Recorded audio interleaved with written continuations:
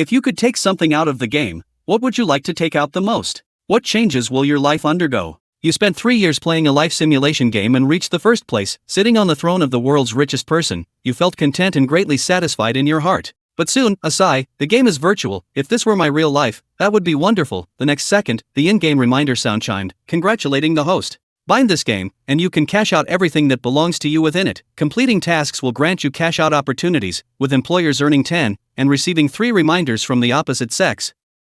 You were so excited that you brought everything from the game into reality. It was just too strong. You turned on the live stream, went to the dance section, and topped up your account with 2,000. You entered with a decent-looking host and said thank you, he'll give you a carnival. Although you've watched live streams before, you haven't tipped anyone, and your level is only 1. Are you kidding? A level 1 noob account, saying you're going to tip the streamer, eh? Brothers want to show off in front of these small streamers. At least they should be like me, a 20-level big shot. You ignored me, then said, say thank you again, and he'll tip you. The female streamer was suspicious, but what if it were true? So, she said thank you. Congratulations, host, for completing a thank you. There are 9 tasks left to complete. Don't believe this poor guy, he's just trying to make you happy. He's never going to tip. Absolutely, the anchor tipped you, and it's convenient for me to do a handstand during the live broadcast, and it's a big one. You directly brushed off a carnival and left the live stream. Thank you, boss, for the carnival. The female was so excited that when she wanted to ask you what dance to perform, she found that you had already left, and she was instantly disappointed. Rich people, swipe and go. The brother who was just about to go live for convenience, are you still here? I'm looking forward to your performance. Half an hour later, you successfully received 10 thanks from the opposite sex, and smoothly completed the task. The reminder sound went off. Congratulations, host, for obtaining 3 extraction chances. Please, be cautious in your choice of host. You opened the life simulation game you were playing, and you found that there were extract buttons everywhere. Your heart was overjoyed, everything was real. The Tianxia group can extract 1,000 billion. Extractable Bugatti Veyron extractable. Pacific Whale Island extract. Game physical fitness can be extracted. You see, there's too much stuff in this game, and I want to extract it all, but I only have 3 chances, so I need to think about it. They'll start with the Tianxia group, which is the #1 group in the game. It's a company that has created $1 trillion in assets, involved in numerous businesses such as high-tech energy, aerospace, and investments. Congratulations, host, the extraction was successful. Your company, Tianxia Group, has been reasonably introduced into this world. After you cash out everything from this game, you can bind other games you have played. You are over the moon, this is just too cool, and you've played quite a few games yourself. For example, Touch Head Village. For example, Red Alert. Are you curious to ask the system if the characters from the games of the Tianxia Group will also appear in the real world? This host. Employees in the Tianxia Group will inevitably encounter. Then you withdraw 100 billion yuan, and your phone receives a transfer notification, indicating that 100 billion yuan has been credited to your Industrial and Commercial Bank of China, ICBC, card. You are extremely excited and take off immediately. The third time, you extracted the Jang Beitinglong No 1 villa. You are filled with aspirations for the future. It used to be about survival, and now it's about living. From now on, your life will undergo a change. You arrived at your villa, it was already evening, and you felt it was rather empty. Thinking you needed to hire some maids, you ordered a grand meal to be delivered, ate and drank to your heart's content, played some games, and then went to sleep. Such a life is truly wonderful. Early the next morning, the phone rang. Upon seeing the caller, I was very angry. Why would a bald man call so early in the morning? Does he not know that I am sleeping? You dare to speak to me like that? Do you not want to keep your job? Baldy tells you some good news, starting now. You have been fired by me. After saying that, hang up the phone directly. You were often exploited by the bald boss at work, but had to endure it for the sake of living. Once unemployed, it's hard to find a job again, and there's not much money in your pocket. Now that you have an enormous fortune in the game, you should enjoy life to the fullest, no longer working for others, but making decisions for yourself. Baldy tells you some good news, starting now. You have been fired by me. After saying that, hang up the phone directly. You were often exploited by the bald boss at work, but had to endure it for the sake of living. Once unemployed, it's hard to find a job again, and there's not much money in your pocket. Now that you have an enormous fortune in the game, you should enjoy life to the fullest, no longer working for others, but making decisions for yourself. After turning off the ringer, I took a nap and woke up around 10 o'clock. I missed dozens of calls, one of which was from a good friend asking about what happened to Housie. Zhang Hao is the only friend you have in the company, anxiously saying, "You're crazy." At this point, you're still so relaxed, even if you kowtow and beg him, he won't let you go back to work, you know. Rest assured, it was me who fired the bald guy. I'm a bit hungry now, why don't you join me for a meal? Let's go to that usual home-style cuisine place, and we can chat while we're there. Nap time. I arrived around 12 p.m., met Zhang Hao for a meal, and wondered what to eat. Now, at this hour, how can you still have the mood to eat? You were fired by that bald man, What about next month's rent? You need to seriously consider your life going forward. Don't worry, I'm not short on money now, and I don't have to worry about rent. Zhang Hao was puzzled but clear, knowing that you come from a poor family and don't have much savings. He curiously asked, did you win the lottery? My grandfather left me a substantial inheritance, so I'm not short of money now. Tomorrow, you too, quit your job. Haven't you always wanted to have your own game club? I'll set one up for you. You've helped me out many times before, and now that I'm prosperous, it's time to repay you. How much alcohol have you had, brother? How did you suddenly start talking nonsense? Take out your phone and hold the screen towards Zhang Hao. Look at my balance. Zhang Hao was utterly astonished. The sequence of numbers was too long, and after carefully counting, he found it was 100 billion. My God, you're truly a second-generation rich kid. Now, do you believe it? It's great that you believed. I have a godly rich brother like you. At this moment, Zhang Hao's girlfriend Tang Shui arrived, frowning and asking what you had called me here for. Xiao Shui, you finally arrived. Come over here and sit down. I specially ordered your favorite dish for you. Don't call me out in these situations anymore. Tell me to dine at a high-end restaurant first, and then inform me. Tang Shui glanced at the home-style stir-fried vegetables on the table, revealing a look of disdain, especially when she saw them. She was utterly unimpressed. Knowing how poor you are, with such a poor family background, you'll never have a future. Such people make him feel unlucky just by looking at them. At this moment, a man dressed in expensive clothes approached, puzzled, and asked Shui, how did you end up here, and who are these two men? Yanggu and they are all my distant cousins. This time, they came especially to visit me. Tang Shui's face immediately broke into a smile, and she hurried over to Yang Yong, wrapping her arm around his. Zhang Hao was angry with Shui. What did you say? Who is this man, and what is your relationship with him? You're the boyfriend who keeps pestering Snow, right? Since I've run into you today, I warn you, don't come to disturb my girlfriend in the future, or else I'll make you regret it. What did you say, Wang Shui? You actually gave me a green hat. Are you willing to let me wear the green hat on you? You're just a sycophant to me. Look at yourself, dressed in second-hand goods. Can you compare with Yanggu? Zhang Hao's face was grim, yet he dared not resort to violence, mainly fearing financial loss. You just speak out. Even though I am involved in the action. Zhang Hao was now seething with anger, his combat power at its peak, as he unleashed a fierce beating on Yang Yong and the others. The police arrived quickly, took them away, and Yang Yong vowed to fight me, determined to make you regret it. Zhang Hao sat in the car, now calm, feeling some regret. The guy's background, that brother, must not be ordinary. Zhang Hao was now seething with anger, his combat power at its peak, as he unleashed a fierce beating on Yang Yong and the others. Chairman, do you have any instructions? The person who answered the phone is Lu Yong, the president of Tianxia Group. Lao Lu, I've run into a bit of trouble. Could you find someone to handle it for me? Is that possible? After you explained the situation, Lu Yong understood. All right, Chairman, I'll resolve this as soon as possible. Lu Yong replied promptly. He quickly contacted the group's branch office, where the general manager was Chen Liang. Hello Manager Lu, is there anything you need from me? Chen Liang is such. After finishing his words, Chen Liang immediately took action. Soon, you and Zhang Hao came out, having paid some medical expenses.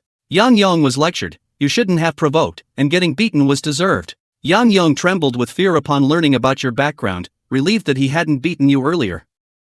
At this moment, the bald boss called Zhang Hao. You little rascal, he told you to go get him back. How could he just disappear like that? Don't you want to work anymore? You picked up the phone and said, I've already told you, you've been fired by me, and also by my brother. Hearing this, the bald man laughed in anger. Ha, it's truly, you guys firing me? What a nice thing to say. Who do you think you are to say that? It was me who fired you too, jobless vagrants, rural poor boys who drink the northwestern wind. You want to fire me for life? Impossible, only the boss like me can do that. Fire you, hang up the phone, think that by acquiring the previous company, you can fire him, then immediately contact the people from Tianxia Group, let them handle it, and then call yourself after it's done.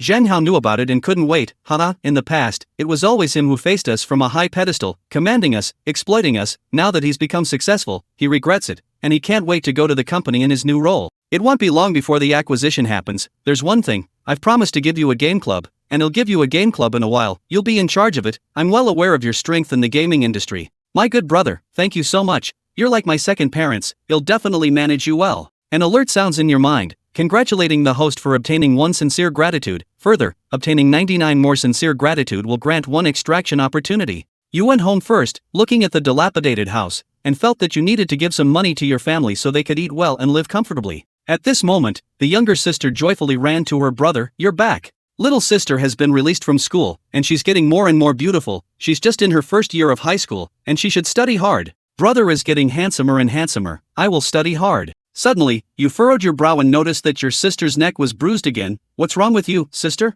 No problem, I accidentally bumped into something. Do you really think I would believe that?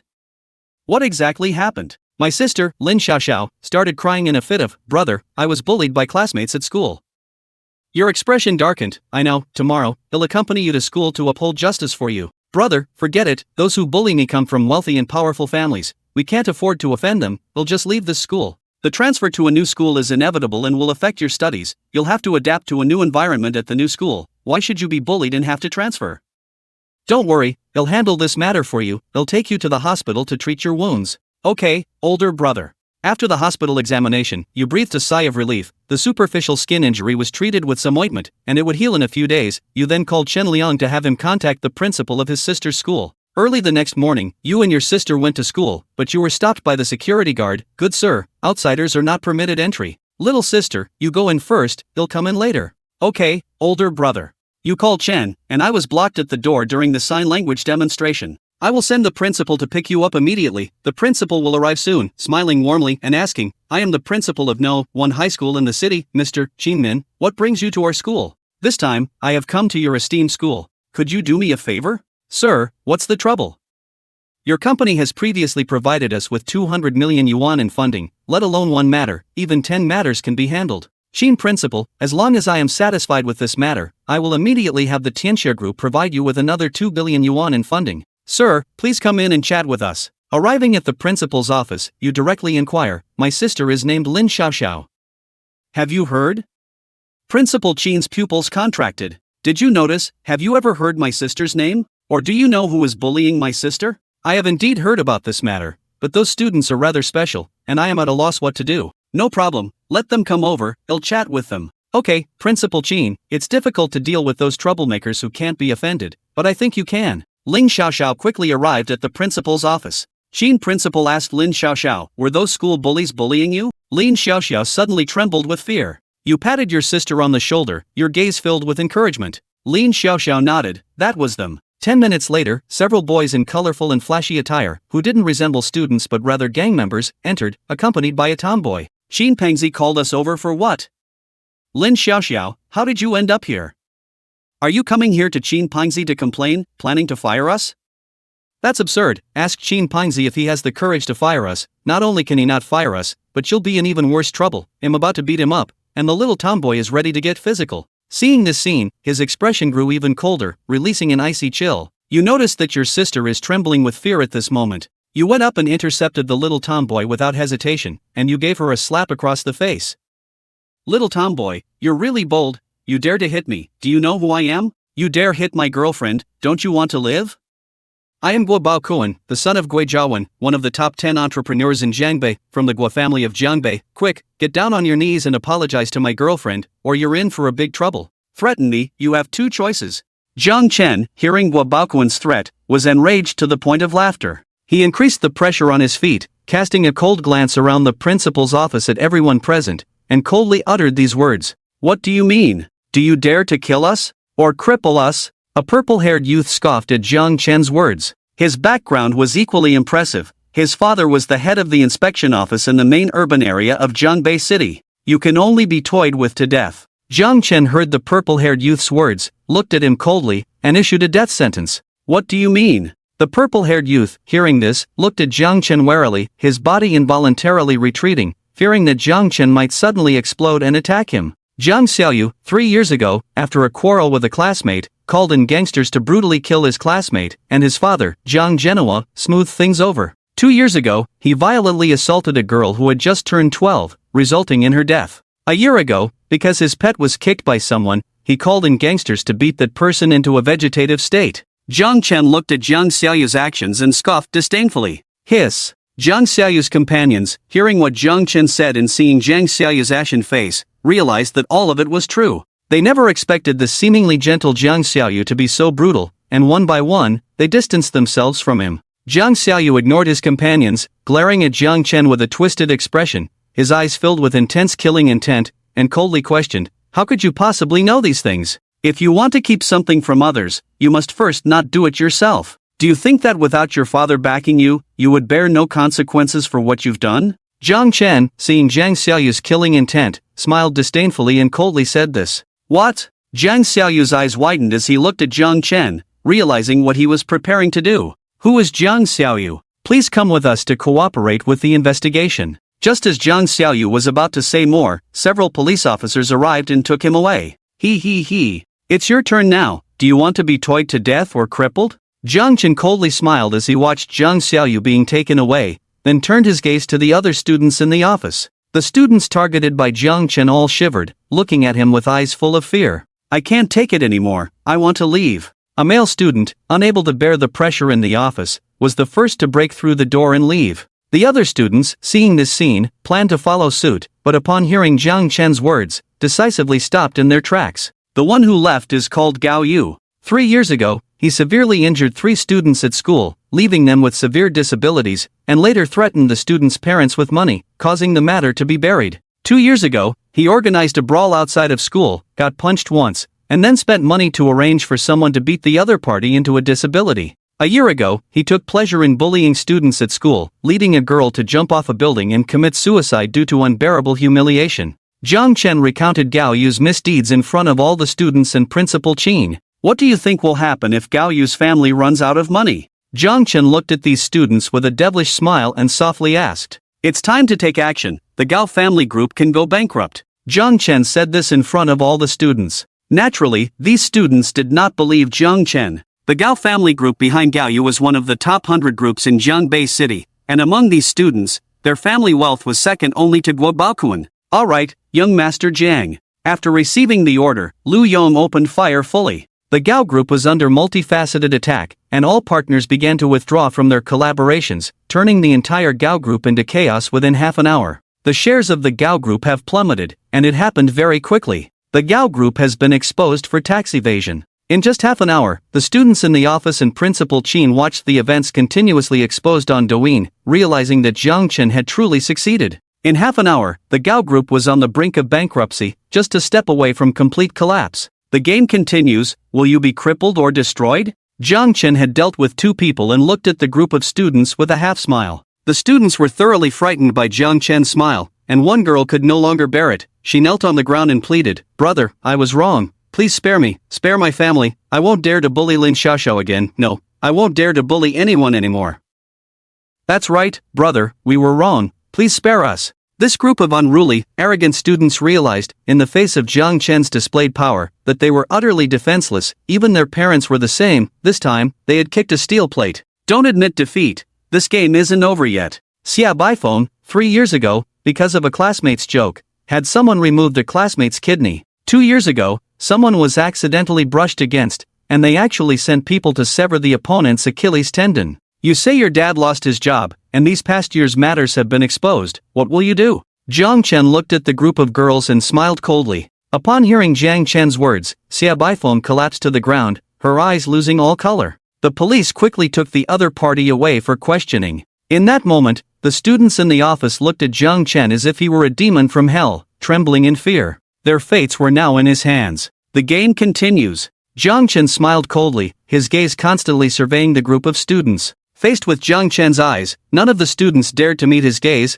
all of them diverting their eyes or simply closing them. Gong San Xiang, Zhou Yumei. With each name Zhang Chen uttered, he exposed their deeds, leaving them with no secrets. Among the dozen or so students who bullied Lin Xiaoxiao, only 3 remained in Principal Chen's office, while the others had all been taken away. The things they had done were enough to keep them in repentance for a lifetime. Congratulations on entering the crippled project. At this moment, Zhang Chen also let go of Guobaokuan, who stood quietly to the side, afraid to speak, his eyes filled with fear as he looked at Zhang Chen. At this moment, he and the other 2 girls entered the finals, arriving at the crippled project. What is the crippled project? Guobaokuan and the other 2 girls came from business families, but upon seeing Zhang Chen make a phone call that led to the bankruptcy of other students' families, he couldn't help but ask. You'll find out soon enough. Zhang Chen merely smiled coldly. They soon learned through their phones that their family businesses were under attack and on the verge of bankruptcy, but the other party had pulled back. You 3 should consider yourselves fortunate, you know how to act with restraint, and your families do too.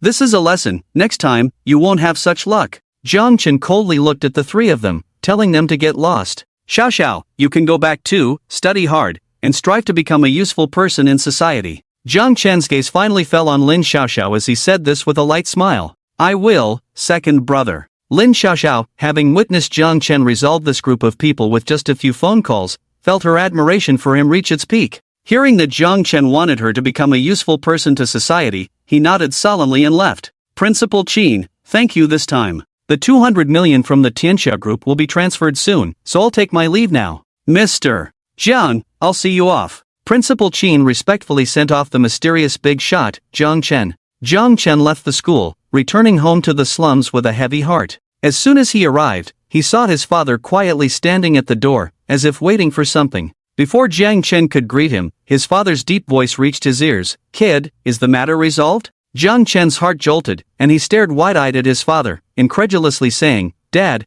you know what happened to my little sister? His tone was clearly laced with anger, his eyes flashing with rage as he questioned his father. I know. His father seemed to have anticipated Jiang Chen's reaction, nodding calmly and speaking slowly. Why? Jiang Chen's gaze sharpened, staring intently at his father, gritting his teeth as he asked. After I learned about these matters, I went to the school, but they had no way to handle it. You should also know that those people's backgrounds are not simple. If I were to deal with this through official channels, not only would I be unable to help Xiao, but it might also put her in a more dangerous situation. His father looked deeply at Jiang Chen, knowing his temper, and after a moment of silence, he decided to tell the truth. So what do you plan to do? Jiang Chen's fists clenched tightly, his body slightly trembling, and after a long silence, he pressed on. I had originally planned to make them disappear forever, but I didn't expect you to return so suddenly. I heard your conversation with Xiao and wanted to see if you could solve this problem. If not, I would have to take matters into my own hands. His father sighed softly, a hint of determination flashing in his eyes.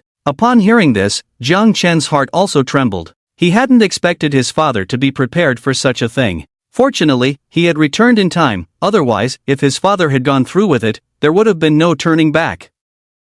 Don't worry, Dad, I've already resolved the matter. Those people have paid the price they deserved, and Xiao can continue to go to school happily. After learning of his father's decision, Jiang Chen reassured him that he had handled the situation. Good. His father trusted Jiang Chen immensely, a relaxed smile appearing on his face. Dad, this place is not conducive to my sister's future. Let's move. Jiang Chen looked at his father and said this. He knew that his sister often faced harassment from some local thugs, which worried him greatly. He felt that such an environment was detrimental to her growth and future development, so he decided to suggest moving. Okay. His father agreed without hesitation upon hearing Jiang Chen's suggestion to move. Really? Jiang Chen's eyes widened in surprise as he looked at his father. He had thought his father would refuse or hesitate, but he didn't expect him to agree so quickly. Dad, you agreed. Jiang Chen said in disbelief, even doubting if he had heard correctly. He felt a wave of joy. He had thought his father would stubbornly insist on staying in this place.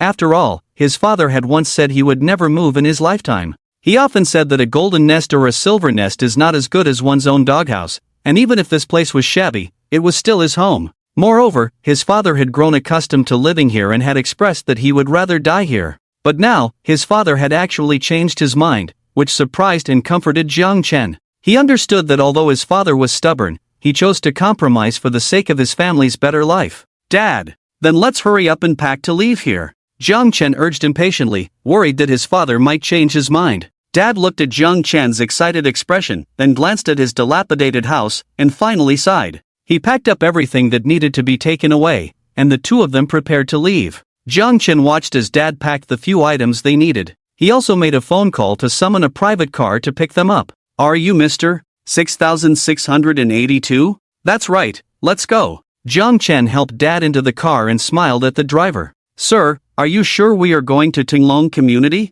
The driver asked, glancing at the ordinary-looking Jiang Chen and the somewhat shabby Dad through the mirror, unable to help but ask. Yes, just take us there directly. Jiang Chen replied calmly, not minding the driver's surprise. Okay, please hold on. The driver didn't say anything more and drove them out of the slum to Tinglong Community. Second, is this the place you mentioned? Dad, although unaware of Tinglong Community's status, looked at the rows of detached villas before him and realized this was the legendary wealthy area. He couldn't help but ask Jiang Chen beside him. Yes, Dad, this will be our new home from now on. I told you, I've made it big these years, and we won't have to live a hard life anymore. Jiang Chen smiled and nodded at Dad's shocked expression, leading him toward Tinglong Community. Dad, hearing Jiang Chen's words, was momentarily stunned and just numbly followed him to the gate. Stop! Outsiders are prohibited from entering the community. As Jiang Chen and Dad reached the entrance, two security guards stepped out to block them. Dad looked at them and then at Jiang Chen, noticing Jiang Chen's calm demeanor, understanding that he could handle it, so he didn't say anything.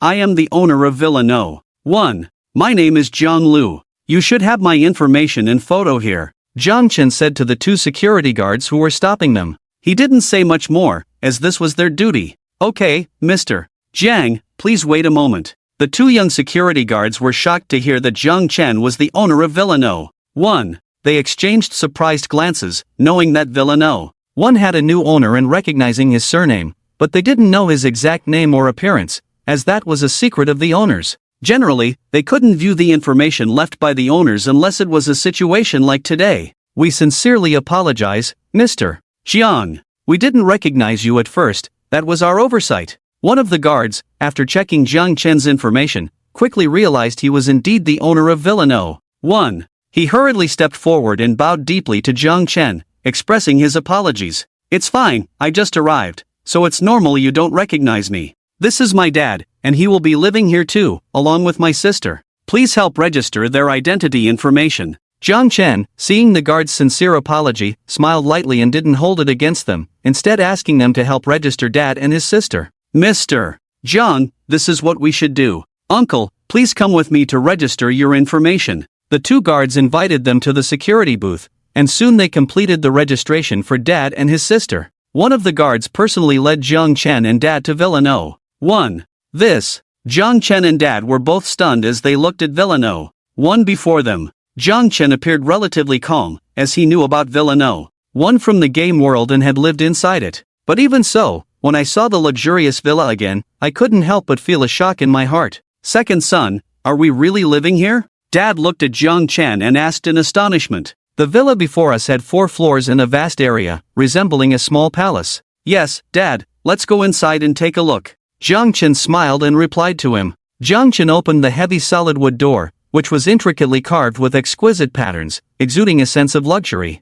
Okay. Dad, unable to contain his excitement, followed Jiang Chen into the villa. Upon entering the villa, there was a large courtyard filled with various exotic flowers and plants, along with a small fountain that gave a tranquil and peaceful feeling. The architectural style of the villa was unique, employing modern design concepts while incorporating classical elements, making it both fashionable and elegant. Stepping inside the villa, the first thing that caught the eye was a spacious and bright living room, where a magnificent chandelier hung from the ceiling, and several precious calligraphy and paintings adorned the walls. The floor was covered with high-end carpets, making one feel as if they were in a royal palace. On one side of the living room was an open kitchen, equipped with various advanced cooking appliances to meet different culinary needs. Next to the kitchen was a dining room, featuring a large round table that could accommodate more than 10 people dining at the same time. The second and third floors of the villa had bedrooms, studies, entertainment rooms, and other functional areas, each room exquisitely decorated, providing an incredibly comfortable atmosphere.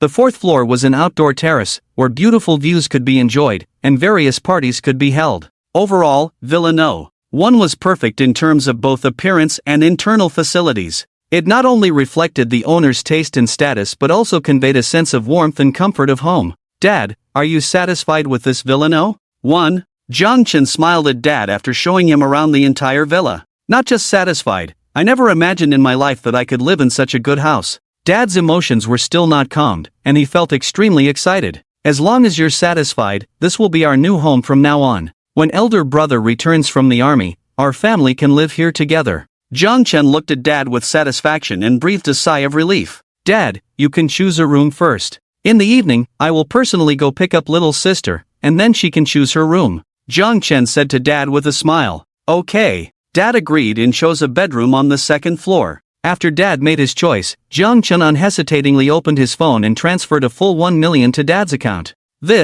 Dad's eyes widened as he stared at the transfer record on the phone screen, looking utterly astonished. Second son, did you transfer this to me? What have you been doing all these years? How do you have so much money and bought such a good villa? Dad took a deep breath and finally asked the question that had been suppressed in his heart for a long time. Dad, the Tianxia Group is my creation. I am the big boss behind the Tianxia Group. Jiang Chen smiled slightly, a glimmer of confidence and pride flashing in his eyes. What? You are the big boss behind the world's #1 group, the Tianxia Group? Dad was so shocked that he couldn't speak, his eyes wide open, looking at Jiang Chen in disbelief. After a long time, he finally came to his senses. The Tianxia group was founded 10 years ago. How old were you then? You weren't even an adult, right? Dad's voice trembled slightly. He could hardly imagine that his second son had such an astonishing achievement. He knew that when his second son was 25, he was a mischievous troublemaker who loved to fight and cause trouble. He had no idea that the other party had founded the Tianxia group and was now the behind-the-scenes big boss of it.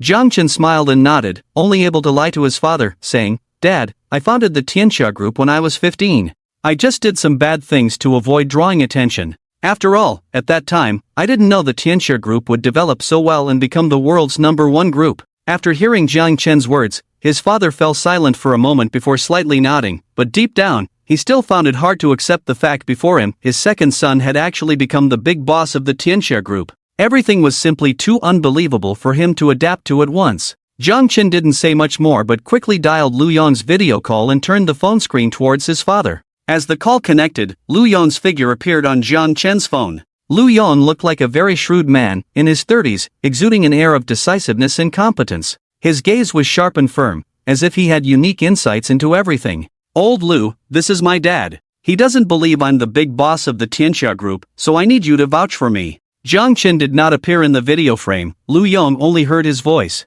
"Hello, uncle. I am the president of the Tianxia group. You can call me Xiao Lu. I can vouch for General Jiang. He is indeed the big boss of our Tianxia group and the only person in charge." Lu Yong understood Chen's intention and looked at his father, confirming Chen's identity. His father looked at Lu Yong. Although he didn't pay much attention to business matters, Lu Yong often appeared on television, and he knew Lu Yong's identity. Seeing that his son had actually called Lu Yong to vouch for him, he realized that Chen's identity was genuine. After Lu Yong and Chen ended the video call, his father quickly digested this fact. An hour later, his father finally processed the shocking truth that would astonish him for a lifetime, and suddenly he burst into laughter. "Ha ha ha. Dad, what's wrong?" Chen looked at his father laughing suddenly, his face filled with concern as he asked. "I'm happy. I didn't expect the Tianxia group to actually be my sons." His father looked at Chen with a beaming smile and said joyfully, "That's good." Chen felt relieved as he saw his father accept this fact and laughed along with him.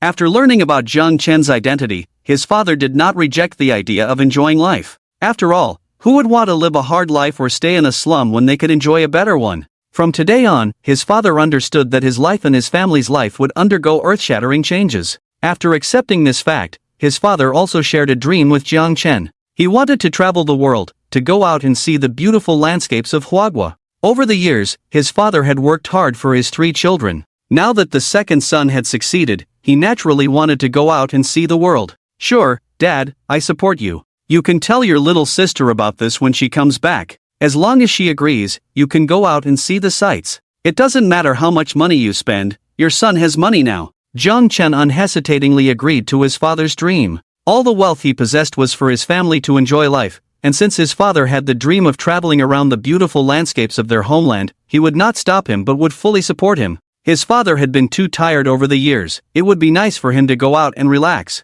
Good. Old Dad already knew Chen's true identity and was not at all polite with his good son, smiling as he spoke. Old Dad was restless, having moved to a new home. He planned to showcase his culinary skills and have a good time with everyone today. Looking at the empty refrigerator, he thought about how they had just moved in and didn't say much, deciding to go out to buy groceries. "Old Dad, no need to go out for groceries. I'll just order online. We can have a drink together today. There's good wine in the villa." "Good." Upon hearing about the good wine, Old Dad's eyes lit up, and he happily agreed. Chen ordered various fruits, vegetables, and meats online, while Old Dad entered the kitchen to start his preparations. Chen sat in the living room with nothing to do and began to study the system. "System, is there really only one chance for sincere gratitude from each person?" Chen asked the system his question. "No, host. Each person has one chance for sincere gratitude per day. The opportunity refreshes the next day, and if the same person expresses sincere gratitude to the host again, the host can still accumulate gratitude opportunities, ultimately reaching the number needed to obtain a withdrawal opportunity." The system answered Chen's question. Chen understood. A person could only express sincere gratitude to him once a day. Expressing gratitude twice would have no effect. The next day, if the same person continued to express gratitude, they could still increase the gratitude opportunity. System, does that mean if I receive 98 sincere gratitudes again, I can get a withdrawal opportunity? In the future, as long as I receive 100 sincere gratitudes each time, I can get a withdrawal opportunity? Chen had also received one sincere gratitude from Mu Xiaoxiao, so he had 98 left. He also asked whether there were specific standards for sincere gratitude to obtain a withdrawal opportunity. Yes, host. You still have 98 sincere gratitudes, and you can obtain one withdrawal opportunity. As for how many sincere gratitudes are needed for one withdrawal opportunity, the system has corresponding standards. The more withdrawal opportunities the host obtains, the more sincere gratitudes are required. Let me explain simply. This time, the host needs to receive 100 sincere gratitudes to obtain one withdrawal opportunity. Next time, the host will need to receive 500 sincere gratitudes to obtain a withdrawal opportunity. The time after that, the host will need to receive 1,000 sincere gratitudes to obtain a withdrawal opportunity, and so on. I understand. Chen listened to the system's explanation and realized that sincere gratitude would continue to accumulate, making it increasingly difficult to obtain withdrawal opportunities later on. I don't want to think about so much, I just want to get a withdrawal opportunity first. Chen fully understood the system and didn't ask further questions, instead preparing to obtain a withdrawal opportunity as soon as possible. He had a lot of insights on how to gain sincere gratitude. Money can make the world go round. As long as internet celebrities on various platforms received tips, they were a natural source of gratitude. Without hesitation, Chen opened Douyin. Looking at the recharge platform in front of him, he frowned at the maximum recharge limit of 50,000 yuan. He immediately called Douyin's official support, hoping they could provide him with more recharge options. Douyin's official support understood Jiang Chen's request but did not agree immediately. They detected that although Jiang Chen's account had recharged, the amount was only over 10,000 yuan, which did not meet the requirements for them to open more recharge options. 50,000 yuan recharge successful. 50,000 yuan recharge successful. 50,000 yuan recharge successful. Chen understood Douyin's official stance and told them to wait a moment. He began to operate frantically, continuously recharging 50,000 yuan. In half an hour, Chen recharged 100 times, totaling 5 million yuan. After clicking continuously 100 times, Chen's fingers began to feel sore. Now can you open up more recharge options for me? Chen called Douyin's official support again, as he naturally didn't want Lu Yong to have to pull strings with the higher-ups at Douyin just for a recharge option. Alright, sir, we will increase your recharge limit to 1 million yuan. Douyin's official support, knowing that Chen had recharged 5 million yuan in just half an hour, understood that he qualified for higher recharge options and directly increased the recharge amount on Chen's account to 1 million yuan. Okay, thank you. Chen smiled and hung up the phone, reopening the recharge backend. Seeing the 1 million yuan recharge channel appear, he smiled again. Successfully recharged 1 million yuan. Successfully recharged 1 million yuan. Successfully recharged 1 million yuan. Chen began his extravagant recharging spree again, spending an hour to finally recharge his Douyin account with 100 million Huagua coins, and his Dou coins reached a staggering 1 billion. Looking at the 1 billion Dou coins in his account, Chen couldn't help but laugh. Long time no see, streamer. Say thank you to me, and I'll reward you with 10 Douyin no. 1 gifts. Chen immediately went to the female streamer who had sincerely thanked him a few days ago. He remembered her name, Shishi, the cutest. She was a soft and adorable girl with a very nice figure. Thank you. Shishi, the cutest, was just a little-known streamer. Seeing the big brother who had rewarded her with Douyin no. 1 a few days ago come back to her live stream asking for thanks, she unhesitatingly said thank you. Ping Dancer-san rewards the streamer with 10 Douyin no. 1 gifts. Thank you, big brother, for the Douyin no. 1. Thank you, big brother. Shishi, the cutest, was completely excited upon seeing the Douyin no. 1 gifts from Ping Dancer-san, continuously thanking Chen. However, at that moment, Chen heard the system's prompt and left Shishi, the cutest's live stream. Streamer, say thank you, and I'll reward you with 10 Douyin no. 1 gifts. Chen went to the live streams of another 9 female streamers. They recognized Chen immediately by his account name, knowing he was the thank you brother who had asked for thanks and rewarded them. Thank you. Thank you. Thank you. The 9 streamers knew Chen's quirk and understood that as long as they expressed their gratitude, they would receive rewards from him.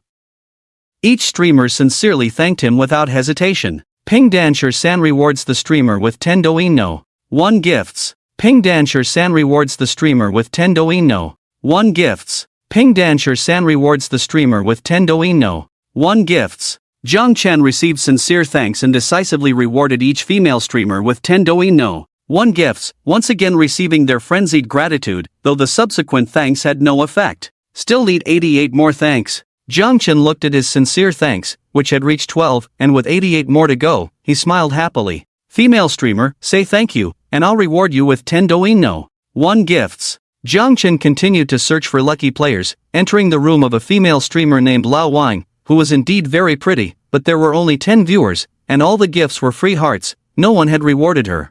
Thank you. Lao Wang, the cutest, had also heard of the name "Thank You Brother" during this time. Seeing him come to her live stream and say this, she sincerely expressed her gratitude. Ding! Congratulations, host, for receiving sincere thanks once. Ping Danshur-san rewards the streamer with 10 doino. 1 gifts. Chen heard the thanks once again and unhesitatingly rewarded 10 doino. 1 gifts. Thank you, big brother, thank you, brother Pingdan. Old Wang was the happiest to see Chen really reward 10 doino. 1 gifts, and he instantly smiled with joy. With those 10 doino. 1 gifts, she could earn 5,000 yuan, which was her income for a month. Chen smiled and left the live broadcast room again.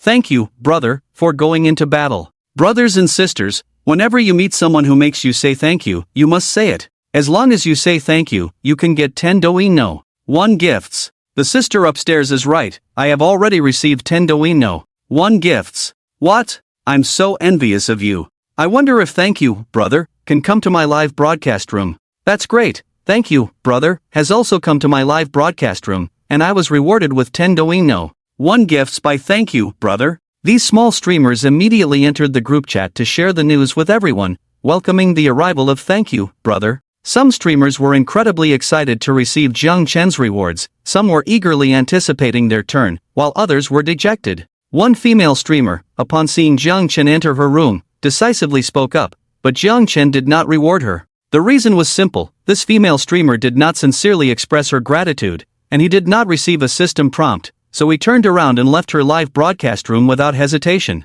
Half an hour later, Chen rewarded dozens of female streamers. He received 48 thanks, and now only 50 more were needed to get another chance to withdraw. Let's see other streamers. After watching beautiful women for half an hour, Chen decided to check out the male streamers and decisively chose the gaming section, where there were the most male streamers. Chen entered the gaming section and saw a game streamer named I Am a Strong Man. He smiled and entered the other's live broadcast room. The male streamer, who looked like a skinny monkey, saw Chen enter the room and excitedly shouted, "Welcome, thank you, brother. Thank you, brother, don't say anything, I understand the rules. Thank you." The male streamer, I Am a Strong Man, was also in the group and excitedly spoke up upon seeing Chen enter the live broadcast room. Ding! Congratulations, host, you have received a sincere thank you. Chen was very satisfied to see that I Am a Strong Man was so motivated. Pingdan13 rewards the streamer with 20 doino. 1 gifts. Keep up the good work next time. Okay, thank you, brother, I will definitely work harder to express my gratitude next time. I Am a Strong Man looked at Chen rewarding him with 20 doino. 1 gifts, his excitement was unhidden, and he danced with joy as he responded. I Am a Strong Man, brothers and sisters, thank you, brother, has come to the gaming section. Brothers in the gaming section, get ready to welcome thank you, brother. I Am a Strong Man, thank you, brother, for rewarding me with 20 doino. 1 gifts. This is because I didn't let thank you, brother, speak first and directly said thank you. Maybe thank you, brother, thought I was on the right track and rewarded me with 10 more doino. 1 gifts. So, for the brothers who want to receive more rewards, you can try this method. Thanks to I Am a Strong Man for the suggestion. If thank you, brother, enters my live broadcast room, I will definitely give it a try. Sincerely thank you, I Am a Strong Man. I followed your method and really received 20 doino. 1 gifts. Wow, I'm completely envious. Suddenly, the 10 doino. 1 gifts I received don't feel as good anymore. Don't be too showy, none of us have ever received a reward from thank you, brother. An hour had passed, and Chen had already received 100 sincere thanks and gained the opportunity to extract from the game. He looked at his donation level, which had reached level 73, just 2 levels away from the highest level of 75. Without hesitation, he continued to donate, directly giving out 20 million, and successfully obtained the title of level 75 God of Wealth. Ding ding ding! Upon reaching level 75, the official Douyin team called him immediately. Thank you, bro. Mr. Jang, we are the official Douyin team. You have achieved the status of God of Wealth through your spending, and you can customize your exclusive gift. Do you have any gifts in mind that you would like to customize? The Douyin official stated the purpose of the call. Customize a gift? You can decide. Chen smiled, having no particular thoughts about the customized gift, and directly told the Douyin official to handle it as they saw fit. Alright, we won't be donating to Mr. Jang anymore. The Douyin staff chuckled in response to Chen's words and hung up the phone. In fact, they knew that these gods of wealth didn't have many thoughts about customized gifts. The call was merely a gesture of respect. In just one day, Chen became a god of wealth on Douyin. The most important thing was that he had donated to over 90 streamers that day, both male and female. Chen's reputation spread throughout the Douyin livestreams, and all the streamers looked forward to him entering their streams to donate. Bugatti Night Voice extractable. Rolls-Royce Phantom extractable. Thousand Acres Oil Field extractable. Super Bodyguard Dragon Soul extractable. Villa No. 1 of Sandalwood Palace extractable. Promise Manor in the United States extractable. Whale Island in the Pacific extractable. Game Physical Fitness extractable. Chen opened the game again, looking at all the extractable items, unable to resist swallowing his saliva. He wanted to obtain everything inside, but there was only one extraction opportunity. After much contemplation, he finally decided to extract the Bugatti Night Voice. This was his favorite sports car, and it was also the only one of its kind in the world, a unique existence. Congratulations, host, extraction of Bugatti Night Voice successful. The vehicle has been placed in the villa's parking garage. Upon hearing the system's prompt, Chen became excited and quickly made his way to the parking garage. Arriving at the villa's parking garage, his gaze fell upon the one-of-a-kind Bugatti Night Voice. It sat quietly, like a sleeping giant. The car's exterior design was very unique, with a black body shimmering with a mysterious glow, as if merging with the darkness. The lines were smooth and dynamic, with every detail exuding extreme luxury and exquisite craftsmanship. At the front, the massive air intake grille and sharp headlights formed a dignified visage, delivering a strong visual impact. From the side, its low stance and exaggerated wheel design showcased its exceptional performance and sense of speed. At the rear, the exquisite taillight assembly and the quad exhaust layout added an air of dominance. Stepping inside, one could feel a rich atmosphere of luxury. The seats were wrapped in high-quality leather, soft and comfortable to the touch. The dashboard and center console were equipped with large LCD displays, clear and intuitive. The steering wheel, gear lever, and other components were also made of high-end materials, exuding superior quality. The interior space was spacious, providing a comfortable driving experience. This Bugatti Night Voice was not just a car, it was a work of art. Its presence evoked endless charm and shock, becoming a symbol of wealth and status. Standing in front of it, Chen couldn't help but exclaim, "This is the real top-tier ride. Old friend, I can finally use you for real." Chen looked at the Bugatti Chiron, smiling happily. Although he often drove this car in the game world, he had never driven it in real life, and he couldn't wait to take it for a spin. "Second brother, where have you gone? It's almost time, go pick up Xiao Xiao." His father, noticing the time and that his younger sister was about to finish school, realized Chen had left the living room and called him directly. "Okay, Dad, I'm on my way." Chen heard his father's words and replied with a smile. Without hesitation, he opened the car door and sat in the driver's seat. Vroom vroom. Chen gently pressed the accelerator, the melodious sound waves making him even more excited. He drove the Bugatti Chiron out of the villa, leaving the neighborhood and heading into the city. As soon as the Bugatti Chiron appeared on the street, it immediately attracted countless gazes. People looked at the technologically advanced vehicle, pulling out their phones to take pictures or post videos. Zhangbei City, a super cool supercar has been spotted.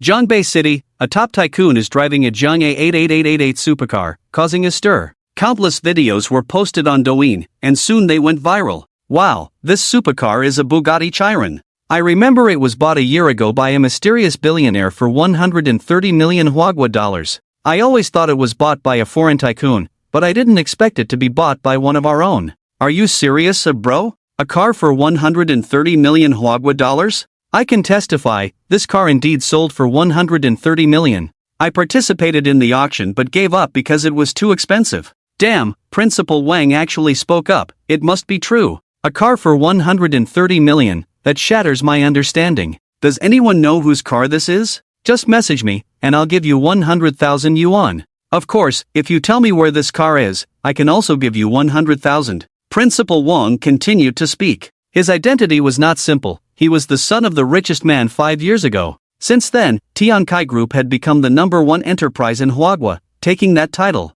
But Principal Wang's father was also impressive, consistently holding the second position on the Huagua Rich list. Principal Wang, I'll track this car and let you know. That's right, Principal Wang, I've got this 100,000 in the bag. Upon hearing Principal Wang's words, netizens began to joke with him.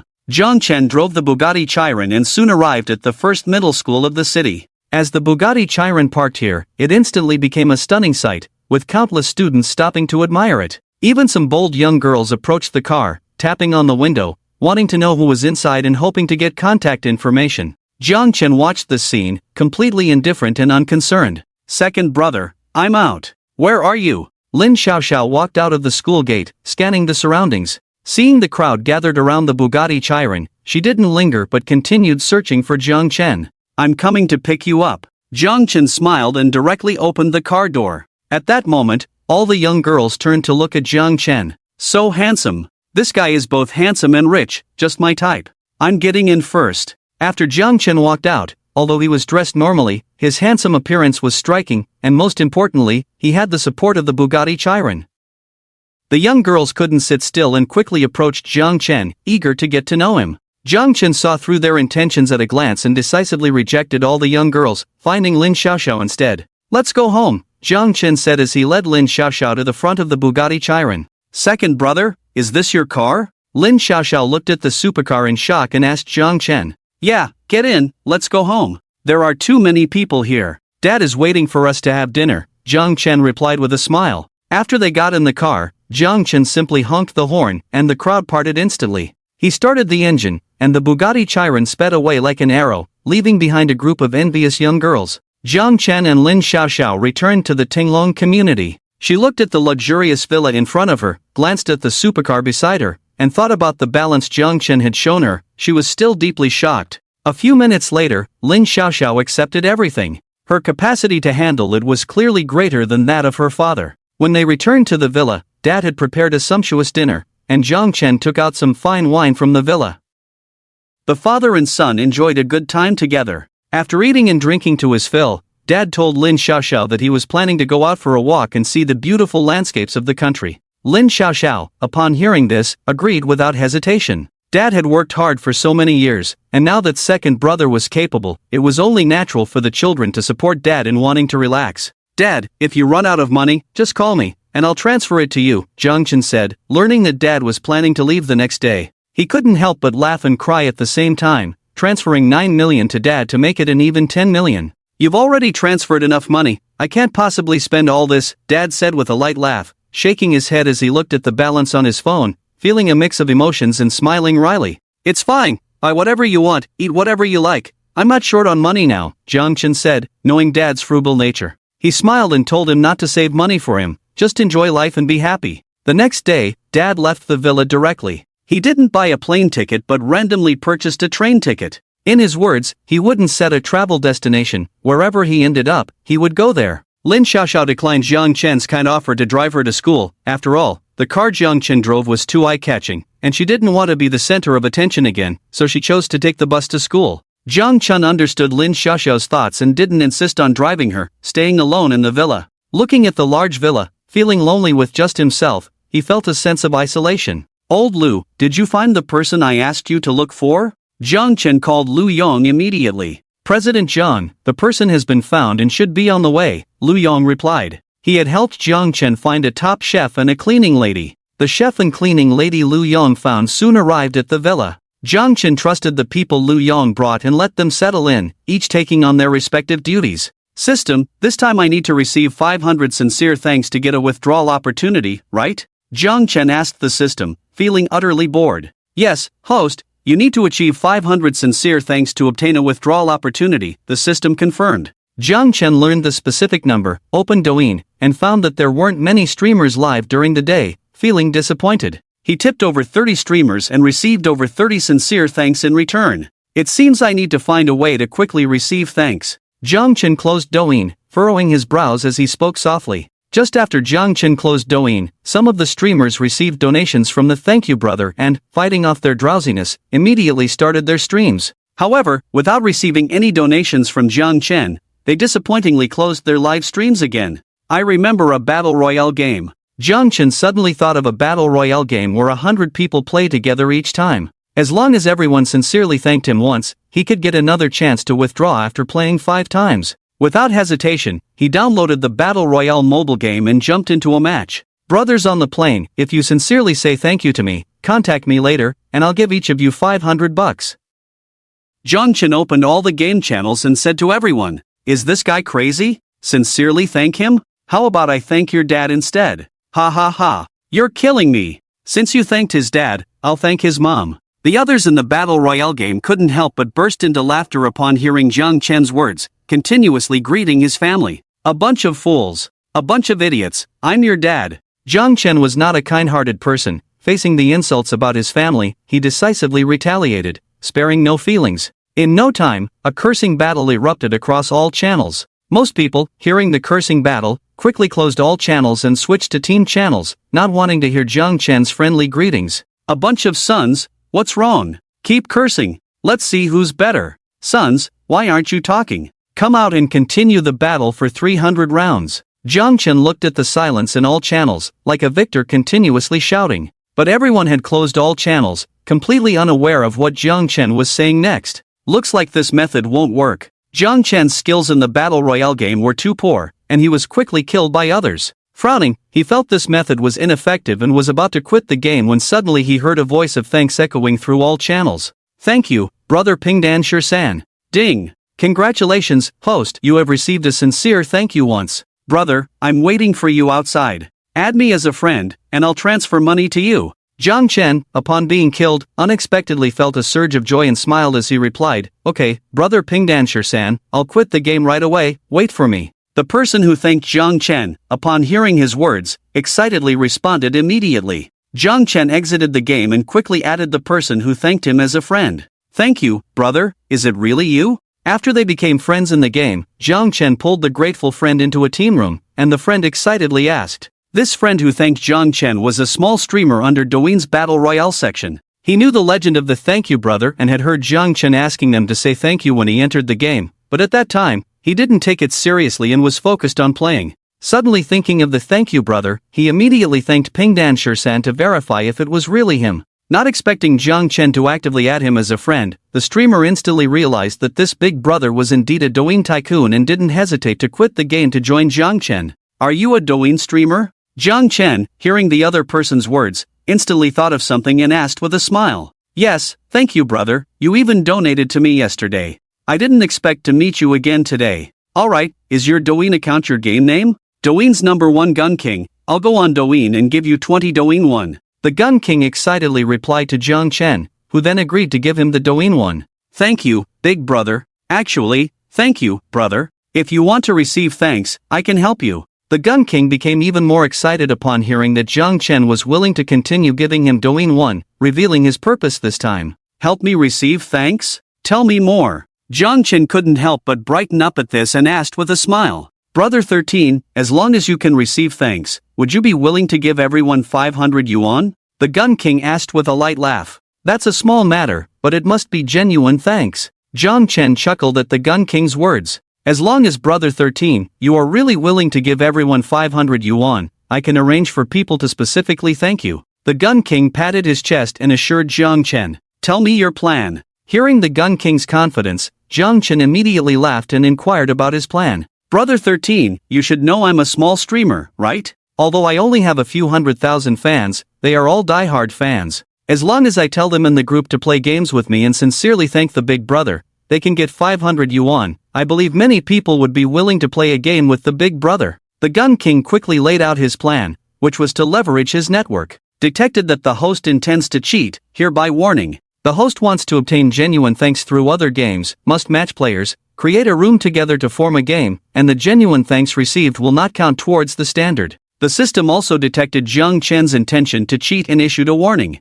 "This method is indeed good, but I have a condition, we cannot create our own room, we need to match together into the game. Can you ensure genuine thanks on your side?" After receiving the system's warning, Chen immediately stated his condition. "Brother 13, this can also work. I will have everyone match with us, but we might only have a dozen people at most, so we can get a dozen thanks. That's fine, anyway, this game allows you to exit, and we can just re-enter the game later." Hearing that there could be a dozen thanks in just a few minutes, Chen couldn't help but smile happily. Gun King, you're quite good.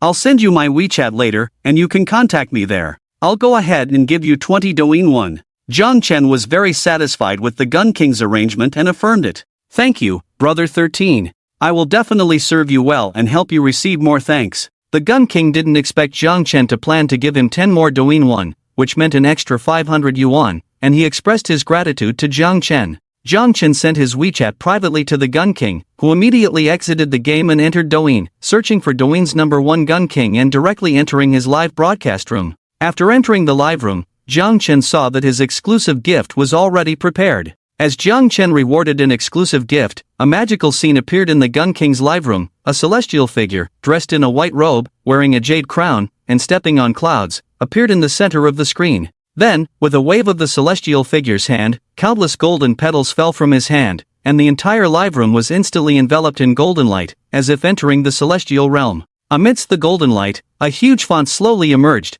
Congratulations to the streamer for receiving a reward from the Plane 13. This scene left Steel Gun King and his fans stunned. They had never seen such a shocking special effects display. Wow, what is this exclusive gift? It's so beautiful. Steel Gun King is amazing. He actually received an exclusive gift reward from Thank You Brother. How much is this exclusive gift from Brother 13? As everyone emerged from their shock, Steel Gun King had not yet asked Chen, and his fans could no longer sit still, all inquiring about the price of the gift.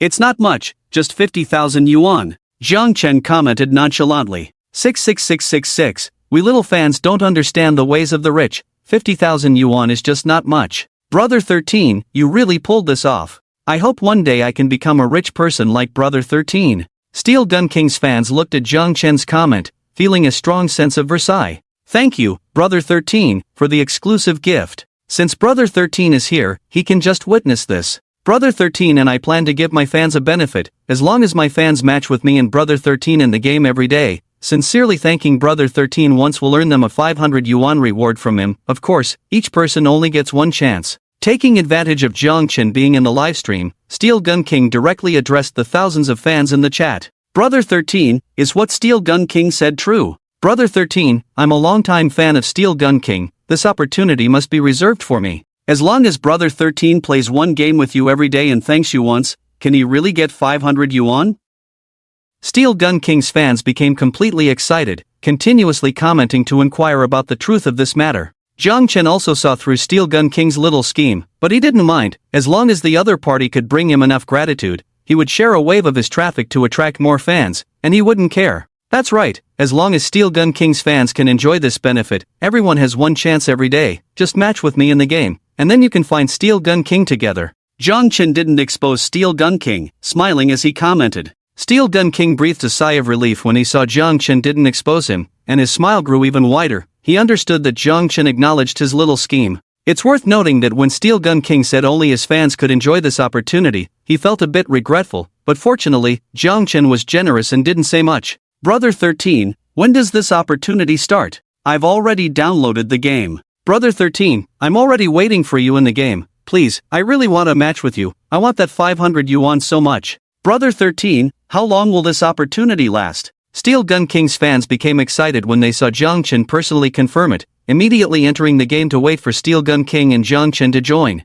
Okay, I'll enter the game right away, and this opportunity is valid for life. I want to remind everyone, each person only has one chance a day. Anyone who dares to come twice in one day will lose the chance for life. Chen warned Steel Gun King's fans in advance. Okay, 500 yuan is enough. Steel Gun King's fans knew it was only one chance, but thinking that just one thank you could earn them 500 yuan, they were very satisfied and happily agreed. Brothers, when I say one in the group, you all enter the game with us, and then open all voice channels. The Steel Gun King and Chen teamed up together, and in the live broadcast room, the Steel Gun King loudly announced to all the fans, 10, 9, 1. Everyone can enter the game together now. As the Steel Gun King's voice fell, all the fans matched into the game at once. Steel Gun Army family, say something. The Steel Gun King and Chen entered the game, and he spoke with a hint of nervousness. He worried that his method might not work, and if he offended Chen, his journey would come to an end. Steel Gun Army no. 1 reporting.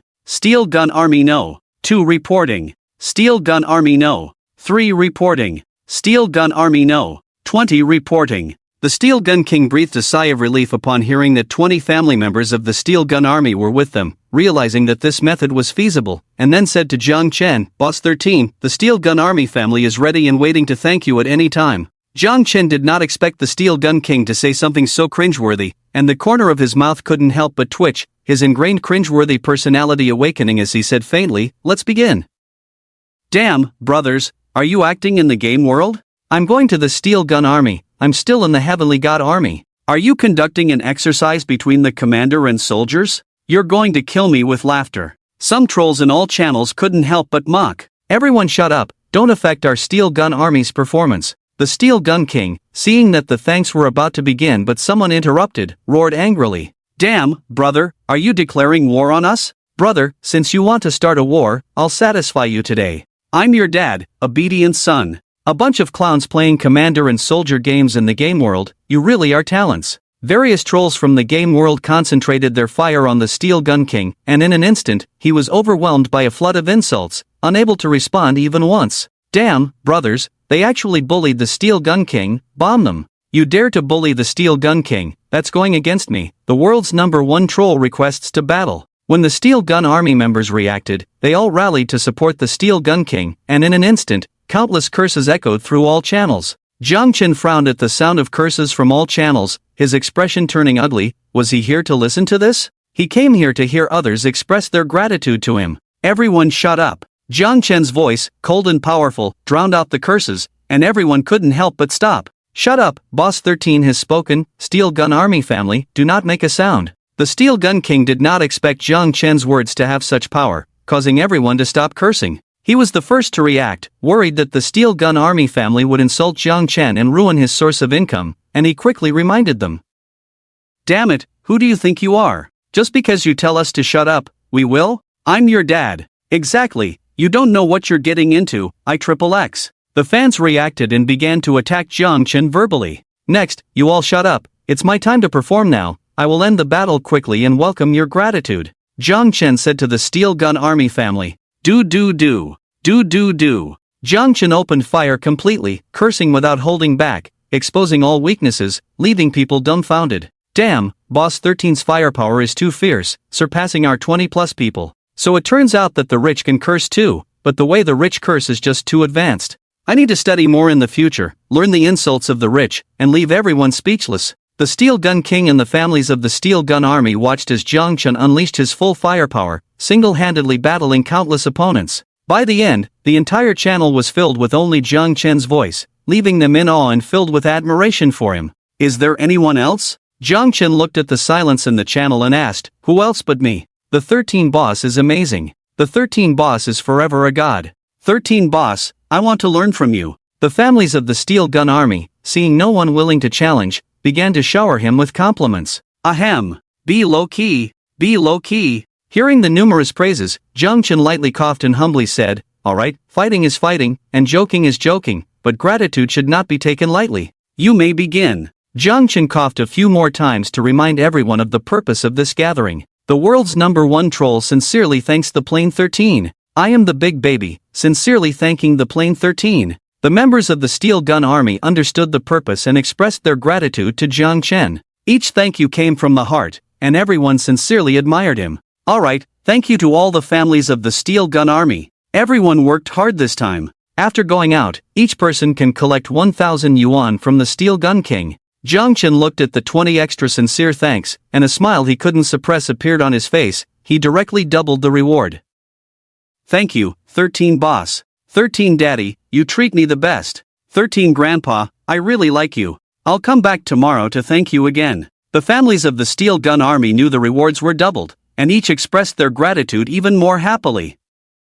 Okay, brothers, see you tomorrow. Having received their thanks, Jiang Chen decisively exited the game. I've transferred you some money. From now on, the rewards for the families of the Steel Gun Army will be handled by you. You can hire someone, and the cost doesn't matter, I'll cover the salary. If you run out of money, just contact me. Jiang Chen transferred 1 million to the other party, as he could only transfer a maximum of 1 million in a day. He then asked the Steel Gun King to send him his bank card details, preparing to transfer a bit more. Okay, 13 boss. The Steel Gun King, seeing the 1 million transferred, was excited and didn't plan to take the money for himself. He was even more determined to follow 13 Boss. As long as he worked for 13 Boss, he believed there would be many benefits. 100 million. The Steel Gun King swallowed hard as he saw 100 million arrive in his mobile banking app. Fortunately, reason overcame greed, and he became even more respectful towards Chen. 13 Boss, rest assured, I will definitely complete the tasks you assign.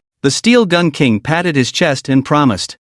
Let's start the second round. Chen calmly nodded, allowing him to begin thanking the next batch of people. Alright, 13 Boss. Upon hearing this, the Steel Gun King immediately made arrangements. Damn, I insulted others, and my account got banned. Chen looked at his account being banned by the officials and was completely furious. 13 Boss, the brothers are ready and waiting for you. The Steel Gun King, noticing Chen hadn't entered, respectfully said to him. My account has been banned by the officials, let me handle it. Ah, boss, I have extra accounts, do you want me to give you one? The Steel Gun King quickly asked upon seeing Chen's account was banned. No need, I'll handle it soon. Chen replied with a bitter smile. He also wanted to change accounts, but the system was too troublesome. The system could only bind one account in one code, meaning that if Chen used another account in code, even if he received sincere thanks, the system wouldn't count it. So, Chen could only use his own account in code. Old Lu, my game account has been banned by a game studio under Shuanting Company.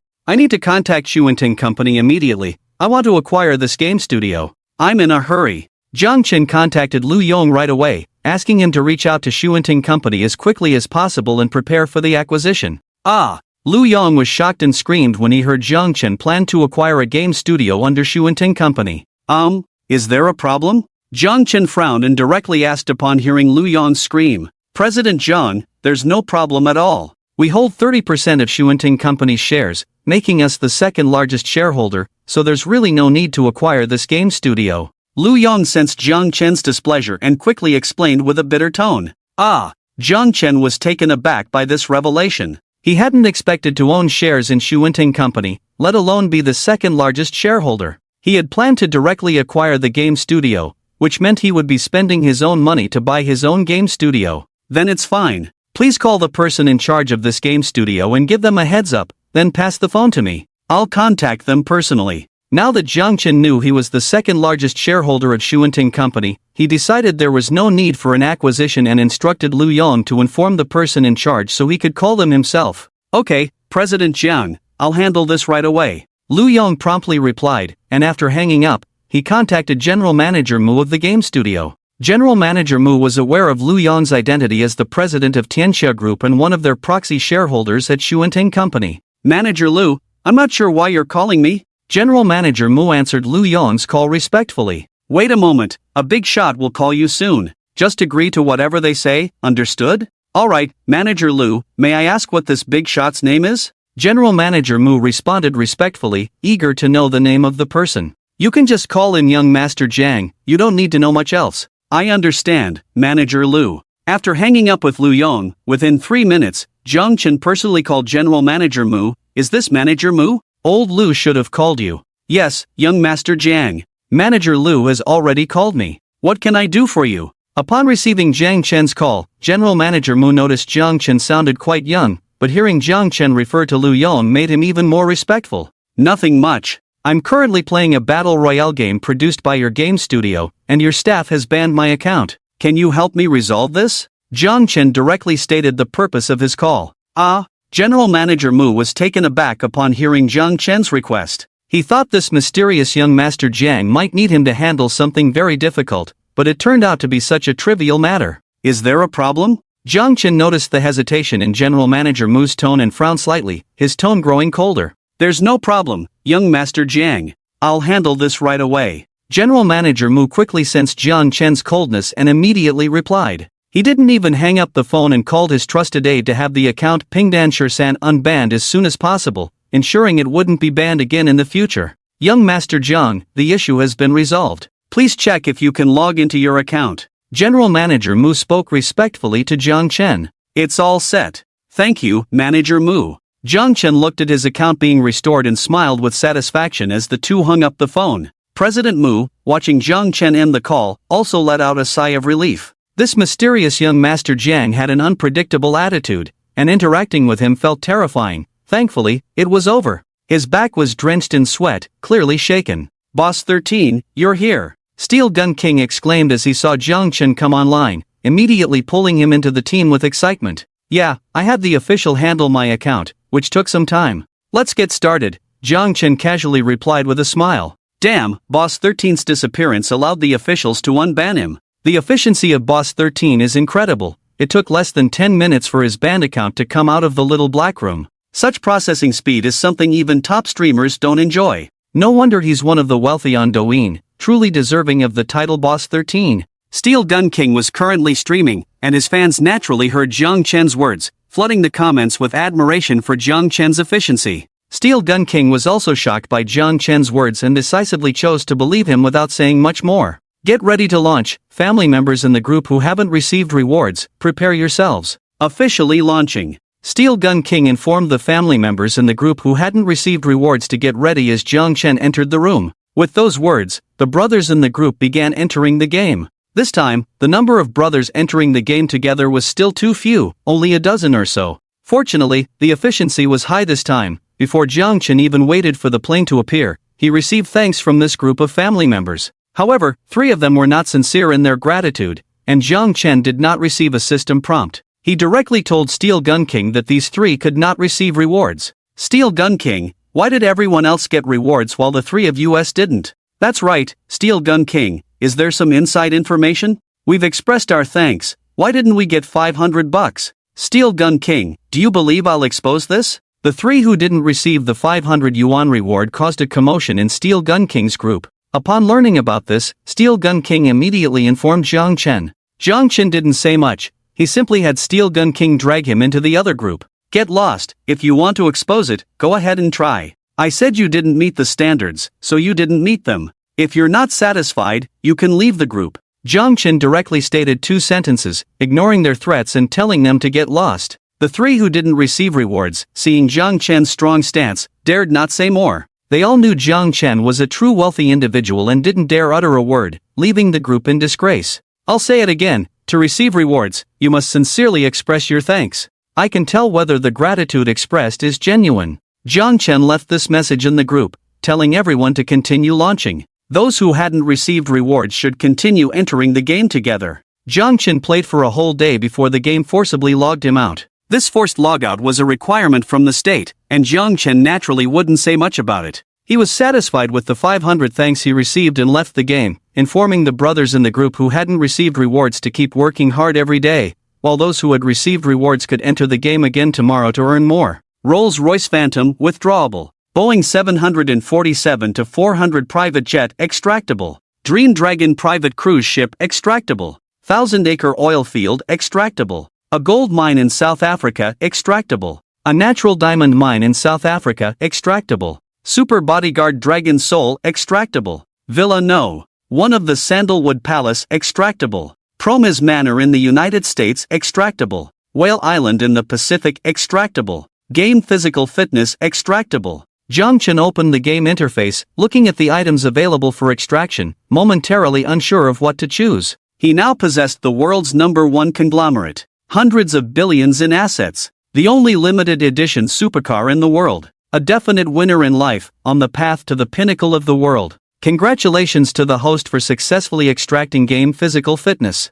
Zhang Chen ultimately chose Physical Fitness. Although his own fitness was decent, the game's physical fitness was far more powerful, that of the world's strongest soldier. With the successful extraction, Zhang Chen felt a warm power surge within him. His body began to undergo a marvelous transformation, as if infused with endless vitality and energy. His previously slightly frail physique gradually became robust and solid, with well-defined muscles radiating strength. His 8-pack abs were clearly visible, showcasing a resilient core strength. His skin transformed from pale to a strong and healthy bronze, exuding a captivating sheen. At the same time, Zhang Chen's features underwent subtle changes. His facial structure became more three-dimensional, with sharper contours that revealed a resolute and decisive aura. His gaze turned sharp and steadfast, as if capable of seeing through everything. He emanated a strong masculine charm that was hard to resist. Zhang Chen also noticed the changes in himself and was very satisfied with them. Brother, I'm back. Just as Chen was immersed in his joy after admiring his body, he suddenly heard his little sister's voice. He hurried downstairs and saw Lin Xiaoxiao, who had just returned home from school with her backpack. Wow! Brother, how did you become so handsome today? Did you get plastic surgery? Lin Xiaoxiao was stunned by Jiang Chen's handsome appearance and couldn't help but ask in surprise. Before accepting the game's physical fitness, Jiang Chen could be considered a bit of a handsome guy, but now his looks had undergone a tremendous change. His previously modest appearance had become exceptionally outstanding, with a height reaching 1.80 m and a tall, slender figure. His features were strikingly three-dimensional, with deep-set eyes, a straight nose, and delicate lips, each aspect exuding charm. His facial contours were clear and distinct, with smooth and natural lines that showcased a unique allure and temperament. Although he still wore simple and plain clothes, it did nothing to hide the nobility radiating from him. When is my brother not handsome? Hearing Lin Xiaoxiao's compliment, Jiang Chen narcissistically smiled and said. Lin Xiaoxiao looked at her self-absorbed second brother and couldn't help but shake her head without saying much. Uncle Chang, dinner is ready. Jiang Chen called out to the busy chef in the kitchen, Uncle Chang. Okay, young master. Uncle Chang responded to Jiang Chen and brought out the prepared dishes. Brother, who are they? At this moment, Lin Xiaoxiao noticed some extra people in the villa, and Jiang Chen introduced them to her, Chef Uncle Chang, Butler Uncle Xiao, and Wu who cleans. Oh. After Jiang Chen's explanation, Lin Xiaoxiao understood their identities. Let's all sit down to eat together. We don't have so many rules here. In the future, let's all eat together. It'll feel livelier that way. Jiang Chen watched as Chang Bo cleared the table of dishes, glancing at Xiao Bo, Chang Bo,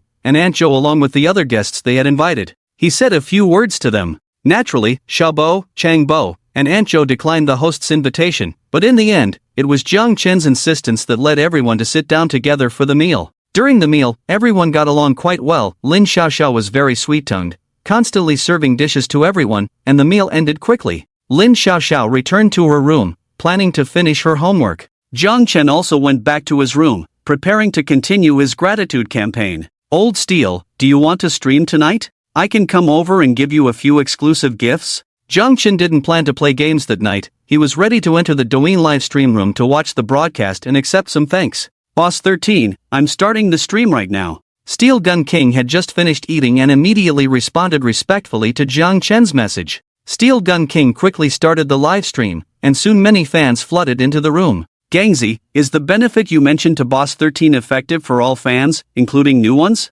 Gangzi, are you still playing games tonight? I have to work during the day and can't play games. I also want to earn $500. Gangzi, can you ask Boss 13 if he's playing games? Steel Gun King had made it to the trending topics today, especially since Jiang Chen had been bringing in traffic these past few days. Notably, Jiang Chen had given Steel Gun King's fans a huge benefit. Just by playing games with Jiang Chen and saying a word of thanks, they could earn $500. In just one day, Steel Gun King's fans had reached 500,000, and as the situation continued to develop, his fan base would only grow. Welcome, Boss 13. Steel Gun King saw Jiang Chen enter the livestream and filled the screen with special effects, announcing Jiang Chen's arrival to everyone. Thank you, Boss 13, for the exclusive gift. Thank you, Boss 13, for the exclusive gift. Thank you, Boss 13, for the exclusive gift. Old Steel, you did well today, keep it up tomorrow. Jiang Chen rewarded 10 exclusive gifts, spending a total of 500,000 without any hesitation, leaving that remark before exiting Steel Gun King's livestream.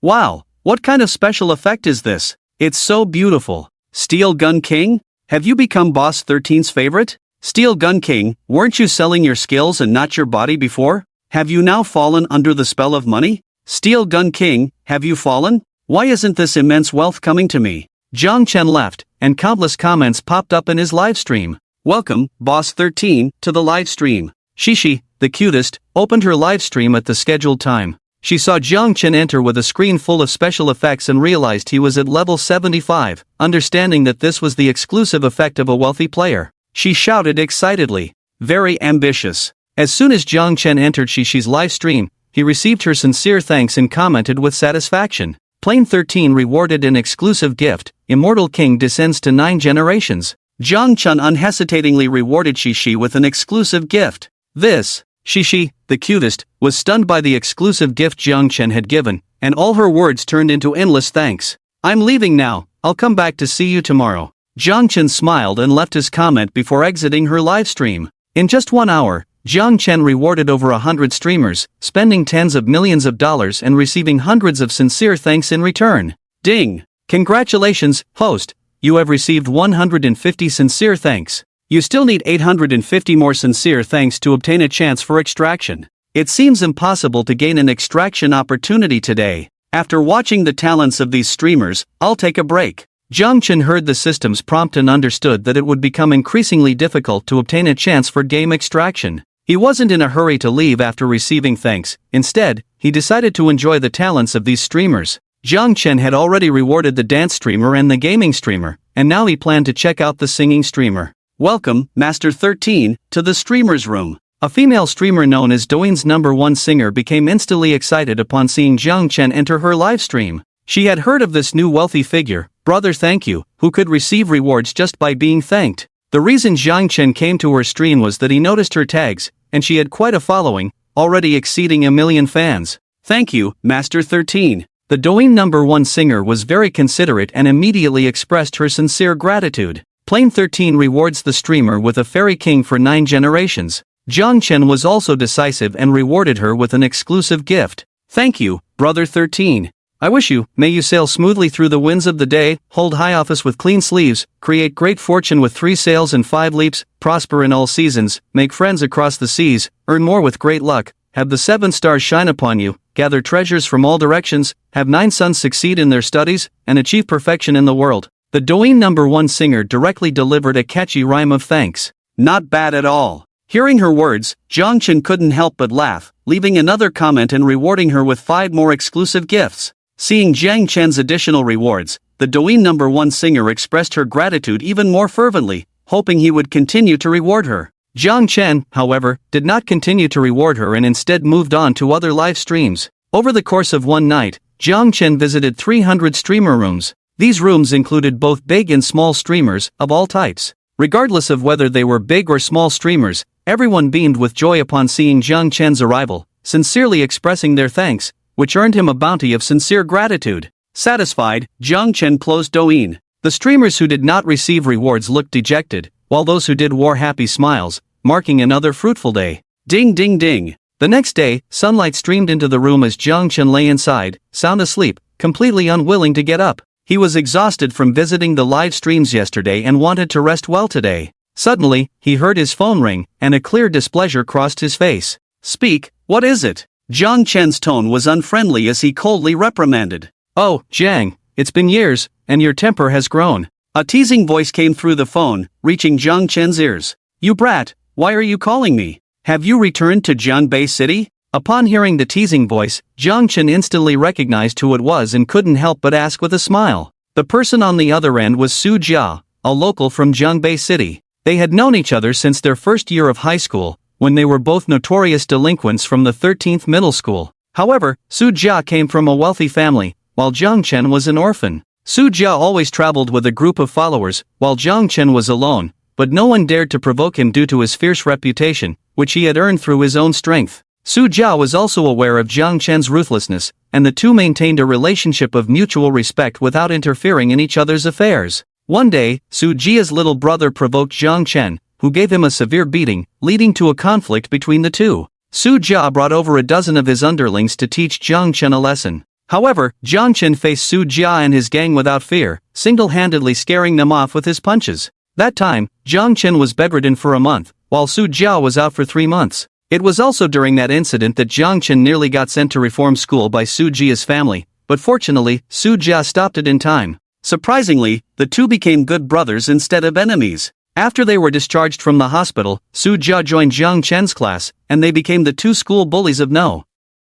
13 High School. When they graduated, Su Jia was arranged by his family to study abroad, and there was no news from him for a long time. Chen attended a second-tier university, and it wasn't until he got a system that he gained real confidence. Yes, it's been 7 years, and I've returned to Jiangbei City. Is that so? I just thought of you as soon as I got back. Today, I'm hosting a class reunion, and you're the first person I want to invite. You must come and have a meal with us, Su Jia said with a happy smile. Although they hadn't seen each other for 7 years, they kept in touch, so their feelings for each other hadn't faded. In fact, they had grown stronger. Since you, the little rascal, have personally invited me, I naturally have to show up. Just let me know the time and place, and I'll definitely be there. Chen thought about Sujia's reunion and, despite his reluctance to attend, decided he would go since it was Sujia's event. Over the years, Chen hadn't contacted any classmates, and their relationships had grown quite distant. Alright, it's at 6 o'clock this afternoon, at Jiangbei Grand Hotel.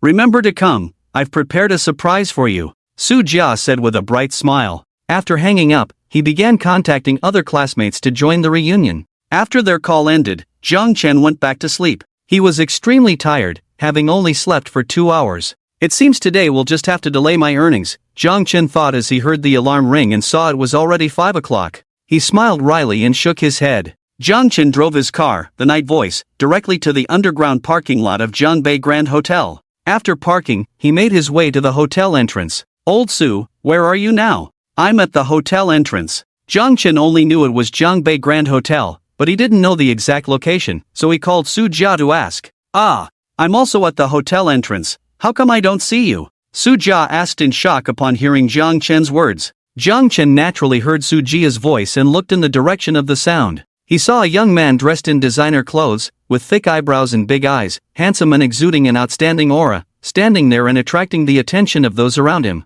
Little rascal. Chen hung up the phone, the corners of his mouth lifting into a faint smile as he looked at Su Jia. Su Jia, seeing Chen hang up, was left bewildered, filled with questions, and was about to call back to check if something was wrong. Just then, he heard that familiar voice. He suddenly looked up, his eyes widening in shock as he gazed at the handsome guy across from him, who was even more attractive than he was. He quickly realized that this handsome guy bore some resemblance to Chen, but there was something different about him that made him doubt his own eyes. You are Jang, son? He hesitantly asked. What? Can't recognize your dad after 7 years? Chen looked at Su Jia's shocked expression and couldn't help but laugh, teasing him. Wow. Su Jia listened to Chen's words and couldn't help but curse. You've changed so much. You're even more handsome than me now. This is too unreal. Tell me honestly, did you get plastic surgery in Korea? He had always been more handsome than Chen, and now he felt a bit unconvinced that his looks had been surpassed.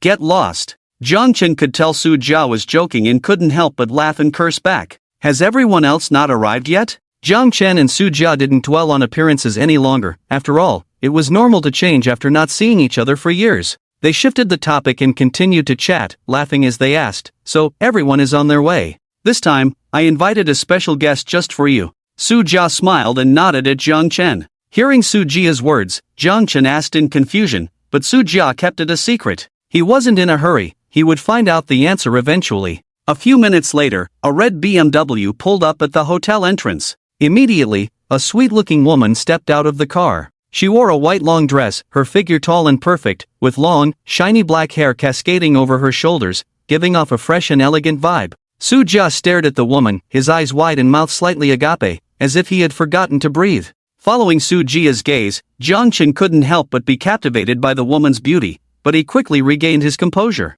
Looking at the woman before him, Chen understood why Su Jia had organized the reunion. This guy was clearly more interested in getting close to this beauty than in the gathering itself. Chen actually recognized this beautiful young woman. Her name was Jo Kerson, the school belle from their high school days, and she was also their classmate. Jo Kerson was not only beautiful but also gentle and kind, beloved by her classmates. Moreover, she was the object of Su Jia's long-standing crush. It was said that Jo Kerson was still single, so it was no wonder that the first thing Su Jia did after returning to the country was to organize a reunion. Mu Xiaohua, welcome. It's been so many years, and you are even more beautiful, Su Jia said excitedly as he approached Jo Kerson, smiling and reaching out to shake her hand. You are Su Jia? Jo Kerson, hearing Su Jia's words, looked at him and noticed he hadn't changed much since high school. He was still handsome, with only a bit more maturity. She knew that the person organizing the reunion was Su Jia and smiled as she greeted him, shaking hands briefly. Who is this?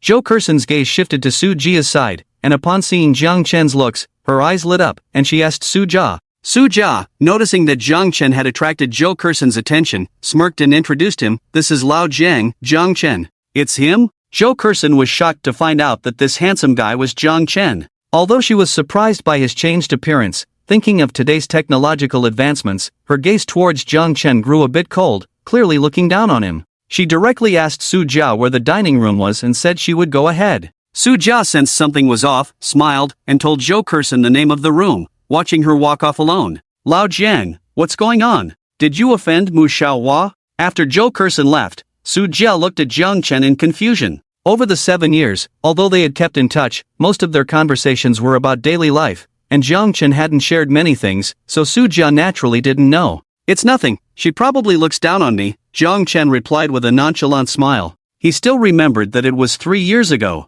Jiang Chen, after failing in his entrepreneurial venture, arrived at the small company where he had resigned. At that time, Zhou Kersen had just returned to Jiangbei City to start her own business, and he was sent to Zhou Kersen's small company to discuss business. It was their first encounter since graduating high school. Zhou Kersen was the boss of the company back then, while Jiang Chen was just a small employee. Their statuses were vastly different, and Zhou Kersen naturally looked down on him. Even now, she still regarded Jiang Chen as just a small employee from the company he had resigned from, and thus continued to hold him in contempt. Damn, look down on you? What gives her the right? I'm going to have a chat with her, Jia exclaimed, instantly furious upon hearing this. Although he secretly had a crush on Zhou Kersen and liked her very much, to Jia, brothers were like family, and women were like clothes. He had never been careless when it came to his brothers, so their relationship had always been very good. It's fine, I didn't take it to heart. Today, you're the main character, you can't lose your manners, Jiang Chen said with a smile, looking at the furious Jia. He understood that Jia was still the same as he was 7 years ago. Their brotherly bond had not changed at all, and that was enough. All right. Jia, hearing Jiang Chen's words, gave him a deep look but said nothing more. The two continued to wait outside for the arrival of their classmates. Classmates arrived one after another, and Jia enthusiastically informed everyone to head to the Lu Dishun private room. Most of the classmates are here, we should go in. Although Jiang Chen wasn't particularly invested in his classmates, he knew that most of them had arrived, so he smiled at Jia and said, "Don't rush, there's still a heavyweight guest." Jia's lips curled into a slight smile upon hearing Jiang Chen's words, revealing a hint of mystery in his eyes, as if he had a secret hidden deep within that made him want to keep everyone in suspense. Time passed slowly, and Jiang Chen grew a bit impatient, secretly muttering, "Who could this mysterious guest be? Why all the secrecy?" Just as he was lost in thought, a faint sound of footsteps approached, and then a figure appeared at the hotel entrance. It was a young and enchanting woman, her presence seemingly illuminating the entire room.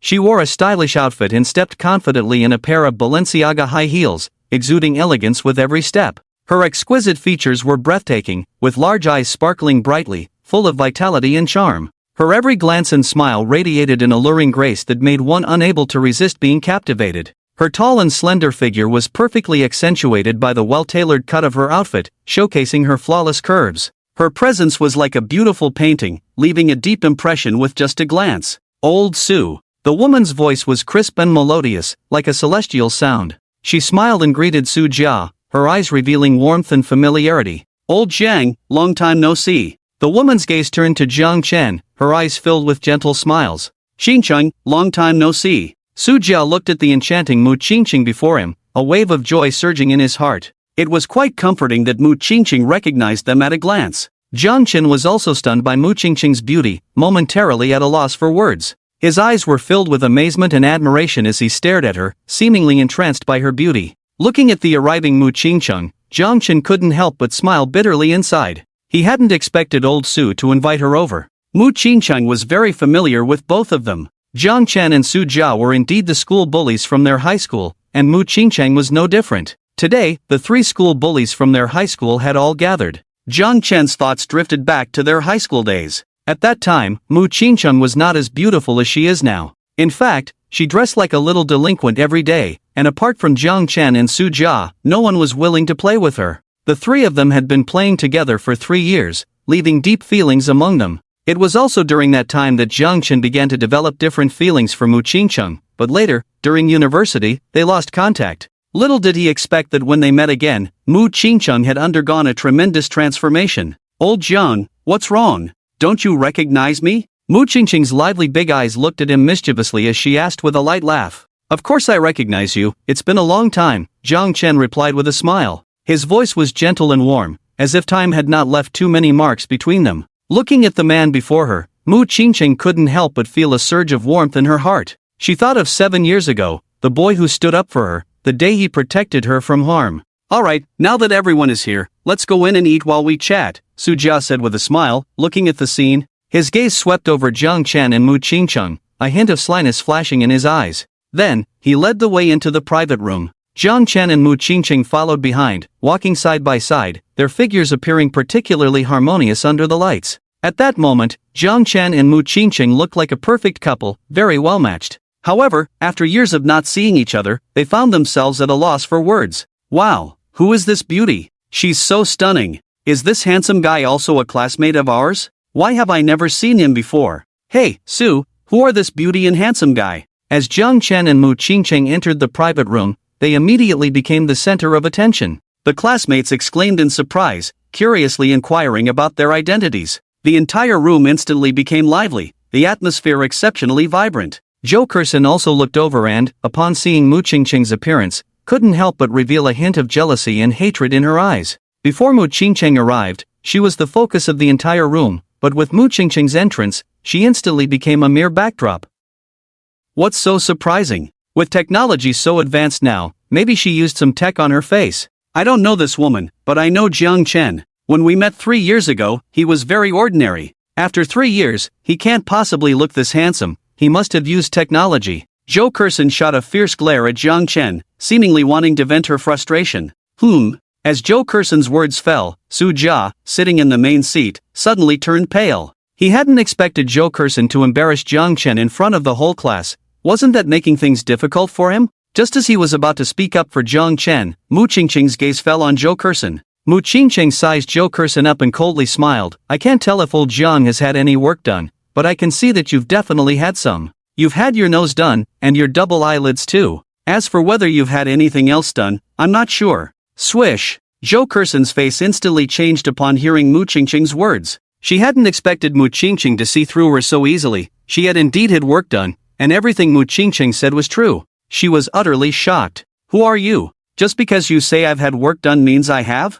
I could say your whole face has been worked on. Zhou Kersen glared at Mu Qingcheng, her expression twisted with malice as she spat out those words. He. Mu Qingcheng coldly laughed upon hearing Zhou Kersen's words. She did not continue to speak but instead proved her point through action. She pinched her own cheeks hard, her nose and double eyelids intact. Her face showed no signs of change. It's known that if one undergoes surgery, a hard pinch would cause deformation, so it was clear that Mu Qingcheng had not gone under the knife. The classmates in the room witnessed this scene and understood that Mu Qingcheng had proven everything through her actions. Their gazes shifted to Zhou Kersen's face, eagerly anticipating her reaction. Feeling the weight of everyone's eyes on her, Zhou Kersen's expression changed dramatically. She dared not prove anything through action because she had undergone surgery herself. She shot a fierce glare at Mu Qingcheng and directly shifted the battlefield to Jiang Chen. Just because you haven't had surgery, does that mean someone else hasn't? In 3 years, how could such a big change happen? Zhou Kersen's words indeed drew all the classmates' attention to Jiang Chen.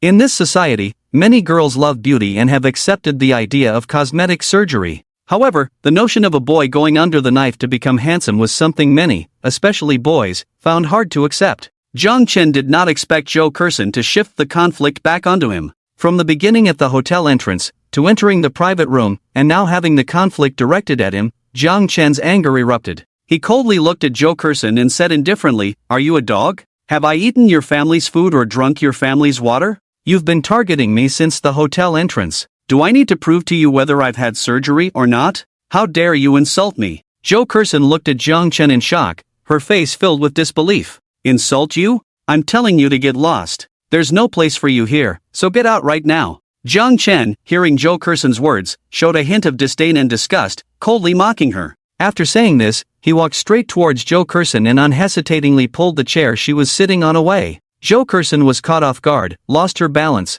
and fell heavily to the ground, letting out a painful scream. To make matters worse, her nose accidentally hit the table, instantly twisting and deforming in a horrific manner. The classmates in the room witnessed this scene and couldn't help but burst into laughter. Some mercilessly mocked, "Damn, you said others have had surgery, but haven't you had it too? Why mock others? This is the first time I've seen someone's nose deform so badly." Zhou Kersen, hearing these words, quickly touched her nose and indeed felt that it had severely deformed. Her face turned red with anger as she climbed up from the ground, glaring fiercely at her classmates, gritting her teeth and saying, "Very well, I'll remember all of you. You all better not leave. I will make sure you regret it. After saying this, she covered her face and stormed out, slamming the door behind her. The classmates, hearing her words, were unconcerned and did not take them to heart. I heard Joe Kerson seems to have hooked up with a rich second generation. He's quite capable. I've heard about this too. It's said that the reason Joe Kerson's company is doing so well now is that rich second generation is helping her behind the scenes. Little Sue, we're just common folks, but we can't afford to offend Joe Kerson. We'll leave first. That's right, Little Sue, let's gather again at the next class reunion. We'll leave now. Some who knew part of Joe Kerson's situation began to discuss quietly. Although their voices were low, everyone in the private room was aware of the matter, and soon, the classmates began to leave one by one for various reasons, clearly not daring to stay and completely offend Joe Kerson. As the entire class left, only Jiang Chen, Su Jia, and Mu Qingcheng remained in the private room. Old Su, I'm sorry for disrupting your class reunion, Jiang Chen said, looking at the classmates who had all departed, his face filled with regret as he turned to Su Jia. It's fine, you know that my intention for this reunion wasn't really about the drinks. I just didn't expect her to have changed so much in 7 years. Luckily, she showed it, otherwise, being with her would have been quite uncomfortable for me, Su Jia replied, not minding Jiang Chen's apology, but rather feeling relieved. Forget about them, let's just stay here, drink, and chat. We haven't seen each other in 7 years, so we must catch up properly. I'll handle anything that comes up. Su Jia felt particularly disappointed by Joe Kerson's expression. The white moonlight in his heart had faded away. He didn't show much sadness on his face, but instead smiled at Jiang Chen and Mu Qingcheng. All right. Jiang Chen completely disregarded Joe Kerson's threat, not fearing her calling anyone. Mu Qingcheng also said little, and the three of them sat together, enjoying delicious food and beer while reminiscing about past events. They spent a full 2 hours eating. Mu Qingcheng, feeling a bit tipsy, looked at Jiang Chen with hazy eyes and a gentle expression filled with regret, saying, Old Jiang, I'm really sorry. If it weren't for me 7 years ago, you wouldn't have only gotten into a second-tier university. Huh? What happened? Old Jiang only got into a second-tier university? His grades were among the best in our school. Did something happen? Su Jia, confused by Mu Qingcheng's words, looked at Jiang Chen and Mu Qingcheng, pressing for answers. Although all three were the school bullies, Jiang Chen and Mu Qingcheng were true academic stars, consistently ranking first and second in their grade.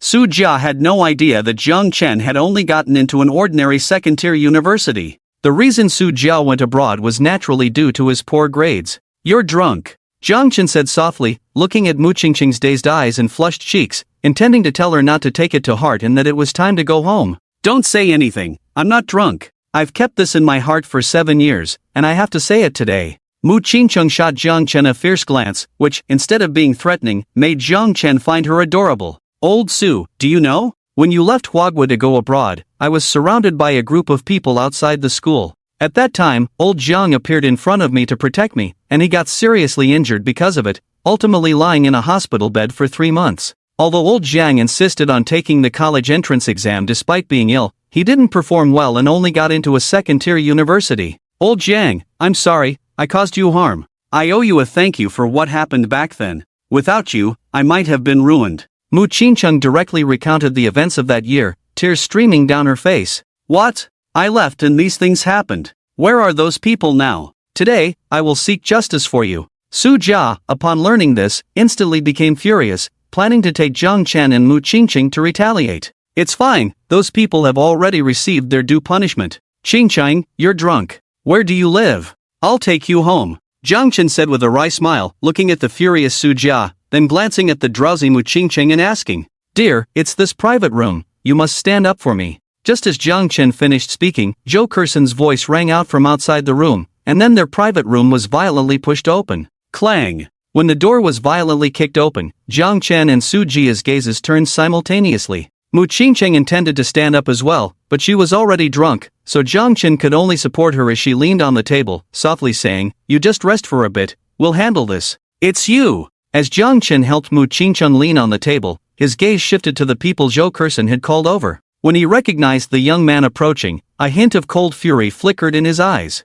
The young man was not particularly striking, but his attire was extremely luxurious, dressed head to toe in designer brands, clearly a rich kid. Beside him were a dozen young companions, all glaring at Jiang Chen and Su Jia, ready to strike at any moment. Old Jiang, do you know him? Su Jia asked, puzzled by Jiang Chen's reaction. 7 years ago, he was the one who led people to ambush Qingcheng. I was severely injured and hospitalized for 3 months, and my college entrance exam was a disaster because of him. He was the ringleader. Chen explained to Su Jia, revealing that this young man was the culprit behind the ambush on Mu Qingqing back then. The young man was named Li Kai, a rich second-generation bully from No. 5 high school. Back then, his girlfriend had a conflict with Mu Qingqing, and upon learning of it, Li Kai gathered a group of over 10 people to surround her. Fortunately, Chen discovered it in time, or Mu Qingqing would have been ruined. You're the guy who was hospitalized back then. I didn't expect to see you again. In that case, let's settle both old and new scores today. Li Kai, having heard Chen's words, stared deeply at him, finally recognizing him as the one who protected Mu Qingqing back then. His gaze turned vicious, and his expression grew increasingly cold. Li Kai had been sentenced for that incident. Although he eventually paid to get out, he had been imprisoned for a while, which twisted his character even more. Now, facing the place that had once sent him to prison, his pent-up anger could no longer be contained. Get him! Just don't kill him, do as you please. Li Kai coldly uttered these words, stepping back with Jokerson, leaving the rest to the thugs he had brought. Chen looked at the thugs approaching them, his expression unchanging. He had exchanged for the physical attributes of the game world. These thugs were nothing to him. Not even the world's top soldiers could intimidate him. Let me handle this. Chen glanced at Su Jia, who was swaying unsteadily, and walked over to stand beside him, helplessly saying, "It's fine, I can still fight." Su Jia, feeling dizzy, forced himself to speak defiantly. "Get lost, don't hold me back." Chen laughed and scolded, giving Su Jia a kick on the backside to send him aside to watch his prowess. "You all come at me together." Chen coldly glanced at the dozen thugs closing in on him and said this. "Make your move." The thugs decisively pulled out their batons from their clothes and charged at Chen without hesitation. Chen remained indifferent to the batons in their hands, merely casting a cold glance at them. The next moment, he sprang into action. He deftly dodged one thug's attack with a slight movement, then quickly threw a right hook that landed squarely on the thug's waist, the immense force driving through his body, causing the thug to cry out in pain and collapse to the ground. The other thugs rushed in all at once, launching a collective attack on Chen. Chen faced the incoming baton and charged directly at one of the thugs, his immense strength knocking the opponent down, allowing him to evade the attacks from the other thugs. Bang! The thug Chen had knocked away attempted to fight back, but Chen delivered a punch that knocked him out cold. Bang bang bang! In just 2 minutes, Chen single-handedly took down all the thugs that Li Kai had brought. How is this possible? Li Kai looked at the thugs he had brought, all of whom had been defeated, staring in shock at Chen, unable to believe it. These thugs were all ruthless individuals he had met in prison. After their release, they became his ace fighters, helping him resolve troublesome matters every time without fail. He never expected to encounter Chen this time and have them collapse so easily. Damn, Lao Jang, your skills have become terrifying over the years. I'm no match for you anymore. Su Jia watched as Chen effortlessly dealt with more than a dozen thugs, unable to contain his amazement, even taking the opportunity to flatter himself. Chen heard Su Jia's words and couldn't help but smile wryly. He had extracted the physical qualities from a game and had become the world's strongest soldier. Su Jia was just a bit stronger than an average person. How could he possibly compare? What do you want to do? This is a society governed by law. Do you believe we will call the police? Jokerson did not expect Chen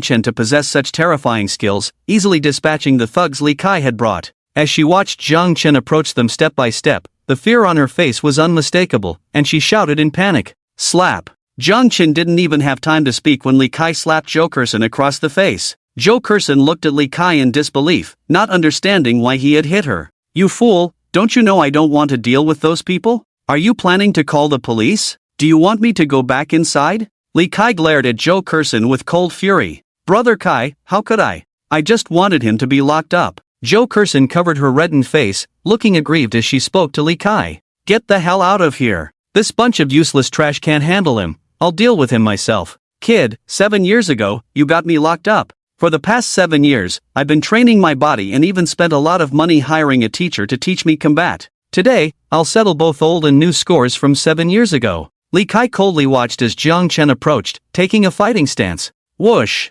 Chen looked at this scene and scoffed, quickly bending down and moving swiftly. So fast. Li Kai watched as Chen moved, unable to see his figure clearly. By the time Li Kai reacted, Chen was already in front of him, his fist landing directly on Li Kai's abdomen. The immense force caused Li Kai to stagger back, and he fell to one knee on the ground, violently vomiting and losing his combat ability. Lao Jang is amazing. I thought he was strong, but he was just putting on a show. Sujia shouted excitedly as he watched Jiang Chen knock out Li Kai in one punch, not forgetting to mock Li Kai. You! Li Kai heard Sujia's words, looked up angrily at him, and fainted from rage. Jiang Chen looked at the unconscious Li Kai and shook his head in disappointment. You stay here too. Jiang Chen looked at Zhou Kersen, who was about to leave, and smiled coldly, directly detaining her. Jiang Chen immediately called the police. The Jiangbei police station dispatched officers to the scene without delay. Officer, this is the evidence. Sujia knew why Jiang Chen wanted him to step aside, it was to gather evidence.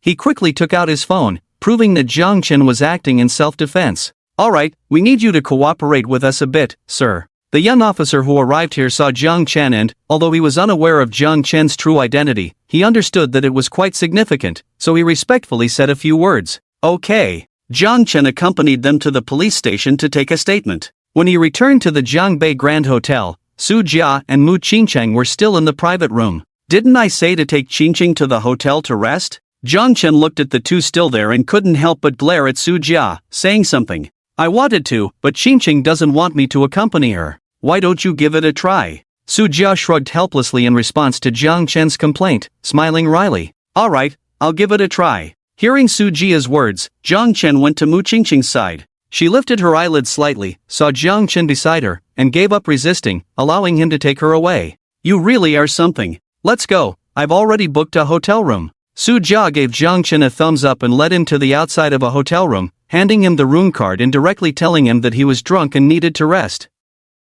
Jiang Chen watched Su Jia leave, cursing him for being ungrateful. Looking at Mu Qingcheng hanging on him, he could only take her to the hotel room, wanting to set her down. Don't go. Just as Jiang Chen finally set Mu Qingcheng down and was about to leave, she opened her eyes, looking at him with a pitiful gaze, hoping he wouldn't leave the room and would stay to accompany her. Seeing that look, Jiang Chen's heart softened, and he sighed, saying to Mu Qingcheng, I won't leave, I'll be on the sofa next to you. You just rest well. We can talk tomorrow. Okay. Mu Qingcheng felt relieved when she saw Jiang Chen wouldn't leave. She was indeed drunk and soon fell into a deep sleep. Jiang Chen looked at Mu Qingcheng, who was so drunk, and since he promised not to leave, he can only make do on the sofa for the night. Old Lu, help me with something. If there are any problems, make sure they never come out. After seeing Mu Qingcheng fall asleep, Jiang Chen went to the balcony, lit a cigarette, and called Lu Yong, asking him to handle the matter as soon as possible. I understand, Mr. Jiang. I will take care of it promptly, Lu Yong replied respectfully, understanding Jiang Chen's meaning. Boss 13, are we playing games today? Boss 13, the family in the group is waiting for you. Boss 13, did I upset you? Please reply to me. Boss 13, I was wrong, please forgive me. Jiang Chen was too busy to check his phone all day and found that Steel Gun King had sent him countless messages while he was eating. However, he was too occupied to look until now, discovering that Steel Gun King had sent over 100 messages. Old Steel, I had something going on today and didn't see your messages. Tell the family that we will play games together tomorrow. Did you send me so many messages because something happened? Jiang Chen was quite satisfied with Steel Gun King, so he smiled and replied to him with 3 messages. Boss, you finally replied to my message. I didn't upset you, did I? Boss, I will tell the family to play games together tomorrow. Boss, I do have something I want to ask for your help with. Seeing Jiang Chen reply to him, Steel Gun King was instantly excited and replied with dozens of messages, most of which were asking if he had upset Jiang Chen. I'm not angry, just go ahead and say what you need. Jiang Chen looked at the message sent by Steel Gun King and couldn't help but laugh and cry at the same time, directly asking the other party what was going on. Big shot, back when I was in the streaming room, I said that as long as my fans could enjoy the benefits brought by the big shot and sincerely thank you in the game, they could get 500 yuan, right? This matter has fermented, and in just 2 days, I've gained 1 million followers. Some streamers are envious of me and plan to challenge me to a PK, with the losing side needing to permanently quit the internet, so I was wondering if you could help me. Steel Gun King, seeing the message from Jiang Chen, awkwardly explained the whole situation. This was actually partly Steel Gun King's fault. He just wanted to gain some traffic from Jiang Chen but didn't expect to gain so much, resulting in 1 million new followers in 2 days. Many other streamers became envious, thinking that Steel Gun King was taking too much of the cake and planned to force him to quit. When is the PK? Upon hearing this, Jiang Chen frowned and directly asked Steel Gun King for the specific time. Behind Steel Gun King was him. If the other party dared to challenge him, it was clear they were targeting not just Steel Gun King but him as well. Faced with the provocation, Jiang Chen would not back down and would hit back hard. In half an hour, the PK officially starts at 12 o'clock. Steel Gun King became excited upon seeing this message. As long as the 13 big shots were willing to help him, he might not lose, even if the other side had 7 wealthy supporters backing them. Steel Gun King was very confident in Chen, believing that this wealthy supporter could sweep through all the wealthy supporters on Douyin. Okay, I got it. I'll enter your live stream at that time. Chen reassured Steel Gun King, telling him to just stream normally, while also informing Steel Gun King's family that they would continue the game tomorrow. He would announce the specific time in the group and they just needed to keep an eye on it. Knowing that Steel Gun King was about to engage in a PK, and since the other party was targeting both Steel Gun King and him, it was clear they were well prepared. Chen looked at his Douyin balance, which was only 20 million now. That's enough.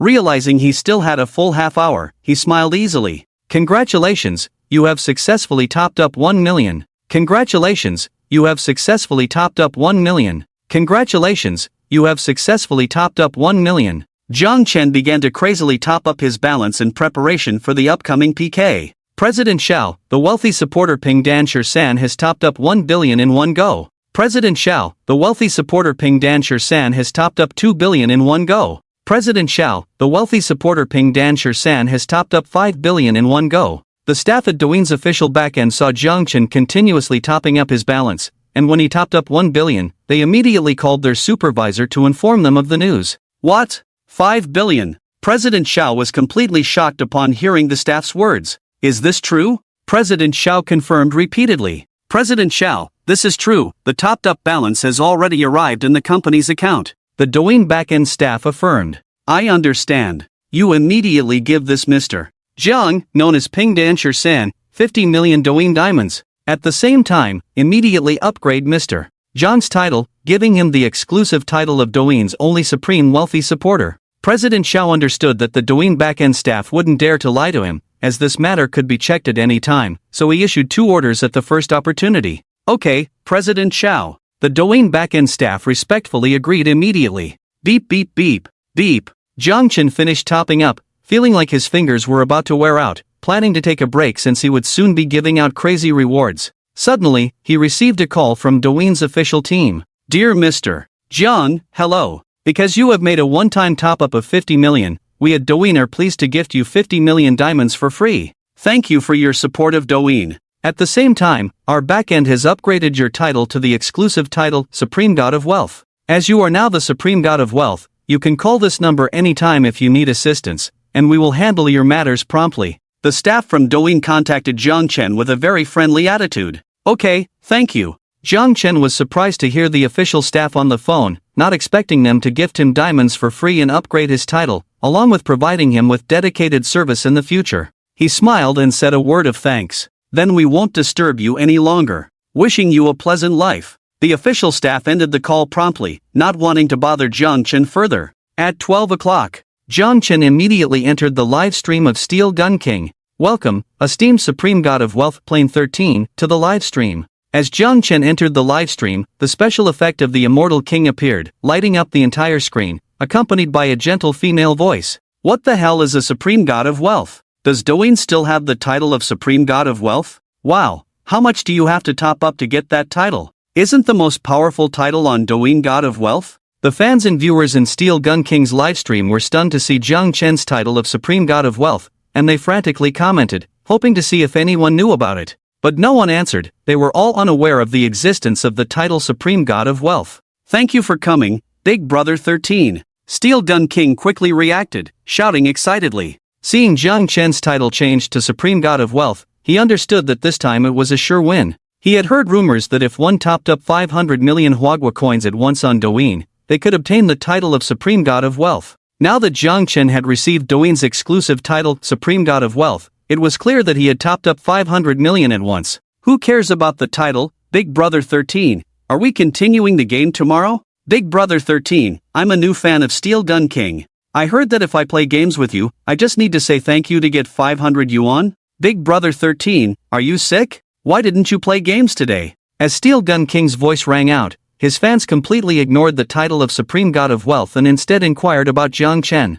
I'm fine, everyone don't worry. I had some matters today, so I didn't play games, but starting tomorrow, the games will continue. As usual, anyone who plays games with me and sincerely thanks me will receive 500 yuan. Chen smiled as he explained to the fans in the live stream. Okay, Big Brother 13, you must take care of your health. Big Brother 13, I'm looking forward to playing games with you tomorrow. Big Brother 13, I've already quit my job to play games with you. The fans in Steel Gun King's live stream breathed a sigh of relief upon seeing Chen's comments and began leaving their own messages. Did you hear? Douyin has a title of Supreme God of Wealth. Supreme God of Wealth? Does Douyin still have such a title? Bro, you can't be serious, right? I've been playing on Douyin for so long and didn't even know about this title. If you don't believe it, go check out Steel Gun King's livestream. The top of the reward list, Plane 13, has the title of Supreme God of Wealth. Chen held the title of Supreme God of Wealth, and within just a few minutes, the news began to spread.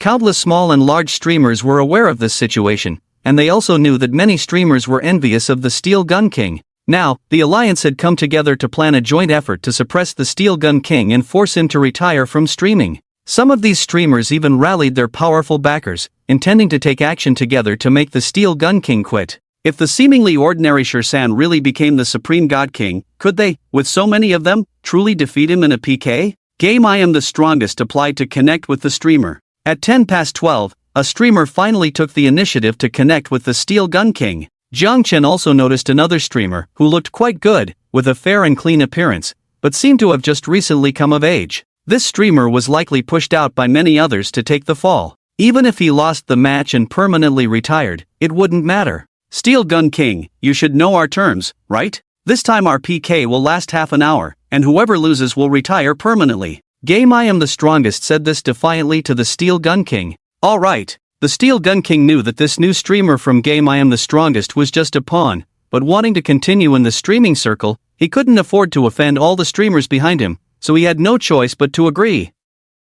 Then let's start our PK. As soon as Game I Am the Strongest finished speaking, the official PK began. Everyone, let's work together to take down the Steel Gun King and make him retire permanently. Game I Am the Strongest shouted continuously, and in no time, he received numerous gifts. This time, he had the backing of 7 wealthy supporters, who were powerful figures behind some major streamers. With their support, they had the confidence to confront Chen and force the Steel Gun King to retire completely. Damn, Old Steel's opponent is too fierce. In just 3 seconds, the gifts have already surpassed 1 million. Old Steel, the opponent is too strong. We are no match at all. In just 1 minute, the donations have reached 10 million. The fans in the Steel Gun King's livestream saw that the opponent's PK score had already exceeded 10 million, and they were terrified, realizing they couldn't compete at all. Don't worry, everyone, our 13 big shots haven't made their move yet. That's right, the 13 big shots are in our livestream. No matter how many come from the other side, we are unafraid. One of the 13 big shots is enough to withstand a million-strong army.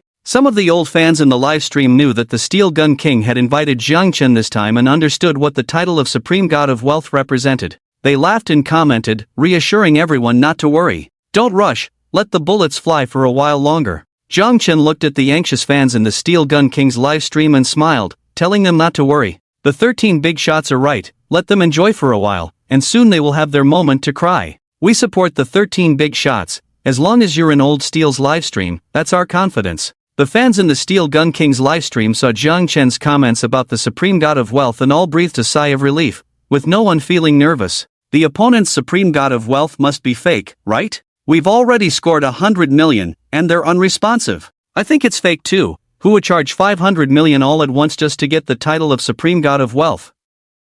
I think so too. This Supreme God of Wealth title must be a fake title, just a gimmick used by Douyin to deceive people. In a small group of 7 wealthy supporters, the 7 who backed various streamers began to discuss among themselves, looking at the Steel Gun King's score of only a few tens of thousands and immediately scoffing in ridicule. The PK between Steel Gun King and the streamer I Am the Strongest in the game has attracted all the streamers on Douyin, who are watching this battle closely. They have received some news that Steel Gun King has taken too much of the cake this time, and many are dissatisfied, organizing this PK with the aim of forcing Steel Gun King to withdraw from the platform and return the cake he has taken. Thus, these various streamers have enlisted the support of 7 wealthy patrons from Douyin. Of course, if these 7 patrons cannot defeat Steel Gun King this time, his position on Douyin will be unshakable, and he may even become the true number 1 on the platform, as he has Chen backing him, a supreme wealthy patron. The Douyin officials have also learned about this news and are naturally promoting this PK. Regardless of who wins or loses in the end,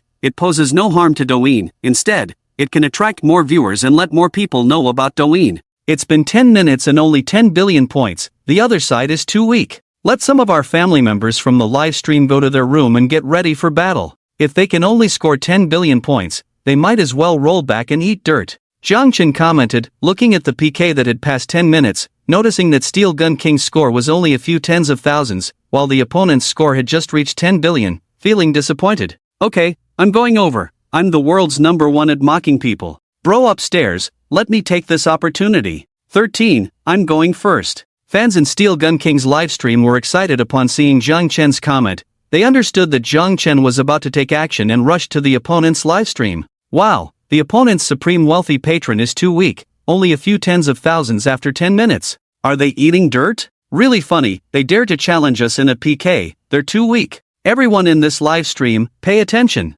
13 wants me to tell you, 10 billion points in 10 minutes, you're pathetic. If you can only score 10 billion points, roll back and eat dirt. Exactly, 13 looks down on all of you. If you have the ability, come together and challenge 13. Don't you have any money? If you don't have money, don't pretend to be the boss online. The fans in Steel Gun King's livestream were fully charged with mockery, completely enraging everyone in the opponent's livestream. It's important to note that the number of people in this livestream reached 1 million, and these were fans of various major streamers who came here to support their streamer and force Steel Gun King to withdraw. Upon hearing these words, some began to mock, saying Steel Gun King only had a few tens of thousands of points, while others took action, quickly raising the PK score to 50 billion points. Old Steel, are you ready to witness a miracle? Zhang Chen naturally didn't know what was happening in the opponent's livestream. He just smiled and commented. Okay, 13. Steel Gun King saw Zhang Chen's comment and felt a surge of excitement. He swallowed hard, staring intently at the screen, focusing on his PK score. Supreme Wealthy Patron Pingdan 13 has rewarded the streamer with 999 exclusive gifts. At that moment, countless exclusive effects popped up in Steel Gun King's livestream, and the effects lingered without dissipating. 999 exclusive gifts. My god, that's 50 million. Truly worthy of 13, 50 million just like that. Look at the PK score, Old Steel jumped straight to 500 billion, the opponent's PK score is almost gone. Zhang Chen directly rewarded 999 exclusive gifts, causing a sensation in the entire livestream, leaving everyone in the opponent's livestream dumbfounded. 500 billion PK score, has this guy gone crazy? One-time tip of 50 million. Damn, the 13 big shots on the other side are too fierce, directly tipping 2 wealthy patrons. The legendary Supreme Wealthy Patron lives up to the name, it's terrifying. It seems this PK has no suspense at all. The game's strongest saw that the Steel Gun King's PK line had surpassed him in one go, his face turned pale, and his expression became unpleasant. Don't worry, little brother, it's just 50 million. We 7 are well prepared this time, we won't let you lose. That's right, we'll hit 500 billion in no time. Brothers, let's show the other side's fake wealthy patrons our strength. The wealthy patrons in the game's strongest livestream saw the host's expression change and commented with a smile, telling him to relax. Wow, that's too strong. A one-time tip of 50 million. It seems the Steel Gun King has a good relationship with this 13 big shot, we must win him over. Exactly, let's go help the Steel Gun King with the PK, maybe we can get in touch with this 13 big shot. Su Baby tipped the host 10 Douyin no. 1 gifts. Great Master tipped the host 10 Douyin no. 1 gifts. Countless hosts who didn't participate in the battle on the other side came to the Steel Gun King's livestream and started showering gifts. The Steel Gun King saw this scene and smiled happily. He understood that as long as he won this PK, his rise would be unstoppable. He also knew that all of this today was because of Zhang Chen, and he would remember it for a lifetime. Brothers, don't stop the gifts, the other side has surpassed us. That's right, all my brothers in the livestream, go to the Steel Gun King's livestream and shower gifts. Fairy Army's babies, let's all enter the Steel Gun King's livestream, we can't let him lose this time. The Douyin hosts also invited their families to the Steel Gun King's livestream to shower gifts. Don't come in, it's too laggy. Zhang Chen clearly felt that there were too many people in the Steel Gun King's livestream and told them not to enter. You guys don't need to tip gifts anymore, keep your money for yourselves. A bunch of small fries on the other side, I can handle it alone. Zhang Chen continued to comment, telling those who came to the livestream not to keep showering gifts, their gifts were too small and had no effect at all. Soon, the other side's PK line reached 100 billion, breaking the Douyin PK record. Brothers, continue to witness the miracle, hit them. After Chen finished speaking, he smiled at the family members in the livestream. The Supreme Wealthy Patron, Plane 13, tipped the host 999 exclusive gifts. Chen watched as the PK line continued to be surpassed by the other side and directly tipped 999 exclusive gifts again. The Supreme Wealthy Patron, Plane 13, tipped the host 999 exclusive gifts. The Supreme Wealthy Patron, Plane 13, tipped the host 999 exclusive gifts. Chen saw that the PK line was almost there, and he tipped 999 exclusive gifts 2 more times, causing the Steel Gun King's PK line to surpass the other side by a lot again. Damn, the 13 big shots are too fierce. They tipped 200 million directly tonight. I'm going to mock the other side, you guys stay here and watch. Don't rush, wait for me. The fans in the Steel Gun King's livestream were completely dumbfounded by this scene. In just 5 minutes, Chen directly tipped 150 million Huagua currency, completely stunning all the hosts and everyone in the livestream. Thank you, 13 big shot. Thank you, 13 daddy, I will always follow you. At this moment, the Steel Gun King was completely excited. He never expected to become a billionaire in one go, and the share he received was enough to reach 100 million. Damn, I really envy that Steel Gun King kid. The rewards he got this time are more than I earn in a year. Hey, comparing people can kill you. Who told Steel Gun King to be the first to know the 13 big shots? The 13 big shots are too fierce, giving a one-time reward of 200 million. Although the other side has 7 wealthy patrons, they may be rich, but they wouldn't be willing to spend that much money. They lost. The Douyin streamers saw Chen directly give a one-time reward of 150 million and understood that the outcome of this PK was already decided. They also realized that with Chen supporting Steel Gun King, his rise was unstoppable. Why has your live stream gone cold? Are you actually doing a PK? The 13 big shots sent me to tell you that everyone here is trash. You aren't worthy to be his opponents. The 13 big shots told me to let you know that whatever you can give, the 13 big shots will take it all. Steel Gun King's fans came to another livestream and started mocking. The entire livestream fell silent, with only Steel Gun King's fans still commenting, while the others, including the 7 wealthy patrons, left the stream in defeat. Soon, the livestream of the host "I am the strongest in the game" was left with only a few dozen viewers. Old Steel, I'm leaving first. You keep the gift money for yourself, just do your job well for me in the future. The game continues tomorrow. Chen also learned from the fans' comments that everyone in the other livestream had run away. Realizing he was no longer needed, he decisively left Steel Gun King's livestream. Okay, thank you, 13 big shots. I will do my best, Steel Gun King promised gratefully.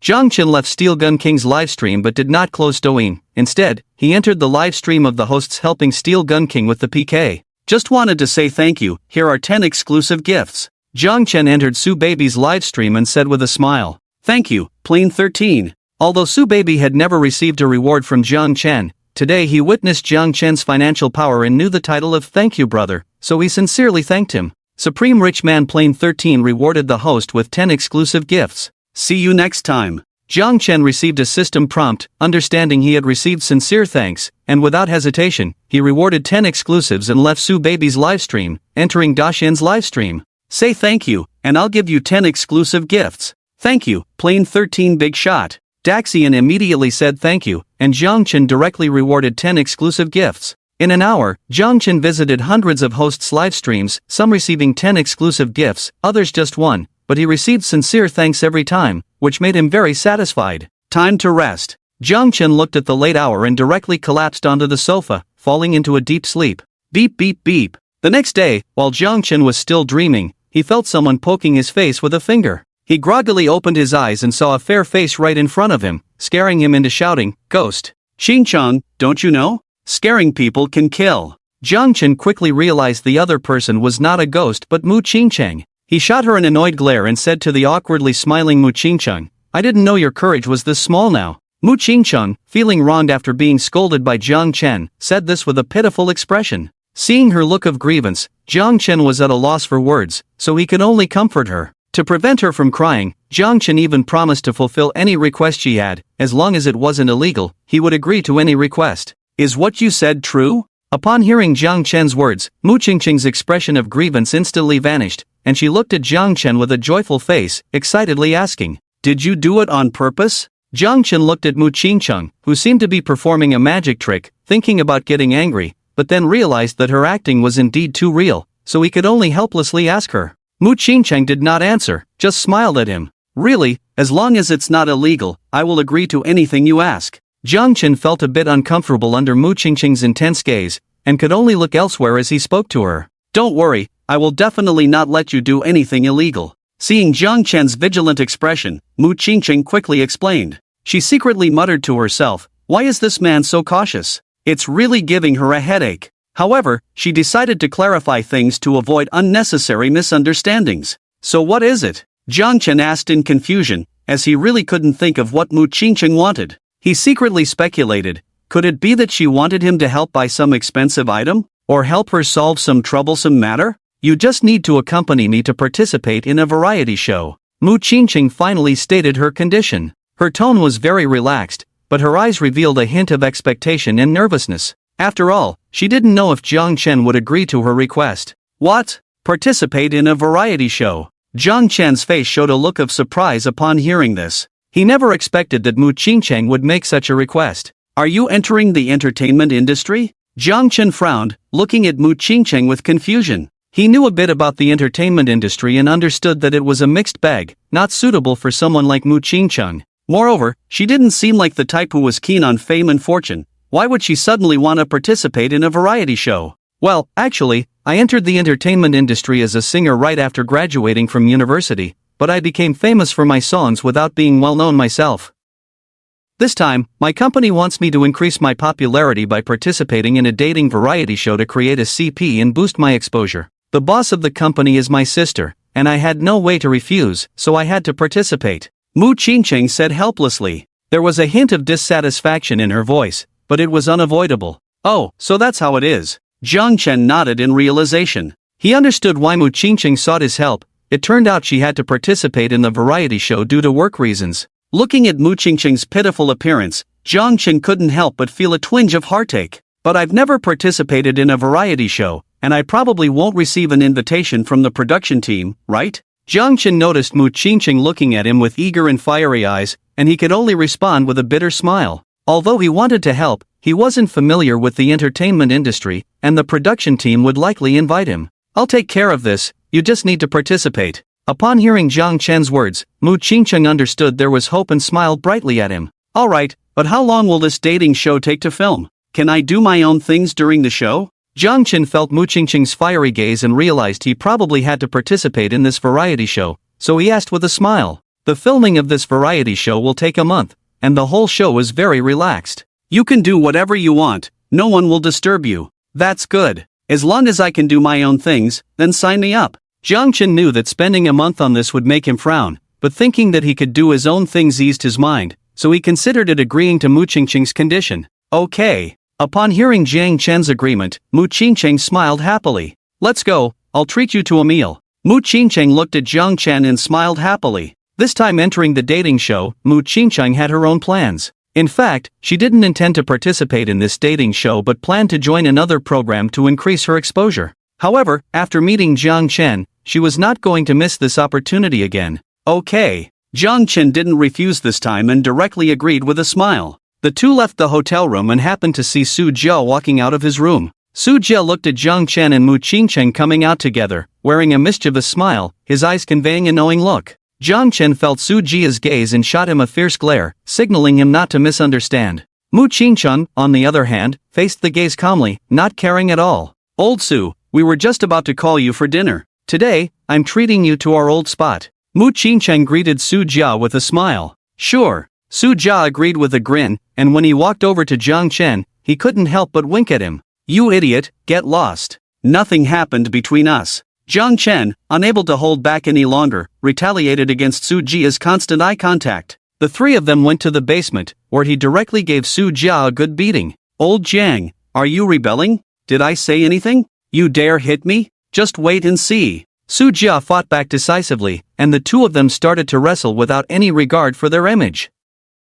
Chen naturally held back, otherwise, Su Jia would have been defeated long ago. Both of them were careful with their strength, and although it looked messy, there were no real injuries. Mu Qingqing couldn't help but laugh at their antics, reminiscing about high school. Alright, we're running late. Be careful, there might not be any food left. Mu Qingqing reminded them as she watched them still play fighting. Today, I'll let you off. Upon hearing this, Su Jia was the first to release Jiang Chen, giving him a fierce glare, secretly muttering to himself that old Jiang was too strong. Had he been taking some kind of strength-enhancing pills all these years? My car can only fit one person. Ching, will you ride with me? Su Jia quickly revealed his LaFerrari, provocatively glancing at Jiang Chen while smiling at Mu Qingcheng. Seeing Su Jia driving a LaFerrari, Mu Qingcheng shot him a fierce glare. Su Jia quickly realized that Jiang Chen was just an ordinary person. He drove a LaFerrari and was now provoking Jiang Chen, which would definitely hurt Jiang Chen's pride. Just as he was about to explain, Jiang Chen walked up to a supercar. This is the voice of the night. When Jiang Chen stood in front of the supercar, Su Jia followed his gaze. Wow, it's so beautiful. This voice of the night was sold for over 100 million Huagua coins, and there's only one in the world. I didn't expect this car to be in Huagua. I wonder which big shot owns it. I really want to take it for a spin. Su Jia was instantly mesmerized by the voice of the night in front of Jiang Chen, treating it like his wife, carefully enjoying the entire car body, unable to help but exclaim. Beep beep. Jiang Chen heard Su Jia's words and directly unlocked the car with the key, looking at Su Jia with a half smile. No way, old Jiang, you're not telling me this car is yours, right? Su Jia looked at Jiang Chen's provocative gaze, shocked and unable to believe it, his voice trembling slightly. Jiang Chen smiled slightly, not answering Su Jia's question, but instead opened the car door and sat in the driver's seat. He started the engine, which roared with a deep and powerful sound, making one feel a surge of immense power. Su Jia widened his eyes, watching Jiang Chen sit in the car, realizing that this was the world's only night voice, Jiang Chen's beloved vehicle. At that moment, Su Jia understood that the most lethal form of showing off was the invisible kind. Today, he had been thoroughly shown up by Jiang Chen. Old Jiang, did you rob a bank? After 7 years, not only have you become more outstanding in appearance, but you also own the world's only night voice now. Su Jia looked at Jiang Chen in the car and felt a bit unfamiliar, cautiously asking, Get lost. Do you think it's only allowed for you guys to grow while I can't? I started my business 10 years ago, but back then the company was small, so I was embarrassed to tell you. Now, 10 years have passed, and the company has developed quite well, so I've naturally achieved financial freedom. Jiang Chen chuckled lightly at Su Jia's words. That's true, you've always been opinionated and capable since you were young. I can understand you having all this today. And you hurry up and get out. This car is mine now, you can take that one. I haven't driven a night voice yet. Su Jia believed Jiang Chen's words without hesitation, while Mu Qingcheng looked deeply at Jiang Chen, sensing he wasn't being entirely truthful, but everyone has their secrets, so she said nothing more. Su Jia forcibly pulled Jiang Chen out of the car, and without hesitation, Jiang Chen sat in the passenger seat, flooring the accelerator. Instantly, a pleasant roar erupted, and Su Jia's face showed an expression of enjoyment. This is the feeling. Truly a top-tier supercar, the world's only one. The excitement in Su Jia's eyes was completely unmasked as he closed the door and drove out of the basement, planning to take the night voice onto the streets to bask in the attention of the crowd. Let's take this one. Jiang Chen looked at Su Jia driving away and couldn't help but turn to Mu Qingcheng with a wry smile. Okay. Mu Qingcheng smiled as well and directly took the passenger seat. Where are we going? Jiang Chen turned to Mu Qingcheng after she got in the car, accidentally catching a glimpse of something, quickly turning his head back to the front and asking. Mu Qingcheng noticed Jiang Chen's gaze shift quickly, she glanced at her chest, smiled, and said nothing more, instead telling Jiang Chen, the old restaurant at the gate of Sanzhong hasn't opened yet, but it only opens until noon. If we go now, we should still be able to eat. I went there last time, and it still tastes like when we were in school. Alright. Jiang Chen's eyes showed a nostalgic look upon hearing Mu Qingcheng's words, and he drove the LaFerrari quickly towards Sanzhong. Where have you been? We're at the old restaurant in Sanzhong, hurry over, or there won't be any food left. Jiang Chen and Mu Qingcheng arrived at the entrance of Sanzhong, seeing that Su Jia hadn't come yet, so he had to call again to ask where he was. I've been blocked by someone and can't get over for now. Su Jia said with a bitter smile upon hearing Jiang Chen's call again. What? Where are you? We're coming over right now. Jiang Chen shouted after hearing Su Jia's words, then called Mu Qingcheng, and the two left the old restaurant. Xiao Jiang, Xiao Mu, you haven't eaten yet, why are you leaving? The owner of the old restaurant, a man in his 50s or 60s, saw Jiang Chen and the others leaving and couldn't help but shout. Guobo, something happened to old Su, we need to go check it out. We might not be able to eat here today. Ah, then you guys hurry over, I'll close later today, and we can all have a drink together. Alright, Uncle Gua, we'll handle it and come over right away. Jiang Chen heard Uncle Gua's words and smiled in response, driving Su Jia's LaFerrari straight to the location Su Jia mentioned. At this moment, Su Jia had parked the night voice aside and saw a young man wearing sunglasses stepping down from another Lamborghini, inspecting the night voice. Su Jia frowned and directly opened the car door to step out. Damn, no wonder it's the night voice, the lines of this body, this color. Su Jia heard the young man continuously admiring the night voice, and upon hearing his words, his gaze towards the young man softened a bit. The fact that the young man could say such things proved that he was also a car enthusiast and knowledgeable about cars. Bro, from what you said, you're also a car lover. I see you stopped me just to admire the night voice, so I forgive you. But I have things to do now and need to leave. Su Jia smiled at the young man in sunglasses, intending to turn and leave. Upon hearing Su Jia was about to leave, the young man quickly looked at him, his eyes widening in disbelief as he took off his sunglasses and exclaimed, "Damn, brother Su. Wang de Ge." Su Jia recognized him as well when he saw the young man remove his sunglasses, exclaiming in shock. The young man in front of him was someone Su Jia knew, a senior he met while studying abroad, from a wealthy family, the son of a former tycoon, now the son of the second richest man in Huagua, named Wang Song. "Brother Su, is this car yours?" Wang Song looked at Su Jia in surprise, excitement gleaming in his eyes. He never dreamed he would actually see the legendary night voice in Zhangbei City. Recently, when he learned that the night voice had appeared in Huagua, his excitement was beyond words. That night, he tossed and turned, unable to sleep. So, without hesitation, he drove straight to Zhangbei City, just to find the mysterious owner of the night voice, hoping to buy or rent this dream car, even if only for a few days. "Wang de Ge, this car isn't mine, it's my brother's." Su Jia, knowing Wang Song's love for cars, said with a wry smile, "I wonder if brother Su could introduce me to your brother. I want to buy or rent this car, I can accept anything within 200 million. Wang Song was too excited, hoping Su Jia could help. "Wang de Ge, my brother is coming soon, you can talk to him yourself." Su Jia, seeing Wang Song's excited expression, said with a wry smile, "Okay." Wang Song knew Su Jia's brother was coming soon, and he was even more excited to meet the owner of the night voice, standing in front of the car as they waited for Zhang Chen and Mu Qingqing to arrive. Half an hour later, Zhang Chen and Mu Qingqing finally arrived in the LaFerrari, and Wang Song looked excitedly at Zhang Chen and Mu Qingqing as they got out of the car. "Qingqing, what are you doing here?" Wang Song was surprised to see Mu Qingqing stepping out from the passenger seat. Zhang Chen noticed something off about Wang Song's gaze towards Mu Qingqing, feeling uncomfortable and disliking the way Wang Song looked at her. "Wang Ge, what are you doing here?" Mu Qingqing also didn't expect to run into Wang Song in Zhangbei City and couldn't help but ask. "Recently, I saw someone on Douyin driving a night voice, and I couldn't sleep all night because of it. So, without a second thought, I drove to Zhangbei City just to find the owner of the night voice, hoping to buy or rent this car from him." Wang Song also smiled as he explained why he was in Zhangbei City. "This brother, you must be the owner of the voice of the night, right?" Wang Song's gaze fell on Zhang Chen, and he asked with a smile. This car won't be sold to you, nor will it be rented to you. You can leave now." Zhang Chen looked at Wang Song with displeasure and coldly said this.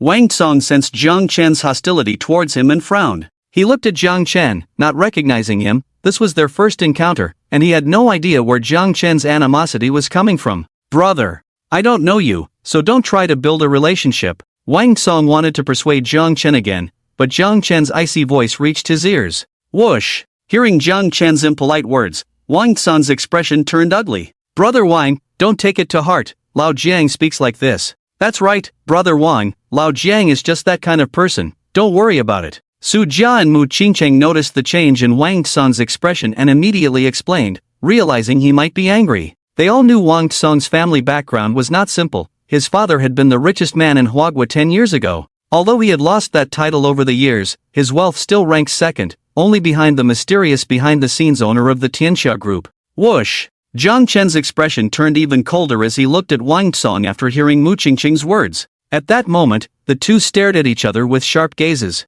"You don't know who I am?" Wang Song stared coldly at Zhang Chen, a half-smile on his face as he asked this. "Do you have the right to make me know who you are?" Zhang Chen, feeling the chill in Wang Song's eyes, laughed disdainfully and retorted. All right, I'll reserve this car. Let's see if you can keep it." Wang Song, furious yet smiling coldly, said this to Zhang Chen before turning to leave. "Brother Wang, don't be angry. Lao Jiang is just like this, he means no harm, don't let it get to you." Mu Qingqing rushed to Wang Song's side to persuade him when she saw he was genuinely angry. "That's right, Brother Wang, Lao Jiang is that kind of person, you don't need to be angry with him. Don't worry, I'll take charge of this car, you can take it out and play as long as you want." Su Jia also noticed Wang Song was angry and came to persuade him as well. Old Su, Xing, you two come back. I want to see how he snatches this car from my hands. Jiang Chen looked at Mu Qingcheng and Su Jia, who were speaking up for him, and thought it was unnecessary. He directly approached them, grabbing both of them and letting Wang Song leave. I believe we will meet again soon. Wang Song left this sentence behind as he turned and returned to his car, decisively dialing a number. Lao Jiang, you were too impulsive. Do you know who he is? He's the second on the Huagua rich list, the only son of President Wang. That's right, Lao Jiang, you really acted impulsively. Our families have some connections. He has watched me grow up since I was little and has always treated me like a sister. I believe he will let you off for my family's sake and my face. Su Jia said with a bitter smile as he watched Wang Song leave. His family's business could not be compared to Wang Song's at all, and Jiang Chen was indifferent to this. Instead, it was Mu Qingqing's words that made Jiang Chen realize he had misunderstood the relationship between the two. You and him are just siblings. He doesn't like you? Jiang Chen looked at Mu Qingqing, noticing he was about to make a call, and couldn't help but ask. Well, Brother Wang likes internet celebrities and doesn't like my type. He has always treated me like a sister and has been very good to me. Our families also have a very good relationship. Mu Qingqing glared fiercely at Jiang Chen, realizing that he had misunderstood their relationship, and explained again. Mu Qingqing immediately called Wang Song, only to find that his line was busy, and her expression turned sour. Don't worry, I'll handle this. Nothing will happen, Jiang Chen said, looking at Mu Qingqing's unhappy face, smiling to comfort her. He stepped aside to call Lu Yong, asking him to contact President Wang. There had been some unpleasantness between him and young Master Wang, and he hoped President Wang could persuade young Master Wang to avoid escalating the conflict, as it would be difficult to handle later. President Wang understood Lu Yong's intention and immediately called his son, Wang Song. What? I understand, Dad. I'll take care of it. Wang Song received President Wang's call right away and learned from him that Jiang Chen was actually the true boss behind the Tianxia group. He couldn't help but smile bitterly. He never expected that the person he had threatened today was the boss of the Tianxia group, and that the other party was so young. Wang Song was a sensible person. President Wang called him to apologize and to prevent Jiang Chen from getting angry, avoiding any action against the Wang family. After all, during this time, the Tianxia group had taken action against many companies, even though those companies were not as strong as the Wang family. But Wang Song understood that if the Tianxia group, the world's #1 conglomerate, really targeted the Wang family, they wouldn't be able to withstand it. This time I've gone too far, it seems I'll be embarrassed big time. Wang Song couldn't help but smile bitterly. Brother Song, what's wrong? The female internet celebrity sitting in the passenger seat had never seen Wang Song's troubled expression before and couldn't help but ask with concern.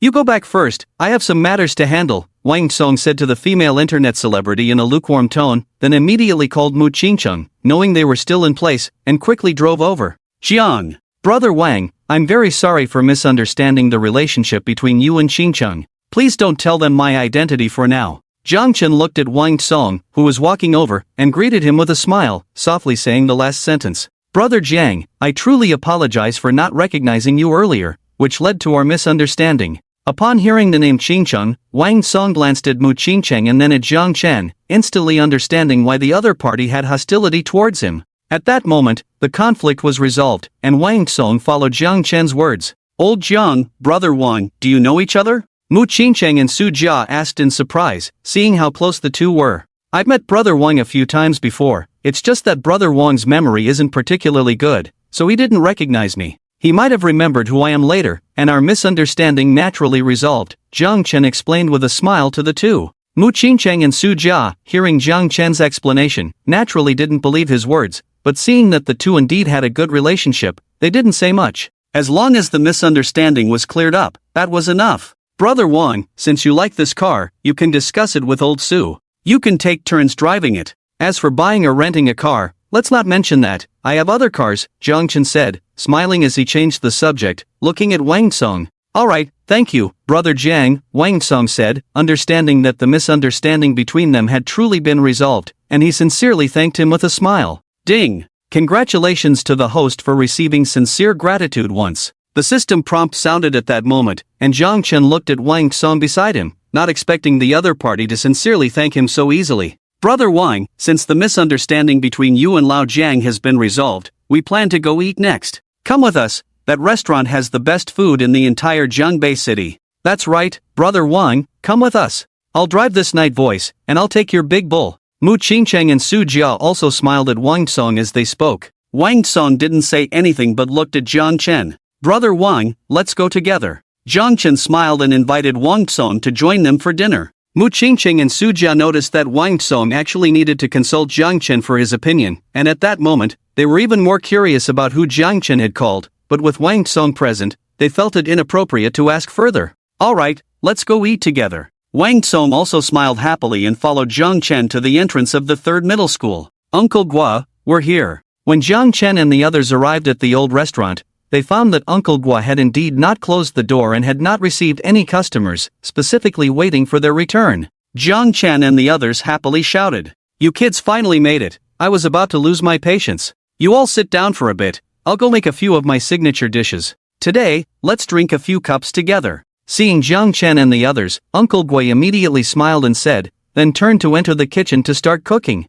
Half an hour later, Uncle Gua had prepared 5 or 6 signature dishes and took out a bottle of good wine, pouring each person a glass. As everyone ate and drank, they listened to Uncle Gua recounting their embarrassing stories, causing Jiang Chen and the others to blush and feel shy. After the meal, Uncle Gua was also drunk, and his family came to pick him up and closed the door. Jiang Chen directly paid Uncle Gua 10,000 yuan, and the 4 of them left. "Brother Jang, I'll take this car, just call me whenever you need it, and I'll bring it over." "No problem, Brother Wang, drive it as long as you want, I have other cars." At this moment, Wang Song was also a bit tipsy, but his night was just beginning, so he called a designated driver to take the night voice away. "Lao Jiang, honestly, who did you call? Why has Brother Wan's attitude changed towards you?" Mu Qingcheng, now a bit tipsy with a flushed face, looked deeply at Jiang Chen and questioned him. Su Jia, though silent, was also staring at him intently. "I called President Wang." "Humph." Jiang Chen spoke the truth, but the two completely didn't believe him, thinking he was lying.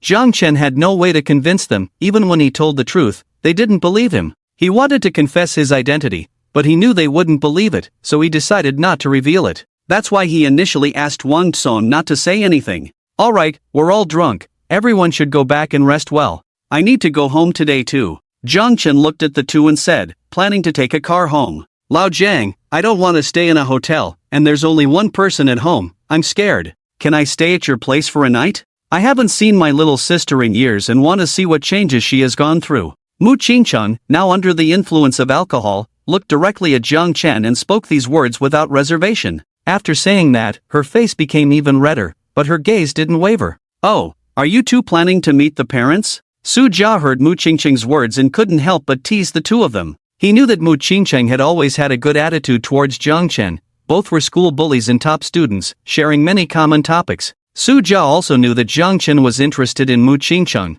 but her family background was very mysterious, so Jiang Chen had never dared to express it. "Get lost." Upon hearing Su Jia's teasing, Mu Qingcheng's face turned even redder as she shot a fierce glare at him. Su Jia quickly raised his hands in surrender and called a ride to send him home. "Let's go home too." Jiang Chen looked at Su Jia as he left, then glanced at Mu Qingcheng. Even if she didn't agree, Mu Qingcheng would still leave with him, so he smiled wryly and said, "Okay." Mu Qingcheng smiled happily, and the two of them called a car and headed straight for the Tinglong community. "Do you really live in Tinglong community?" Mu Qingcheng thought it was just a community with the same name, but when she saw the villa area in front of her, she looked at Jiang Chen in shock. "What's wrong? Surprised? I really live here." Jiang Chen replied with a smile. Mu Qingcheng still couldn't believe her eyes. She widened them, her mouth agape, her face showing a look of astonishment. "Let's go." Jiang Chen smiled, and the two of them entered Tinglong community together. They walked along a small path and soon arrived in front of a luxurious villa.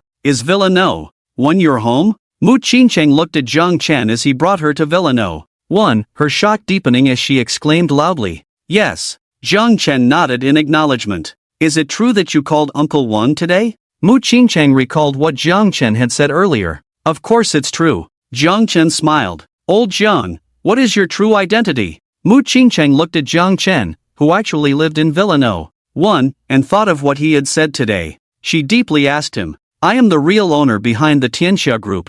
Jiang Chen faced Mu Qingcheng's inquiry without any hesitation and revealed his true identity. "Old Jiang, that's not a funny joke. Forget it, you have your own secrets, I won't ask you anymore, as long as you're doing well." Upon hearing Jiang Chen's words, Mu Qingcheng completely didn't believe him. She didn't continue to press him for details about his identity, leaving it at that and entering the villa first. Are you Sister Ching Chang? When Jiang Chen and Mu Qingcheng entered the villa, Lin Xiaoxiao heard someone come in and quickly ran downstairs. Seeing Mu Qingcheng, despite not having seen her for many years, Lin Xiaoxiao recognized her at a glance, though she hesitated to confirm. Xiaoxiao, long time no see. Mu Qingcheng looked at Lin Xiaoxiao, recognized her immediately, and smiled happily. The two women left together and returned to the bedroom. Jiang Chen watched as Mu Qingcheng and Xiaoxiao went back to the room, and he said nothing more as he returned to his own room. Boss 13, is there something going on today? The family is waiting for you. Boss 13, are you mad at me? Boss 13, did I spend too much yesterday? I'll pay you back everything. Jiang Chen returned home and freshened up, feeling much more energetic. He immediately opened WeChat and found countless messages from Steel Gun King. There are indeed some matters today. How about this, you tell the family in the group if they have time right now, and if they do, let them join the game. Jiang Chen thought it was not good to have stood them up for 2 days, so he could only suppress his drunkenness and said to Steel Gun King, okay, Boss 13, I'll tell the family in the group right away. Family, the 13 big shots are online. For those who want benefits, get ready to enter the game. At this moment, Steel Gun King was live streaming. Seeing that Jiang Chen had replied to his message, he let out a sigh of relief. He immediately announced in the live stream and then went to the fan group to inform all the family members. The 13 big shots are finally going to play the game. I've been waiting in the game for a long time. I hope I can play a game with the 13 big shots today. I just want to play games with the 13 big shots, not to earn that $500. The fans in the live stream were thrilled to hear the news and rushed to enter the game. Family, get ready. Steel Gun King saw that Jiang Chen had successfully teamed up with him. He looked at the live stream, where the number of viewers had reached over 100,000, and shouted loudly, enter the game. As Steel Gun King's words fell, everyone rushed into the game.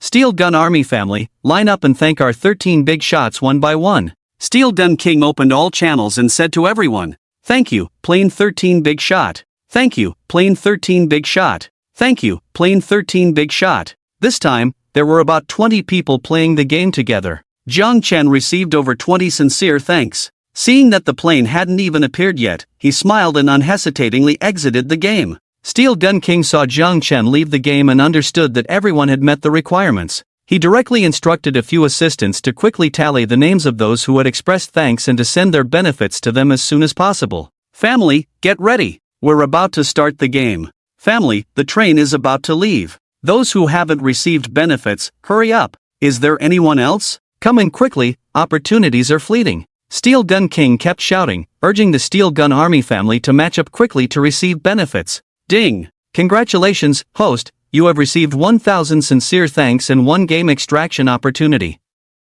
Jiang Chen looked at the time, it was already 4 or 5 in the morning. He was tired and told Steel Gun King to keep up the good work tomorrow and to take a rest now. Okay, 13 big shot, you rest well. I will inform the family about this. Steel Gun King respectfully replied upon hearing Jiang Chen's words. The family members who haven't received benefits won't be discouraged, there are opportunities every day. Those who have received benefits can continue to strive. We have this benefit every day, permanently limited. Steel Gun King also said this to the family members in the live stream and the group. He was tired too, and after finishing this sentence, he ended the live stream and fell asleep. Rolls-Royce Phantom extractable. Boeing 747-400 private jet extractable. Dream Dragon private yacht extractable.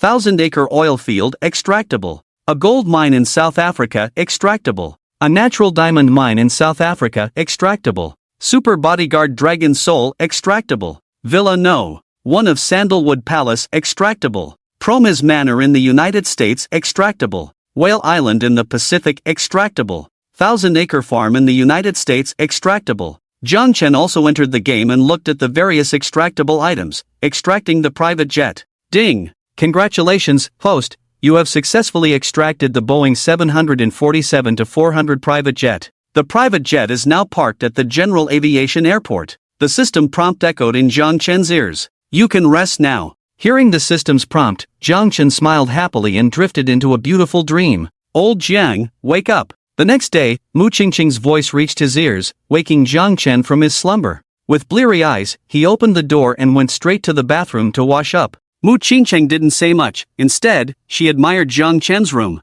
His room was very simple, just a typical bachelor's space, lacking much to appreciate. Old Jiang, When did your body get so good? Mu Qingqing accidentally caught a glimpse of Jiang Chen's physique in the bathroom and couldn't help but swallow hard, asking in surprise, "Get out of here." Jiang Chen heard Mu Qingqing's words and saw her staring at his body, even swallowing hard. He pushed her aside and went back to the bathroom, slamming the door shut, determined not to let this rogue continue admiring his physique. Old Zhang's body is amazing, 8-pack abs. Mu Qingqing's eyes sparkled as she couldn't help but mutter to herself. After 10 minutes, Jiang Chen finished washing up and found Mu Qingqing still staring at him, making him blush. He shot her a glare, and the two of them went to the kitchen to eat breakfast made by Chang Bo. "You can leave now." Jiang Chen looked at Mu Qingqing, who had finished her breakfast, but he couldn't stand this rogue anymore and said to her with a wry smile, "Why should I leave? I'm on break and don't need to go back to work. Plus, I told my little sister you would join me for a variety show, and she agreed to let me stay here. We'll leave Jiangbei City together to participate in the show." Hearing Jiang Chen's intention to make her leave, Mu Qingqing smiled at him, clearly not planning to go anywhere, but rather to stay until the show aired, so they could leave Jiangbei City together. "Do as you wish. I have to get back to work. You can keep yourself busy." Jiang Chen saw Mu Qingqing was determined to stay, and a hint of surprise flashed in his eyes, though he didn't even realize it himself. He left that sentence and went back to his room to start his work for the day. Back in his room, Jiang Chen immediately opened Douyin. He knew that Steel Gun King was still resting and didn't want to disturb him. He would contact him as soon as he was ready to start the game. Supreme God of Wealth, Plane 13, has entered the live stream. "Welcome, 13 boss." "Thank you, Plane 13. As soon as Jiang Chen entered a female streamer's livestream, she excitedly welcomed him and expressed her gratitude. "Little sister, very nice, let me give you a special gift first." Supreme God of Wealth, Plane 13, gives a gift, Immortal King of 9 Lives. "Thank you, 13 boss, thank you, 13 boss." The female streamer thanked Jiang Chen even more enthusiastically. "Little sister, do you have any talents? Show me what you can do. If your performance is good, I'll give you 4 more special gifts." Jiang Chen had nothing much to do at the moment. Many Douyin streamers hadn't started their broadcasts yet, and only a few small streamers were working hard. He smiled and asked, "Yes, 13 boss, how about I perform a segment of Subject 3? The female streamer became even more excited upon hearing Jiang Chen's words. "Okay." Jiang Chen smiled at her response, allowing her to perform freely. The female streamer, with Jiang Chen's approval, put on a captivating performance of Subject 3, and Jiang Chen nodded in satisfaction, continuing to give her 4 special gifts. At that moment, Jiang Chen was unaware that Mu Qingqing was standing behind him, watching everything he did. "Thank you, 13 boss. Little Kiki has made some progress. She knows to thank me when I enter the stream. Perform a talent, and I'll give you 5 special gifts." Jiang Chen entered the room of a familiar female streamer named Xiao Kiki and smiled as he commented, "Alright, 13 brother. Let me perform a dance for you, I specially learned this for you." Xiao Kiki decisively began to dance, and Jiang Chen nearly had a nosebleed watching her. Xiao Kiki was also warned by the officials, but fortunately, she was only put in a small black room for a few minutes before coming back out. 13 brother, I'm sorry, the officials won't allow me to continue dancing. If I do, I'll get banned. It's fine, I'll give you a special gift." Hearing Xiao Kiki's pitiful voice, Jiang Chen smiled and directly rewarded her with 5 special gifts. Over the course of an hour, Jiang Chen watched more than a dozen female streamers, receiving sincere thanks from each of them. "Why does it feel like the air conditioning is getting colder? Did I set it too low? What the hell, how did you get here?" Jiang Chen felt his body getting colder and decided to adjust the air conditioning. Just then, he suddenly saw Mu Qingqing standing quietly behind him, her face expressionless, her eyes coldly fixed on him. Those icy eyes made Jiang Chen shiver involuntarily. "Brother, did you not notice I came? Brother, am I pretty? Brother, is the dance good? Brother, is this your job?" With each question, Mu Qingqing's expression grew colder, her gaze revealing a murderous intent. Jiang Chen felt as if the entire room had plunged into absolute zero. "Qingqing, listen to my defense." No, let me explain." Under Mu Qingqing's intense stare, Jiang Chen felt his hair stand on end, fearfully looking at her and speaking softly. "Alright, I'll listen to your defense." "Ah." Mu Qingqing suddenly smiled gently, but that smile sent chills down his spine. Soon, the room was filled with Jiang Chen's screams. "Qingqing, after all these years, you're still so violent." Jiang Chen, with a bruised face, sat there looking aggrieved as he glared at Mu Qingqing and said this. Mu Qingqing looked at Jiang Chen's pitiful expression, seeing his battered appearance, and couldn't help but laugh, glaring back at him and saying, "Who told you to watch those female streamers and interact with them so frequently? What are you to me?" Jiang Chen heard Mu Qingqing's words and couldn't help but shout internally, but he didn't dare to say it out loud. "This is my job, you wouldn't understand." Jang Chen said this flatly. He needed to receive thanks, or else how could he continue to extract items from the game? "I wouldn't understand? Then just let me understand." Mu Qingqing looked at Jang Chen with a half smile, her hands clasped together, cracking ominously, making Jang Chen tremble in fear. He could only surrender and stop watching the stream. He planned to play a game instead. "What game are you playing?" "I'll play with you." Mu Qingqing clearly didn't believe Jang Chen, smiling as she asked him. "Okay." Jang Chen heard Mu Qingqing's words and agreed without hesitation. "Old Steel, let's start playing the game, stop sleeping." Jang Chen didn't enter the game immediately. He called Steel Gun King to get him to start playing as soon as possible. "Alright, 13 boss, I'll enter the game right away and get the family ready." Steel Gun King woke up instantly from his drowsiness upon receiving Jang Chen's call and immediately responded. "Good, focus." Jang Chen nodded in satisfaction, telling Steel Gun King he would wait for him in the game. "Come in." Jang Chen glanced at Mu Qingqing sitting next to him and said to her, "Okay." Mu Qingqing watched as Jang Chen entered the Battle Royale game and opened it up herself. She really had these games and enjoyed playing them a lot. "Let's get started," she urged as she teamed up with Jang Chen. "There's still one friend who hasn't joined, just a moment." "Alright." Hearing that Jang Chen wanted to invite someone else made Mu Qingqing smile happily, but this smile frightened Jang Chen. In just 5 minutes, Steel Gun King not only started the livestream but also informed his family in the group chat that those wanting benefits should quickly log into the game. "Who is this 13 boss?" Steel Gun King asked, puzzled, as he was invited into the team. He became alert. Could it be that 13 boss was dissatisfied with him? Did he plan to switch to someone else for the game? Or did 13 boss want to kick him out? He wouldn't be able to cling to this big leg anymore. In a matter of seconds, countless images flashed through Steel Gun King's mind. "He's a friend of mine, don't mind her, let's get our team ready." Jang Chen casually laughed in response to Steel Gun King's words. Mu Qingqing saw that Jang Chen had invited a male and said nothing. "Everyone, get ready, we're entering the game," Steel Gun King said without asking further. As long as Jang Chen hadn't abandoned him, that was enough. He addressed the livestream and the group chat. In an instant, everyone entered the livestream. "Line up and thank 13 boss together." "Thank you, plain 13 boss." "Thank you, plain 13 boss." "Thank you, plain 13 boss." When Jang Chen and the others entered the game, Mu Qingqing heard Steel Gun King's voice, and then countless people began to express their gratitude to Jang Chen, which left Mu Qingqing stunned, looking at Jang Chen beside her with confusion. "Alright, let's start the next round." Jang Chen, seeing everyone thanking him, said to Steel Gun King with satisfaction. "Okay, 13 boss," Steel Gun King respectfully replied. "What are you staring at? Didn't you want to play the game with me? We're starting the next round, are you coming or not?" Jang Chen noticed Mu Qingqing looking at him in surprise and glared at her. "Is this the game you play? You enter the game for a minute, listen to others thank you, and then just quit?" Mu Qingqing ignored Jang Chen's impatience and asked him in astonishment. "Isn't that okay? I play this game just to hear others thank me." Jang Chen asked as if it were obvious. "Are you sick? Do you want me to take you to see a psychologist?" "You're the one who's sick, your whole family is sick." Jang Chen glared fiercely at Mu Qingqing and said this harshly. "What did you say? Say it again. Am I giving you face?" Hearing Jang Chen's words, Mu Qingqing's expression instantly turned cold, looking at him with a half smile. "What the hell, who is this person, actually suppressing 13 boss? This person is a girl, she must be 13 boss's girlfriend or wife.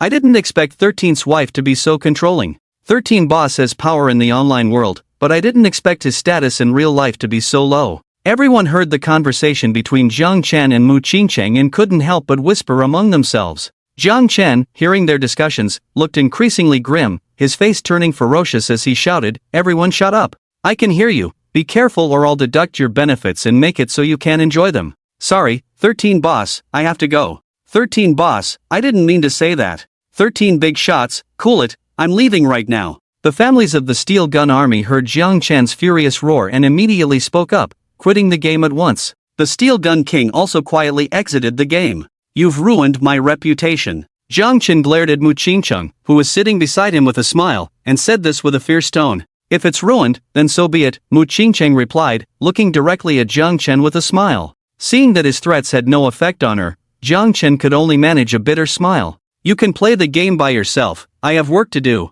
Jang Chen also exited the game and returned to the main interface. "Tell those guys to shut up, or I'll make sure they can never speak again." Jang Chen and the Steel Gun King stayed in a room together, And this time Mu Qingcheng did not continue into the game. Instead, he threatened the Steel Gun King fiercely. 13 big shots, please rest assured, I know what to do. The Steel Gun King understood Jiang Chen's threat instantly. I'll watch you play the game. Mu Qingcheng did not leave the room or continue playing. She sat beside Jiang Chen, watching him play. After an hour of watching Jiang Chen repeatedly enter the game, often within a minute, he finally received thanks from others and unhesitatingly exited the game to start a new one. Is this how you play the game? This is ruining the gaming experience. After an hour of boredom, Mu Qingcheng couldn't help but say this to Jiang Chen. You wouldn't understand, I don't blame you. If you're free, you can go play by yourself. Jiang Chen ignored her words, chuckling lightly as he continued his gaming journey. Realizing that Jiang Chen wouldn't do anything unnecessary, Mu Qingcheng felt relieved and left the room, planning to relax a bit.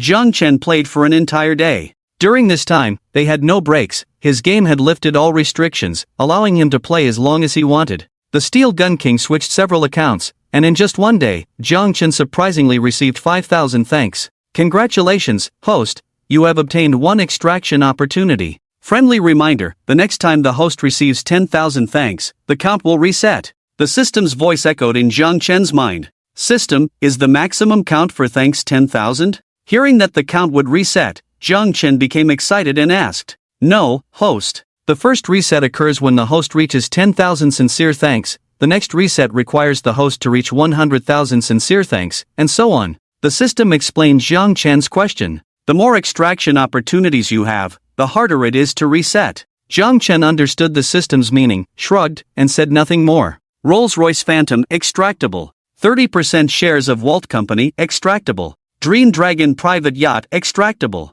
1,000-acre oil field extractable. 1 gold mine in South Africa extractable. 1 natural diamond mine in South Africa extractable. Super Bodyguard Dragon Soul extractable. Villa No. 1 in Tang Palace extractable. Promise Manor in the United States extractable. Whale Island in the Pacific extractable. 1,000-acre farm in the United States extractable. Jiang Chen looked at the items available for extraction and directly extracted the Rolls-Royce Phantom. Next, he would have a chance to reset, allowing him to easily obtain multiple extraction opportunities, so he temporarily extracted a luxury vehicle. Is it this late already? Jiang Chen hadn't felt hungry all day and hadn't left his room. He opened the curtains and found that it was already pitch black outside. Suddenly, a wave of hunger surged in his heart. Qingcheng, little sister, I'm a bit hungry. Let's go out for something to eat and call old Su along the way. Jiang Chen knew that Mu Qingcheng and Lin Xiaoxiao lived together, and their sisterly bond had grown stronger. He went to their room and called out, Okay. Mu Qingcheng heard that Jiang Chen planned to go out for a late-night snack and smiled in agreement. Where's the little sister? Jiang Chen looked at Mu Qingcheng, who had come out alone, and asked in confusion. The little sister thinks it's too late and has school tomorrow, so she won't go out with us. Let's go. Mu Qingcheng replied to Jiang Chen.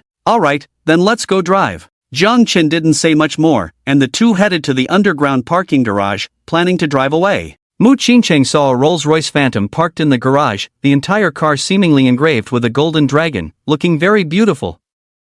She was quite surprised that Jiang Chen had such a collection. Not being familiar with cars, Mu Qingcheng didn't think much of it and sat in the passenger seat while Jiang Chen personally drove them to an old-fashioned late-night snack shop. Jiang Chen parked the Rolls-Royce Phantom in a parking lot, and the two walked towards the snack shop. This guy is still so showy. When Jiang Chen and Mu Qingcheng arrived at the snack shop, they found Su Jia standing next to his LaFerrari, surrounded by countless young women taking photos with him. Some bold girls even directly asked for his WeChat, and he welcomed them all. That's true. Mu Qingcheng nodded in agreement with Jiang Chen's remark. Oh, Lao Jiang, who beat you up? You look so disheveled. Su Jia saw Jiang Chen and Mu Qingcheng arrive and joked to the young girls, saying he would treat them to a meal later as he had something to attend to. The young girls, seeing Jiang Chen and Mu Qingcheng, said nothing more and turned to leave. Su Jia walked over and couldn't help but tease Jiang Chen when he saw the bruises on his face.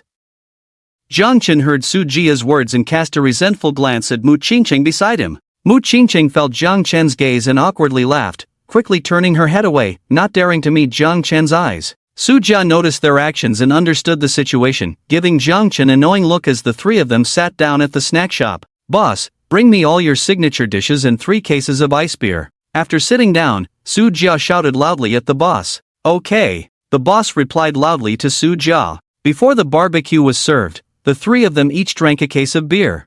Su Jia was clearly a bit tipsy and looked at Jiang Chen and Mu Qingcheng, jokingly saying, "You two have met the parents and are living together. When are you going to make your relationship public?" "Shut up." Mu Qingcheng didn't speak, her eyes on Jiang Chen. Jiang Chen directly ignored Mu Qingcheng's gaze and glared at Su Jia, scolding him. Although he had feelings for Mu Qingcheng, she was still as violent as before. Even though she looked better now and seemed approachable, she was still the type he had in mind, but he wanted to live a few more years and didn't dare to be with her. "Xiao Jiang, you're here too. I'll bring you 2 big kidneys later." The boss finally brought out the barbecue that Jiang Chen had ordered. Upon seeing Jiang Chen, the boss chuckled lightly. As soon as the boss finished speaking, Jiang Chen felt a deathly glare fall upon him. "Ah!" Jiang Chen suddenly let out a piercing scream, as a delicate hand at his waist pinched the soft flesh there. Even the world's top soldier couldn't withstand this. "You often eat kidneys, what have you been up to?" Mu Qingqing's voice, half smiling, reached Jiang Chen's ears.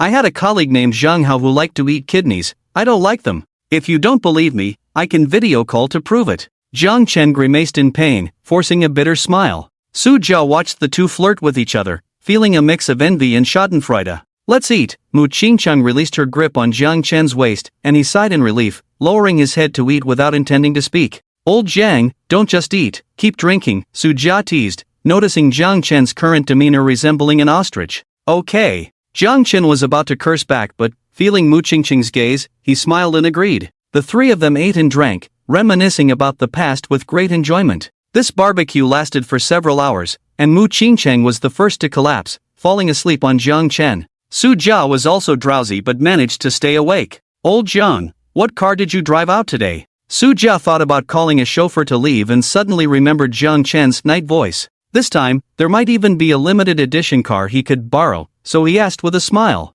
"Rolls-Royce." Jiang Chen, hearing Su Jia's question, didn't hide it and replied with a smile. "Then it's fine, you guys hurry and call a chauffeur to take you back. I need to go home too." Upon hearing about the car, Su Jia immediately lost interest. He only hoped for a sports car and had no interest in anything else. "If you can't drink, don't drink so much." Jiang Chen couldn't help but complain, looking at the sleeping Mu Qingcheng. Mu Qingcheng suddenly hummed in response to Jiang Chen's words, startling him. Fortunately, she didn't wake up, and he sighed in relief. The chauffeur took Jiang Chen and Mu Qingcheng home, and Jiang Chen carried Mu Qingcheng to his father's room before heading to his own room to sleep for the night. The next day, Jiang Chen continued to busy himself with work. This time, Mu Qingcheng didn't disturb him. Instead, she sat beside him, playing other games. Jiang Chen didn't play all day but only half a day, planning to take a good rest. He had played too long and drank too much the previous day, causing some discomfort in his shoulders and neck, so he planned to go out for a massage. "I've arranged to go out with old Su today, you two should rest early," Jiang Chen said after finishing dinner, addressing Mu Qingcheng and Lin Xiaoxiao. "Okay, second brother," Lin Xiaoxiao replied with a smile, not saying much more. "You only invited old Su and not me, do you look down on me?" "I'm going with you." Mu Qingcheng, however, did not agree and instead looked at Jiang Chen with a cold smile. Jiang Chen felt a guilty conscience under her gaze, unable to meet her eyes, and lowered his head without answering. "Let's go." Mu Qingcheng walked directly to Jiang Chen's side, looking at him with a half-smile. "Okay." Jiang Chen replied, steeling himself, and continued driving. Mu Qingcheng sat in the passenger seat as they arrived at a large foot massage parlor. "Is this it?" Mu Qingcheng looked at the foot massage parlor Jiang Chen brought her to, and when he thought she would be angry, she disdainfully remarked, "Ah." Jiang Chen looked at Mu Qingcheng in surprise, not expecting her to be angry at all. "Just came to relax with a massage, I often come here when I'm working, it's nothing." Mu Qingcheng smiled nonchalantly as the two entered the foot massage shop together. At that moment, Su Jia was chatting with the receptionist. Upon seeing Jiang Chen and Mu Qingcheng arrive, he raised his eyebrows at Jiang Chen and began to ask questions with his eyes. "Old Su, are you an idiot? I can communicate with my eyes too, this is our exclusive skill for the three of us." Mu Qingcheng watched Su Jia making faces, and Jiang Chen didn't respond at all, which made him a bit anxious. Mu Qingcheng's cold voice reached his ears. Su Jia suddenly remembered that Mu Qingcheng could do this too and gave a sheepish smile. "Let's go, I'll have them switch us to a 3-person room," Su Jia said to Jiang Chen and Mu Qingcheng, and the three of them went to a private room for 3. Su Jia and Jiang Chen stayed outside to change clothes while Mu Qingcheng went in alone to change. "Aren't you here alone? How did this old man come along?" Su Jia whispered to Jiang Chen. "What can I do? She stayed at my place, how could I say anything if she wanted to come?" Jiang Chen shot Su Jia a glare after hearing his words and helplessly replied, "That's true. Suja nodded in agreement, watching as Mu Qingcheng came out of the restroom after changing, and immediately fell silent, not daring to speak.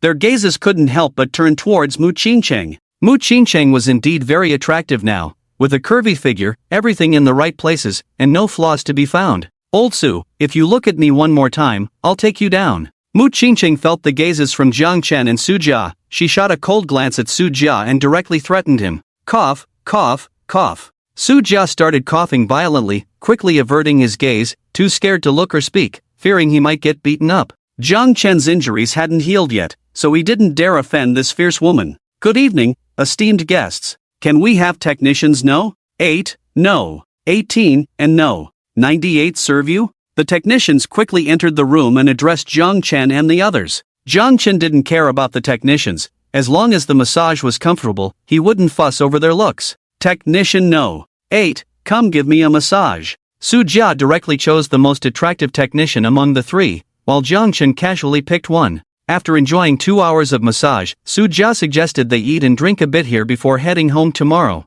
Sure. Jiang Chen followed Su Jia and Mu Qingqing to the buffet area. Looking at the array of food and various drinks, he couldn't help but click his tongue. It was his first time realizing that a foot massage shop could have such a high-end buffet. If it weren't for knowing Su Jia or having so much money now, he really wouldn't have been willing to spend here. After all, the cost for one night for 3 people would easily exceed 10,000. Wow, they actually have hairy crabs here. Old Jiang, take more. If it's not enough, just come back for more. It's free anyway. Qingcheng, what drinks do you want? I'll get them for you. Su Jia and Jiang Chen were very casual, bringing a large pile of food to their table. Su Jia suddenly spotted the hairy crabs and shouted loudly to Jiang Chen and Mu Qingcheng. Su Jia's voice reached the ears of the surrounding guests, but he didn't care at all, and neither did Jiang Chen and Mu Qingcheng. They weren't embarrassed, it was the others who felt awkward. Okay, I'm coming over. Jiang Chen responded loudly to Su Jia and walked over. Old Jang, bring me the ice beer I usually drink.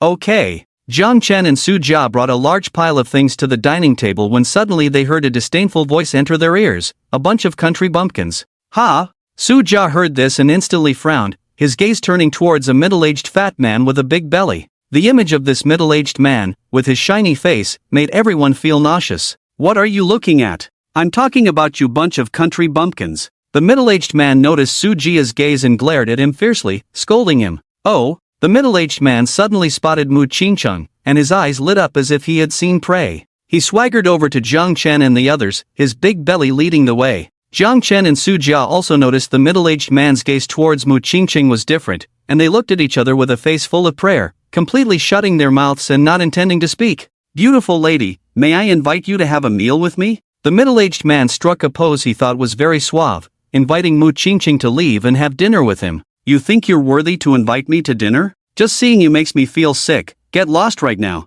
Upon hearing the middle-aged man's words, Mu Qingcheng looked at his image and immediately felt nauseous, coldly rebuking him. What did you say? Stinky woman, do you believe that I'll make you kneel and sing conquer in a bit? The middle-aged man did not expect Mu Qingcheng to be so disrespectful to him, and he was not going to pretend to be a gentleman. He looked at Mu Qingcheng with a dark expression and said coldly, Oh, if you can send those 2 men away, I might really kneel and sing conquer for you. Mu Qingcheng looked at Jiang Chen and Su Jia, who had retreated to the side, shot them a fierce glance, and suddenly came up with a plan. She looked at the middle-aged man with a soft gaze and said sweetly. Although the middle-aged man knew Mu Qingcheng had insulted him earlier, he didn't care. As long as he could spend a night with the woman in front of him, nothing else mattered. His gaze turned cold as he looked at Jiang Chen and Su Jia. You 2 brats, get lost right now, or I'll make sure you regret it. Old Jang, is this guy brain dead? He thinks he can just tell us to leave with 1 sentence. I think so too. Do you think we're your fathers? Even if we were your fathers, sons can't order their fathers to leave, right?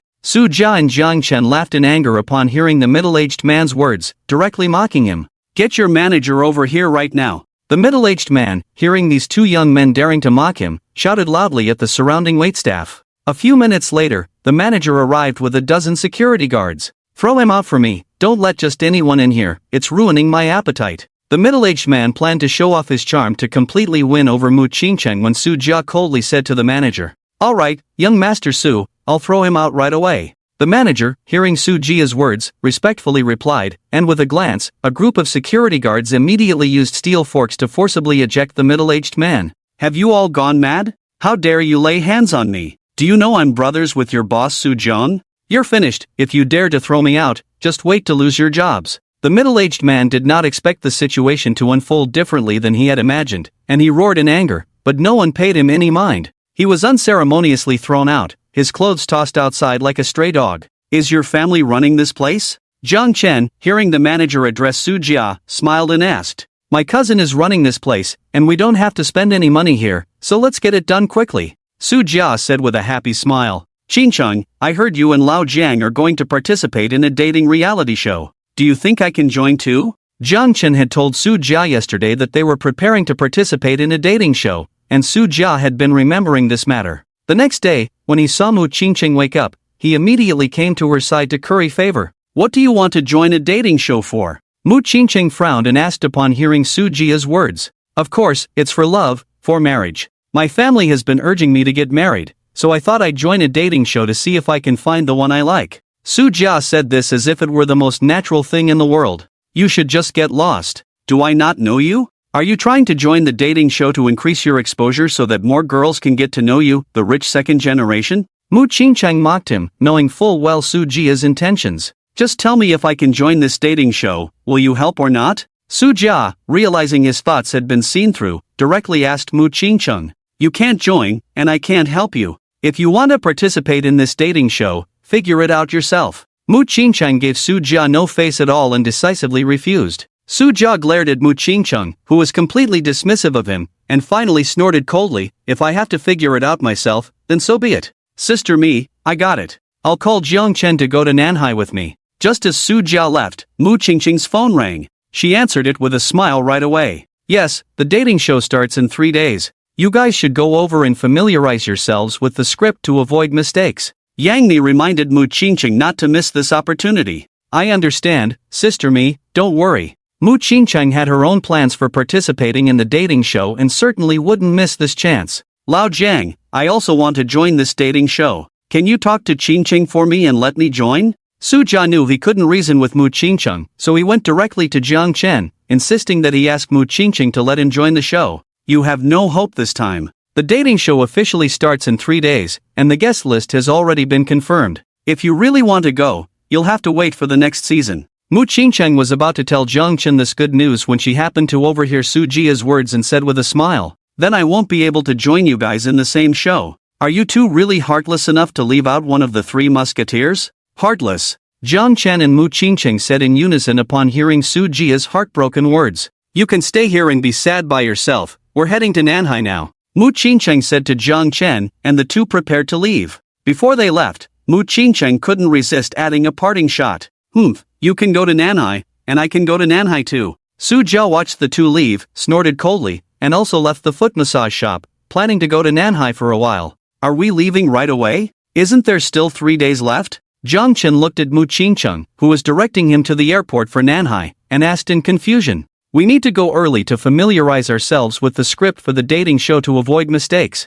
This time, the dating show will be live, and if something goes wrong, it could lead to the entire program being cancelled. Alright then. Jiang Chen wasn't clear about the dating show, but he understood the importance of the script. Basically, every variety show has a script and requires rehearsals in advance to avoid accidents, and he could understand all of this. How about this, we'll head over later, and I'll let my little sister know. Jiang Chen thought for a moment and finally decided to go over later. He still needed to inform Lin Xiaoxiao. That's fine. Upon hearing Jiang Chen's words, Mu Qingqing immediately agreed. In the afternoon, Jiang Chen told Lin Xiaoxiao that he needed to leave for a month to participate in a dating variety show, and during this month, Lin Xiaoxiao would be home alone. Second brother, don't worry, you and sister Qingqing can participate in the dating show as soon as possible. I'll stay at home and won't go out. Lin Xiaoxiao smiled and reassured Jiang Chen and Mu Qingqing. No need to pack anything, the production team will prepare everything for us. Mu Qingqing smiled and said when she saw Jiang Chen planning to pack a few things. Alright then. This was Jiang Chen's first time participating in a dating show, so he would do whatever Mu Qingqing said. If the production team didn't arrange for anything, he could just buy it himself. It wouldn't cost much anyway, and the most important thing was that he wasn't short on money. Then let's go. Jiang Chen smiled at Mu Qingqing, and instead of driving, they took a car to the General Aviation Airport. When Jiang Chen went to the General Aviation Airport, he also made a phone call in advance to have them prepare the private jet he needed to use. Old Jang, isn't this the route to the airport? Don't worry, I won't sell you out, just follow me, Jiang Chen laughed and replied to Mu Qingcheng. They quickly arrived at the General Aviation Airport. This is? A private jet? Old Jiang, when did you buy a private jet? Mu Qingcheng instantly understood that Jiang Chen had a private jet here. After all, his father also owned a private jet, which was usually kept at the General Aviation Airport and only used when needed. I just bought it not long ago, come with me. Jiang Chen smiled and said to Mu Qingcheng, and they both arrived in front of a Boeing 747-400 private jet. Hello, young Master Jang, I am the captain of your private jet this time. Hello, young Master Jang, I am the flight attendant for your private jet, you can find me if you need anything. The captain and flight attendants respectfully addressed Jiang Chen. They had seen Jiang Chen's photo and knew that the young man before them was the owner of the private jet. Alright, prepare for takeoff, take us to the South China Sea. Jiang Chen nodded and said to the captain and flight attendants, and he and Mu Qingcheng entered the private jet. The interior of the private jet was luxuriously decorated, with all the necessary facilities. The first thing that caught the eye was a spacious and bright living room, furnished with comfortable sofas and a coffee table. Next to the living room was a small bar, stocked with a variety of fine wines available for enjoyment at any time. A few steps further was a spacious bedroom, with a soft bed perfect for resting and relaxing. Additionally, the plane was equipped with a fully furnished bathroom,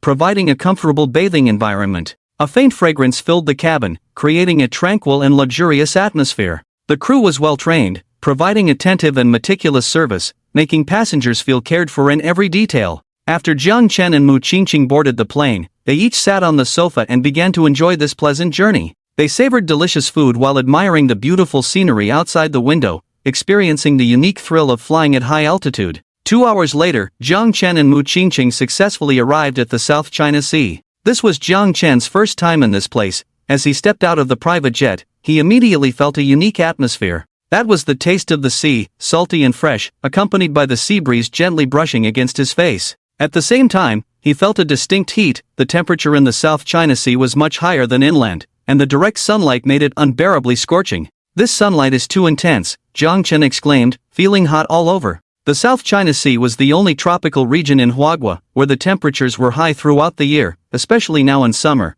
making it even harder for Jiang Chen to adapt. Let's go, I've called the manager to pick us up. We just need to head to the villa arranged by the production team, Mu Qingcheng said, also feeling the heat of the sun as she smiled at Jiang Chen. The two left the airport, and a business car was parked outside. Qingcheng, we're here. Two women got out of the business car. One was slightly older, Mu Qingcheng's manager, known as Hong Jia. The other, younger woman was Mu Qingcheng's assistant, called Xiao Ku. Hong Jia and Xiao Ku quickly walked towards Mu Qingcheng, holding sun umbrellas to shield her skin from the harsh sunlight. I don't need it, thank you, Xiao Ku said, her height only about 1.6 meters. She wanted to hold the umbrella for Jiang Chen but found she couldn't reach. He smiled and said a word of thanks. The four quickly got into the business car, and the intense heat outside vanished, replaced by the refreshing coolness of the air conditioning. Hong Jia, Xiao Ku, this is the friend I mentioned, Jiang Chen. Jiang Chen, this is my manager Hong Jia and my assistant Xiao Ku. As they settled into the car, Mu Qingcheng introduced Jiang Chen to them.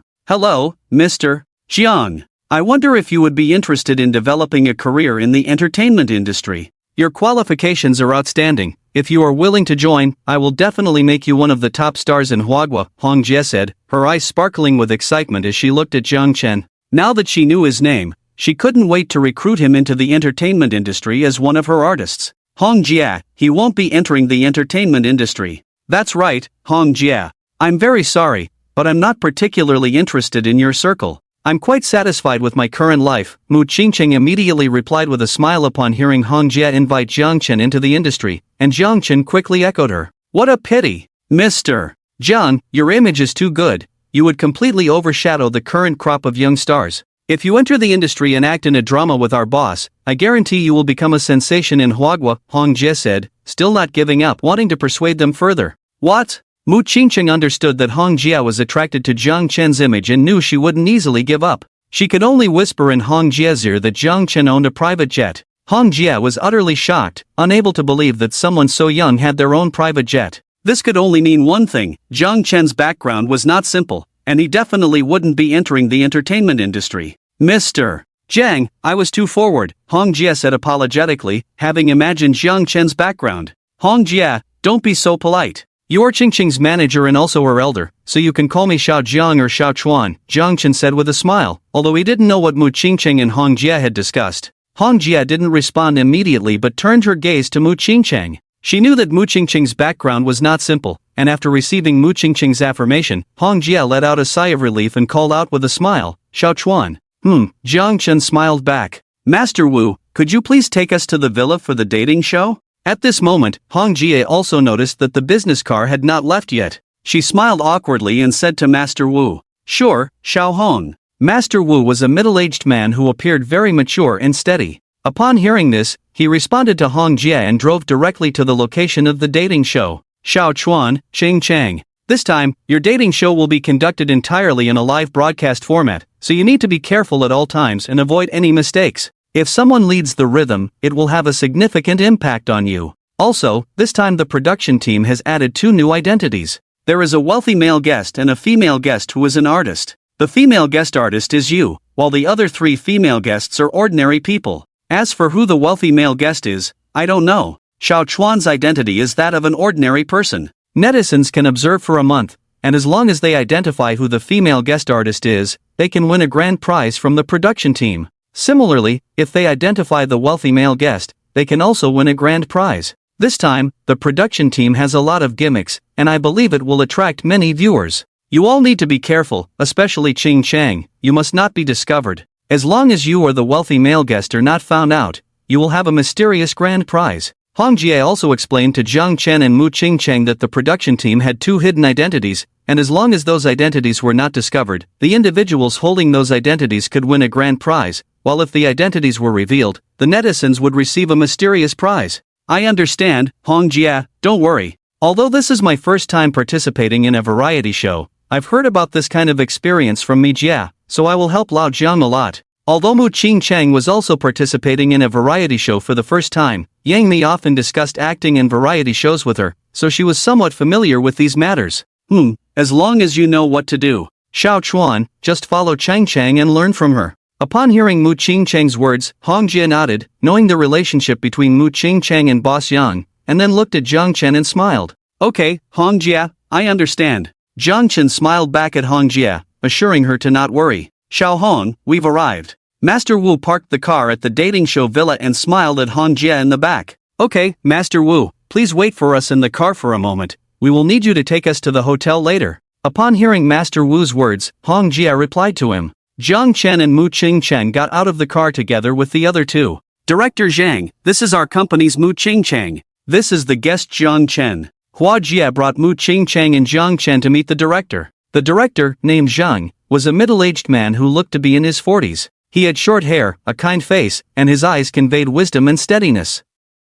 He smiled and stood up to greet them, shaking hands with Mu Qingcheng and Jiang Chen to welcome them. After Jiang Chen and Mu Qingcheng got to know Director Zhang, he informed them that this dating show had no script at all. The only script was that they would issue many tasks that they needed to cooperate to complete. Director Zhang, really no script? I heard from Mi Jia that she has different scripts every time she participates in a variety show. Mu Qingcheng couldn't help but ask her question. Teacher Mu, actually we prepared a script. But considering that this time it is a live broadcast, we ultimately decided against it. You should know that during a live broadcast, various situations may arise, and having a script would make it feel less authentic, which the audience might not like. So when you go live, just show your most authentic self, it might yield good results, Director Zhang explained with a smile after hearing Mu Qingcheng's words. Mu Qingcheng nodded in agreement. Live streaming is indeed different from recording a variety show. If you're not satisfied with a recording, you can always make adjustments, and even delete it after the recording is finished. But with live streaming, once it happens, it truly happens, there's no way to adjust or delete it. Alright, Director Zhang, we'll leave for now and come back in 3 days, Mu Qingcheng said, relieved to know there was no script this time. In fact, she felt more comfortable without a script. Okay, Director Zhang smiled and didn't say much more. They still needed to install various cameras and set up the villa. Shall we take a stroll by the South Sea? Mu Qingcheng asked with a smile as she left the villa with Jiang Chen. Sure, it's my first time at the beach, let's go take a look, Jiang Chen replied with a smile. With 3 days to spare before the dating show officially started, they had plenty of time to explore. When Jiang Chen and Mu Qingcheng arrived at the beach, their appearance immediately attracted countless gazes. I know a great seafood place, I'll take you there, Chen said after they had walked around and the sky began to darken. Alright, Chang agreed as they approached a bustling seafood stall not far from the beach. Chen couldn't help but click his tongue at how full the place was. They found a spot outside the seafood stall, ordered some signature dishes, and just as they were about to enjoy their meal, Chen's phone rang.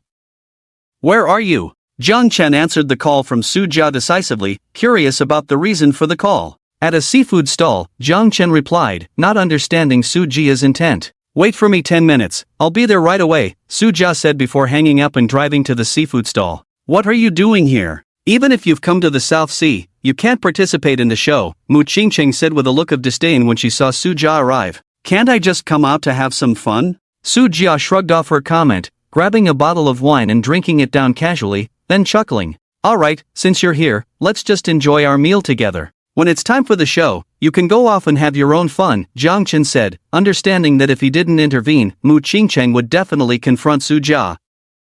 He quickly smoothed things over with a smile. The three of them enjoyed delicious seafood, drank cold beer, and felt the refreshing sea breeze, all very pleasant. 3 days passed in the blink of an eye. During this time, Chen successfully received 5,000 thanks, achieving half of the required amount. With just 5,000 more, he would have another chance to receive thanks. Old Su, you can have fun on your own, we need to go participate in the show now, Chen said as he and Ching prepared to leave. Okay, Jia replied sleepily, turning over to continue sleeping. Chen and Ching had spent the last 3 days resting at Jia's villa, which was conveniently close to the villa where they would be participating in the dating show. The dating reality show Heartbeat Signal started its promotion a month ago, and in recent days, the publicity has expanded, making many people aware of this dating program. The reason everyone knows about this show is that the production team used streamers as a gimmick, which has led many to look forward to it. Welcome everyone to watch Heartbeat Signal. I am the host, Mo11. I am the Heartbeat Observer, Xiao Kai. I am the Heartbeat Observer, Meng Fei. I am the Heartbeat Observer, Demi. I am the Heartbeat Observer, Teacher Wang. I am the Heartbeat Observer, Yang Mi. When Heartbeat Signal premiered, the live broadcast started immediately. Host Mo11 first introduced herself, and the camera turned to the 5 Heartbeat Observers. The 5 observers included the online matchmaker, Xiao Kai, a cute girl, dating show host, Meng Fei, psychological expert, Hai Tao, emotional expert, Teacher Wang, and artist, Yang Mi. Wow, this show is amazing. They actually invited my Mimi to participate in a dating show. Wow, I don't even need to watch the guests, just give me more shots of Mimi and that's enough. Mimi, I want to be your husband. When the live broadcast first started, everyone saw that the host and the other 4 observers were not familiar with each other. But when Yang Mi appeared, the live chat exploded. Yang Mi is a top star in Huagua. At just 30 years old, she has become a leading celebrity in Huagua and even owns an entertainment company, with her abilities and career flourishing at this moment. It seems everyone knows our Heartbeat Observer. Now let's welcome our first male guest. Director Jang saw countless people flooding into the live chat, most of whom were there to see Yang Mi, so naturally, the camera focused more on her. Mo11 knew her responsibilities and announced the first male guest. I don't want to watch the male guest, I just want to see my Mimi. That's right, director, switch the camera to Mimi, I really like her. As the host's words fell, the camera switched to the first male guest, and the viewers in the live chat began to stir. Director Zhang saw this scene and did not switch the camera. After all, this is a dating show, and Yang Mi is just a Heartbeat Observer, so the camera naturally needs to focus more on the guests. The camera slowly focused on the first male guest, starting from his feet and moving upward. First, the shiny black leather shoes caught the eye, followed by matching black casual pants, and then a snow-white short shirt. This male guest had a very handsome appearance, giving off a friendly vibe, like the big brother next door. When he introduced himself, his voice was crisp and loud. Hello everyone, I am the first male guest. My name is Su Wei, and my friends like to call me De Wei. I am 22 years old and currently a senior at Hucking University. Wow, this guy is so clean-cut, just my type. Does this guy have contact information? I want to have a deeper conversation with you. I didn't expect this guy to be so handsome and a top student at Hucking University. After Su Wei finished his self-introduction, many female viewers in the live chat began to comment, asking for Su Wei's contact information. Welcome Su Wei to our Heartbeat Signal, we have 6 rooms here, and since you are the first to arrive, you can choose freely. Mo11 also welcomed Su Wei's arrival, pointing to the villa behind her and informing him that it had 4 floors. The first floor was a public area, while the second to 4th floors each had 2 rooms. As the first to arrive, Su Wei had the right to choose his room. Okay, thank you, Sister Wonwon. Sue smiled and thanked Mo Wonwon after hearing her words. He then went to the second floor to take a look at the specific rooms. Sue opened the first room, which looked very simple and the entire room was quite plain, so he closed the door immediately. He moved on to the second room, but found the color of the room on the second floor too dark for his liking. Sue then went to the first room on the third floor. This room was nicely decorated and not too shabby, and he was somewhat satisfied with it. However, he didn't stop there and intended to check out other rooms before making a final choice. He didn't choose a room right away but continued to the second room on the third floor, which was entirely pink, and he left without hesitation. Finally, he arrived on the fourth floor and opened the first room, discovering it filled with various fitness equipment.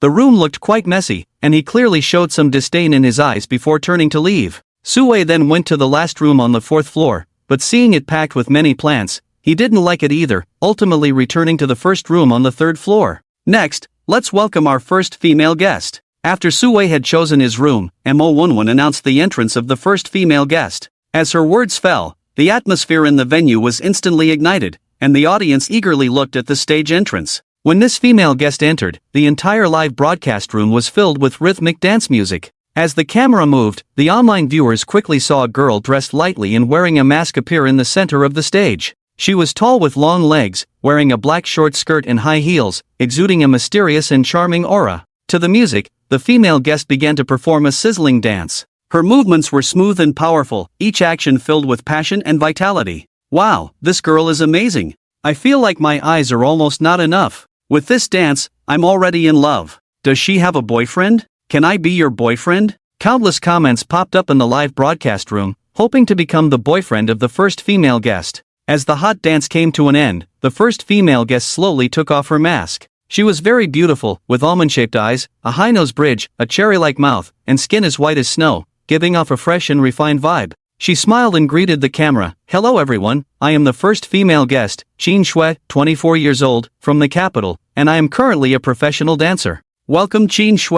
You can choose a room that hasn't been taken. Mo Wonwon encouraged Ching to select her room, and she ultimately chose the youthful room on the third floor. The second male guest also appeared on stage. His name was AIE, and he was a fitness coach. He wore a set of workout clothes, looking very casual and relaxed, but his muscular physique was prominently displayed in front of the camera, making it hard to ignore. His handsome face carried a hint of rebelliousness and nonchalance, giving off a unique cool charm. After checking the rooms, he confidently walked towards the gym on the fourth floor. The second female guest also slowly walked into the venue. Her name was Chu Xin, and she was a high school teacher. She wore a fresh and natural green long dress. Her long hair cascaded down her shoulders like a waterfall, with slightly curled ends adding a touch of playfulness and cuteness. Chu Xin was beautiful and sweet-looking, with delicate features and a pair of lively eyes. Her smile gave a warm and friendly feeling, like the sunlight in spring that could dispel all gloom. It was also like a gentle breeze that could brush away the worries in people's hearts. Chu Xin ultimately chose the room on the fourth floor that was filled with plants.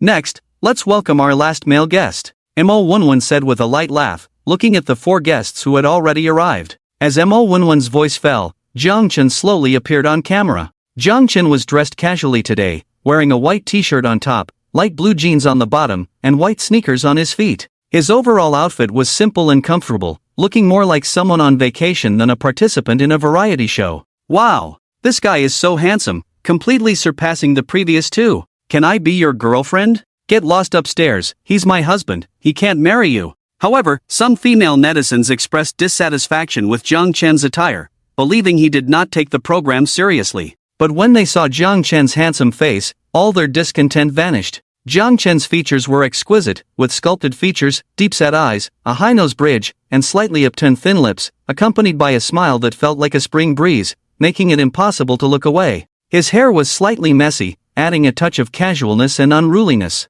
Hello everyone, my name is Chen. I'm 25 years old, an ordinary office worker. Chen casually greeted the camera and decisively chose the simplest room on the second floor. Next, let's welcome our last female guest. Mo Wonwon smiled slightly as she watched Chen choose his room, revealing a charming smile as she softly spoke. As her words fell, a clear singing voice suddenly filled the entire live broadcast room. The singing was as beautiful as a celestial melody, seemingly able to penetrate the soul, making people involuntarily intoxicated. The camera slowly moved, finally focusing on Mu Ching. Mu Ching was dressed in a long gown as white as snow, looking like a fairy descended from the heavens.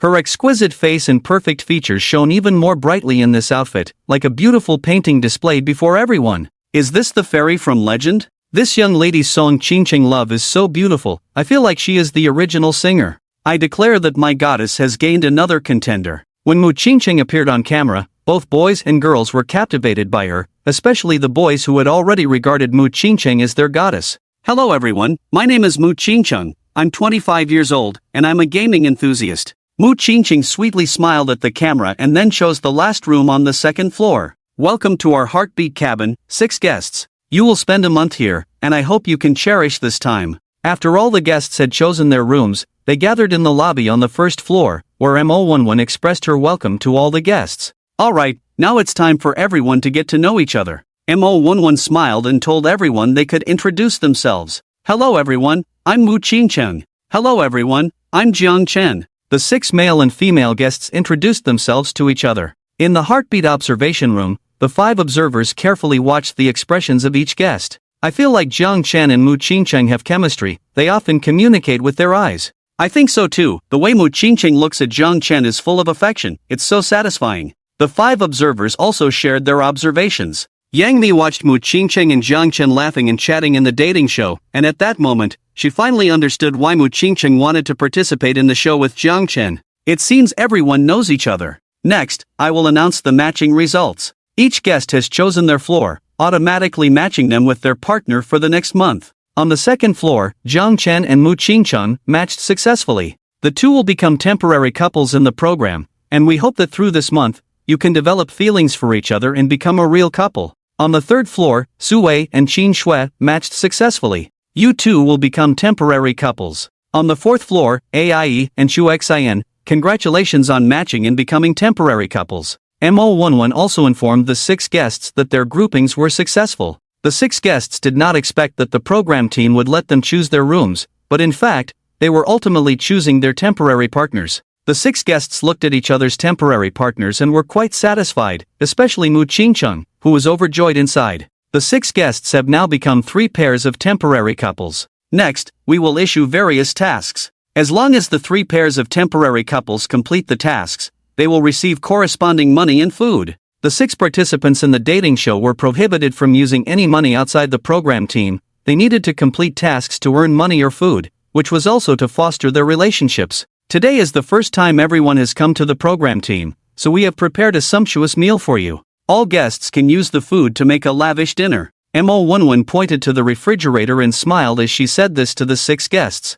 Who can cook? After Mo11 left, Mu Ching boldly looked at the others and asked with a smile. I can't cook. I can't cook either. As Mu Ching's words fell, the other 4 male and female guests, except Chen, expressed that they could not cook. This is hilarious. None of the 4 guests participating in the show can cook. Is there a possibility that all the guests can't cook, and they can only gnaw on instant noodles with the free ingredients they enjoy today? It's possible, nowadays, fewer and fewer people can cook. Anyway, I can't cook, I just order takeout. The netizens in the live broadcast room couldn't help but laugh and comment when they saw that no one could cook. I'll do it. Chen did not expect that everyone couldn't cook. He knew Mu Ching really couldn't cook, her cooking could be deadly. Okay, Chen, you cook, and we'll help you. Mu Ching knew Chen could cook, and upon hearing his words, she immediately smiled happily and decisively made the call like a big sister. Mu Ching is too domineering, she didn't even consult others and just made a decision.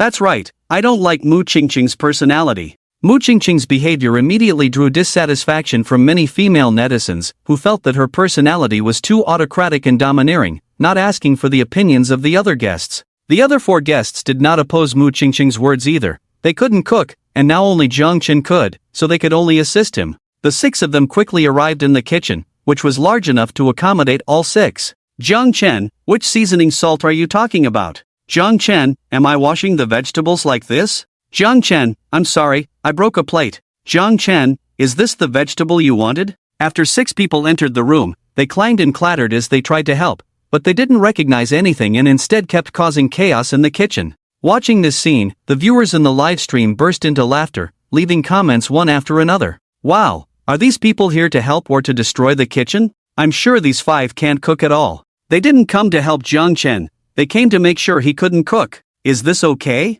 You can wait outside the kitchen, I think one person is enough. Chen looked at the other 5 who weren't helping him and were instead causing more trouble, feeling exhausted as he said this. Alright. Upon hearing Chen's words, the 5 felt a sense of urgency, realizing they couldn't assist him and quickly exited the kitchen, leaving it entirely to Chen. Chen sighed in relief as everyone left the kitchen. Although he was alone, his movements didn't slow down, in fact, they sped up a bit since no one was affecting his performance. Chen is a pro, he's too familiar with the kitchen. Chen cooks so well, I really want to eat his dishes. Without the others getting in the way, Chen has become a culinary god. The viewers in the live stream saw the other 5 leave the kitchen, and Chen's cooking speed increased even more. Wow, this mapo tofu looks so flavorful and aromatic. This pickled fish looks incredibly delicious. Is this dry-fried intestines? It's my favorite dish. Isn't this a dating show? Why has it turned into a cooking show? I just finished eating, and now I'm suddenly hungry again.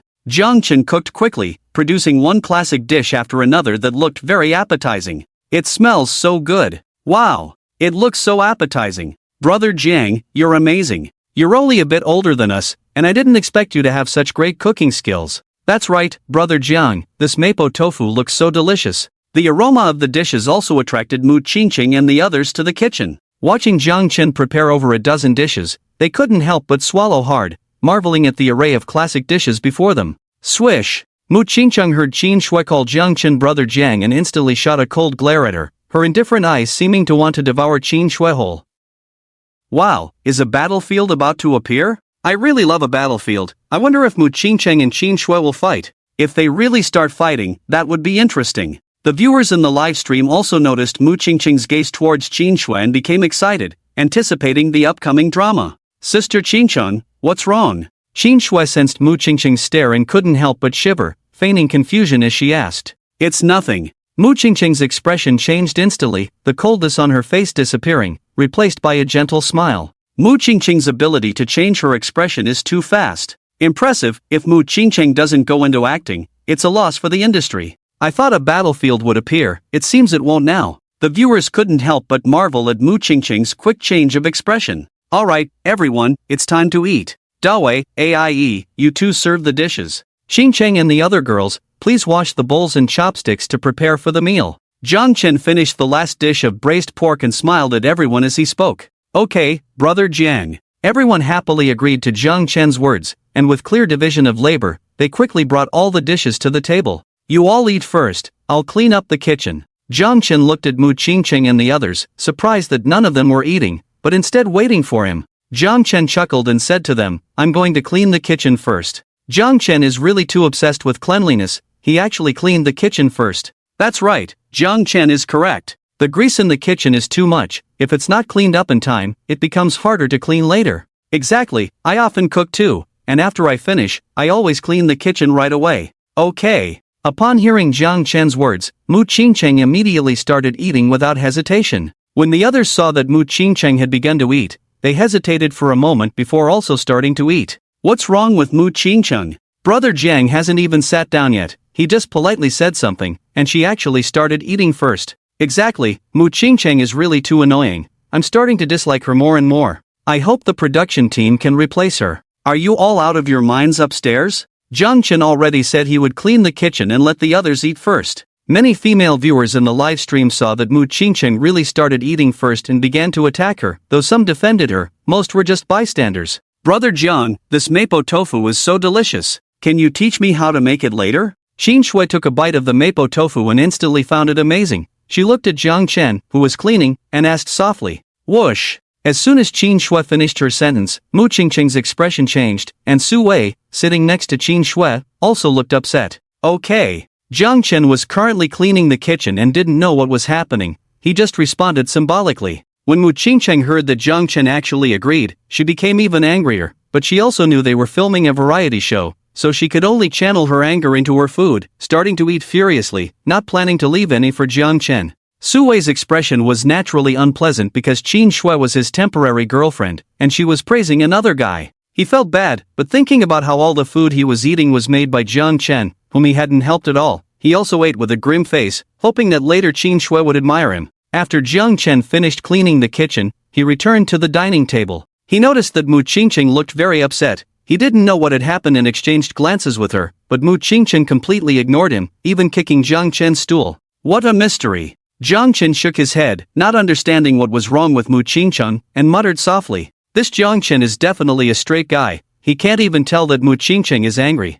If Zhang Chen had answered Qin Shui's question at first, Mu Qingqing definitely wouldn't be this angry. The observers in the observation room also heard Zhang Chen's muttering, and Yang Mi and the others shook their heads, expressing their opinions. The meal lasted for 2 hours. During this time, Mu Qingqing's expression grew increasingly unpleasant, and so did Su Wei's. This was because Qin Shui kept praising Zhang Chen's cooking skills, hoping to learn from him. Even though Zhang Chen was a straight guy, he began to understand why Mu Qingqing was angry. "Sorry, I don't often cook, so I might not be able to teach you," Zhang Chen straightforwardly told Qin Shui, making it clear he wouldn't teach her to cook, hoping she would give up. When Mu Qingqing heard this, her unpleasant expression faded significantly, and even a smile appeared at the corners of her mouth. After finishing the meal, Zhang Chen cleaned up the dishes, and Mu Qingqing decisively helped. Qin Shui was about to help too but was stopped by Zhang Chen, who told her that the two of them were enough. Su Wei's expression grew increasingly unpleasant. He hadn't expected his temporary girlfriend to be so disrespectful, constantly fawning over Zhang Chen instead, which hit him hard. After the meal ended, Su Wei suggested that everyone play a game, but Zhang Chen decisively refused. His reason was quite valid. He was too tired from cooking and needed to rest. Everyone understood Zhang Chen's reasoning and didn't insist on him joining the game, leaving only 5 people to play Truth or Dare. Zhang Chen took out his phone and directly contacted the King of Steel Guns, asking him to gather the family members to start scoring. Zhang Chen sat alone on the side, playing a chicken dinner game. The 5 of them played Truth or Dare, and the night passed just like that. The next day, Mo Wenwen arrived at the heartfelt cabin to assign tasks to the 3 couples. Zhang Chen, Mu Qingqing, your task is to help at a charity restaurant. Completing the task will earn you a reward of 500 yuan. Su Wei, Qin Shui, you need to go to an orphanage and teach the orphans for a day. Completing the task will earn you a reward of 500 yuan. AIE, Zhu Xin, you need to volunteer at a nursing home for a day. Completing the task will earn you a reward of 500 yuan. Okay, Sister Wenwen. The 3 couples received their respective tasks and took the vehicles arranged by the production team to their task locations. Zhang Chen and Mu Qingqing arrived at the charity restaurant, where Zhang Chen was assigned to cook, and Mu Qingqing was tasked with preparing disposable bowls and chopsticks, as well as some refreshing ice water and medicine, while also helping with miscellaneous tasks. Su Wei and Qin Shui arrived at the orphanage, where they were warmly welcomed by the children. Su Wei taught the orphans to read and write, while Qin Shui taught them to dance. AIE and Chu Xian also arrived at the nursing home, with AIE helping the elderly with massages and Chu Xian assisting those who couldn't move with bathing. The tasks for the 3 couples were not difficult, and each couple proceeded with their tasks in an orderly manner. "Uncle Gua, how many dishes do we need to cook today?" Zhang Chen entered the kitchen, familiarized himself with the large pot in front of him, and couldn't help but smile at the only chef beside him, asking. Uncle Gui was a middle-aged man in his 50s, honest and simple. He had run this charity restaurant for nearly 10 years, starting with just 100 bowls of charity meals and now serving unlimited amounts. Over these 10 years, Uncle Gua had spent quite a bit of money, but fortunately, there were often people in society who helped support his charity restaurant, otherwise, it would have closed long ago relying solely on him. "I don't know either, but we need at least 500 portions," Uncle Gua replied with a smile. "Xiao Chuan, it's about time, we need to start cooking. There will be a lot of people coming for lunch." Uncle Guo looked at the clock, which showed it was already 10 in the morning, and smiled at Zhang Chen. "Okay, Uncle Guo." Zhang Chen smiled back and the 2 of them used 2 large pots, continuously stir-frying different dishes. Oh wow, Zhang Chen can really use a large pot to cook. Has Zhang Chen ever been a chef? Why does he look so skilled? I think Zhang Chen must have been a chef. He can't possibly have a hidden identity. The viewers in the live stream also learned that the production team had set up a hidden identity for the male and female guests. As long as someone found the hidden identity after the dating show ended, they would receive a mysterious grand prize. Therefore, the viewers in the live stream became more attentive, trying to find clues. At noon, Zhang Chen and Uncle Gua had cooked over a dozen dishes, each enough for 500 people. Uncle Gua, many of these people don't look like they are poor. Is it really nothing for them to come here to eat? Zhang Chen, holding a box meal, walked outside with Uncle Gua. While eating, he observed the people receiving the love meals. Most of them were disabled individuals and many were elderly. At the same time, Zhang Chen noticed some young people in formal attire, sweating profusely, and couldn't help but ask Uncle Gua, Xiao Chuan, in this world, there are ultimately more good people. Although these young people don't seem to be poor, perhaps they have encountered difficulties and have no money on them. What's wrong with coming to eat a meal? As long as they don't waste food, our efforts are not in vain. And who can guarantee that one day bad news won't fall upon themselves? So as long as someone comes to eat, we will give them a love meal, just to help them a little, to help them get through tough times and not lose hope in life. Uncle Gua chuckled at Zhang Chen's words. Wow, Uncle Gua's words are so insightful. Who can guarantee that bad news won't strike them? Maybe a love meal can help someone regain hope. I initially thought it was embarrassing for these young people, who are able-bodied and not too old, to come for a love meal. But after hearing Uncle Gua's words, I suddenly understood. Young people today actually face a lot of pressure. If they don't complete their work, their wages will be deducted, and there are various rents and car loans. The burdens of life weigh heavily on them. They may not be recipients of aid, but a simple love meal can make them feel warmth and fill them with more hope for life. The viewers in the live stream heard the conversation between Zhang Chen and Uncle Gua and praised Uncle Gua for his clarity of thought. Xiao Chuan, are you done eating? If you're done, we need to get back to work. Uncle Gua ate quickly, finishing his box meal in about 5 minutes. After he finished, he looked at Zhang Chen and smiled, asking, are you done? Okay, Uncle Gua. Zhang Chen quickly finished the last of his meal and went to the kitchen to help Uncle Gua cook. Although Zhang Chen didn't understand why Uncle Gua still needed to cook, he didn't ask further and continued to prepare meals for over 100 people. Soon, Zhang Chen saw several volunteers taking the meals away. After asking Uncle Gua, he learned that these meals were for the city's volunteers, sanitation workers, those who silently contribute to the city. After a long day, Zhang Chen felt like his entire arm was about to give out. Cooking continuously from morning till night was exhausting, but he didn't complain and managed to complete the day's work. Uncle Gua, this is my support for the Love Restaurant. I hope you can accept it. I also hope you can help more people. Before leaving, Zhang Chen left a bank card with Uncle Gua, telling him it was his support for the Love Restaurant and a way to give back to society. Thank you for your hard work. Mu Qingcheng looked at Zhang Chen, who seemed completely worn out. She knew he had worked very hard today and smiled gently. It's nothing. What we did today is very meaningful. I'm thinking of opening a love restaurant when I return to Zhangbei. Zhang Chen replied with a smile upon hearing Mu Qingcheng's words. The two chatted and laughed as they returned to the villa. When they arrived at the villa, the other four were sprawled out on the floor. Although the day had been fulfilling and meaningful, they were all exhausted. I cooked all day today, and my hands are really tired. Just right, each couple team received 500 yuan, so let's each take out 200 and order some takeout, Zhang Chen said with a wry smile as he noticed everyone wanted to eat the food he made. Upon hearing that Zhang Chen had cooked all day, the two couple teams didn't ask him to continue cooking and all agreed. The three couple teams were indeed too tired today. After a meal, they returned to their rooms early to rest. Ding! Congratulations, host, you have gained another extraction opportunity. After so many days, Zhang Chen finally completed 10,000 sincere thanks and received a game extraction opportunity. Nanhai Shenlong Bay Villa No. 1 extractable.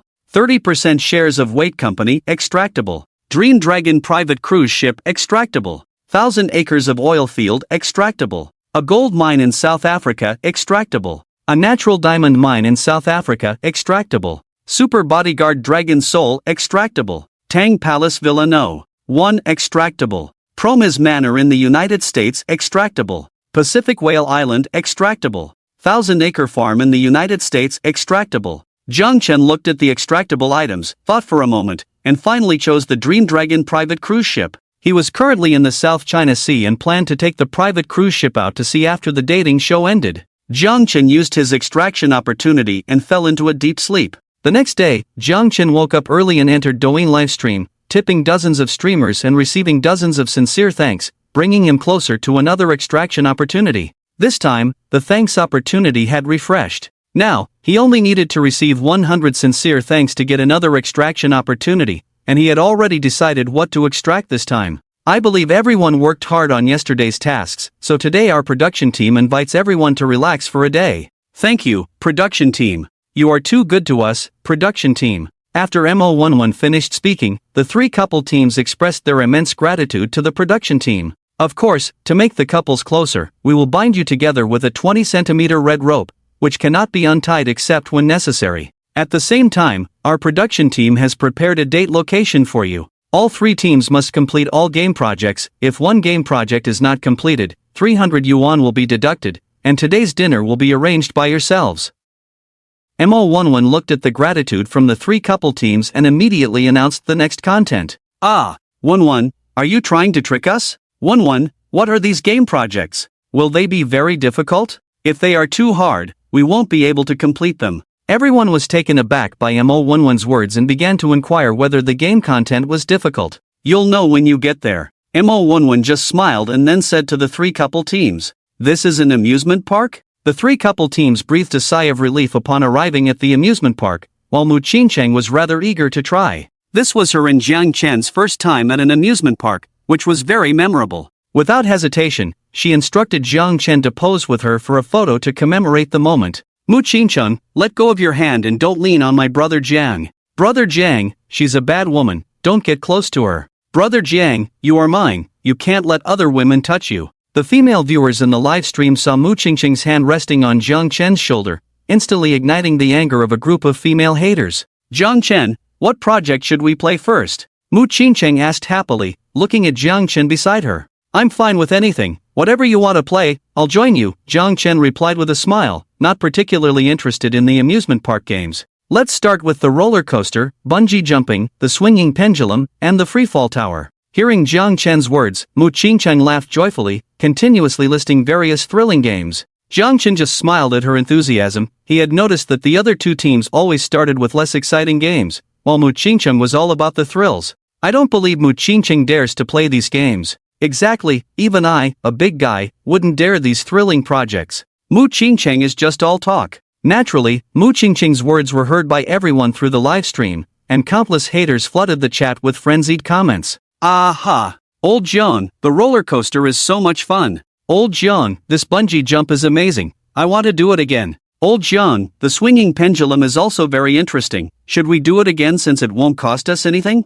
Ching's subsequent actions severely slapped the faces of those who thought she wouldn't dare to participate. Watching her enjoy these thrilling activities without any fear, but rather growing more excited, left them silent, no longer criticizing her. Throughout that day, Chen and Ching's couple team was the only one to complete the task, while the other two teams failed. Brother Jang, we're out of money, and we haven't had dinner yet. Can you treat us to dinner? Xin Shui, having played all day and now facing a deduction, learned that Chen and the others hadn't been penalized and had instead received plenty of barbecue ingredients. She looked at Chen with a pitiful expression. Everyone is tired today, and we just happened to get a lot of barbecue ingredients from the production team. So let's have a barbecue tonight. Next time when we have no food, you two must help us out, Chen said, not daring to continue answering Xin Shui, his gaze shifting to Sui and Ai. Okay, thank you, Brother Jang. The two couple teams expressed their gratitude, and Chen also got the barbecue supplies from the production team, using the remaining 300 yuan to buy beer and drinks for a barbecue that night.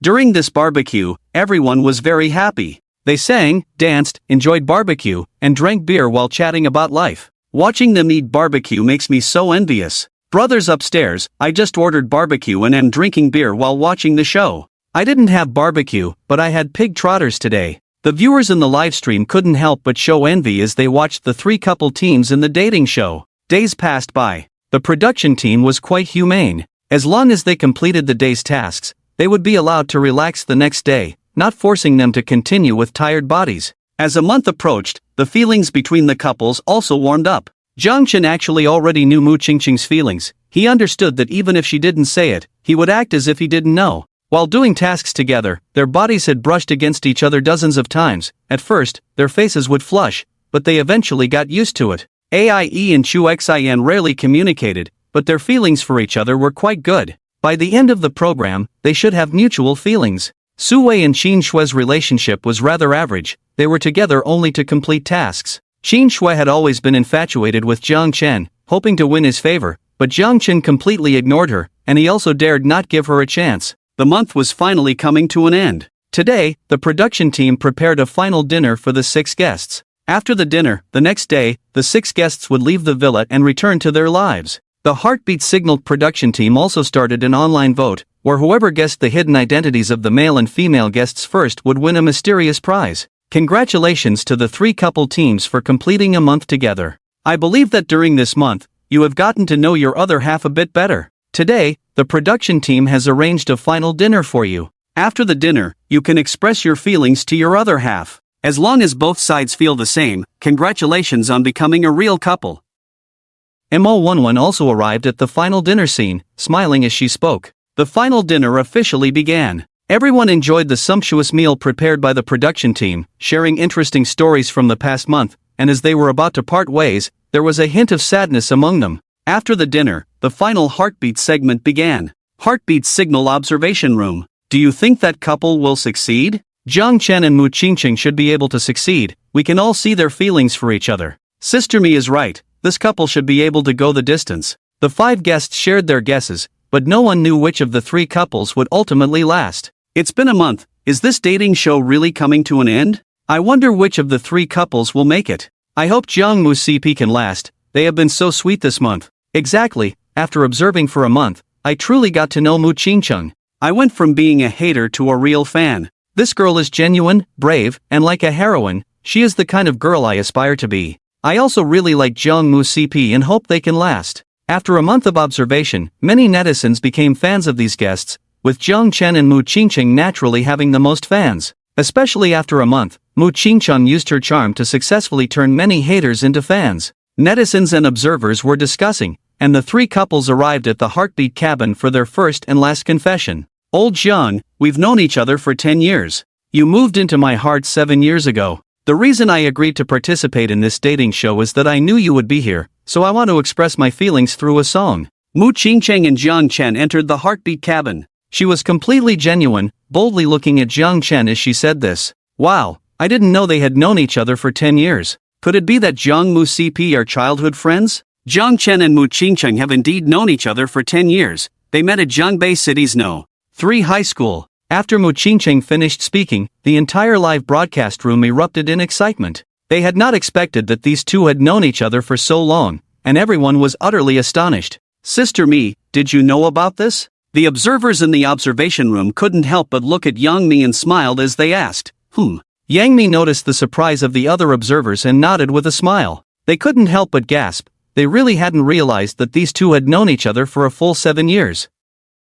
Since fate brought us together, your smile has captivated me. My heart and dreams are all about you. As long as you don't leave, I will never give up. As long as you don't leave, I will never give up. Mu Qingqing looked at Jiang Chen with deep affection and slowly finished singing this song, which expressed his feelings very straightforwardly. Jiang Chen was stunned when he heard Mu Qingqing's confession and the love song she sang. He hadn't expected her to be so proactive, directly confessing to him on a dating show. Let's be together. Let's be together. Let's be together. Sister, you're so cool. If you like someone, you need to bravely seize the moment. Sister, I want to learn from you. I'm also ready to confess to my guy directly. Sister, you're my idol for life. Mu Qingqing's proactive confession instantly filled the livestream with comments about being together and admiration. Mu Qingqing's initiative told all the female fans in the livestream that girls can also be very proactive about the people they like. Qingqing, I'm sorry. Okay, don't say anything. I understand. Mu Qingqing's voice trembled, as if she had used all her strength to squeeze out this sentence.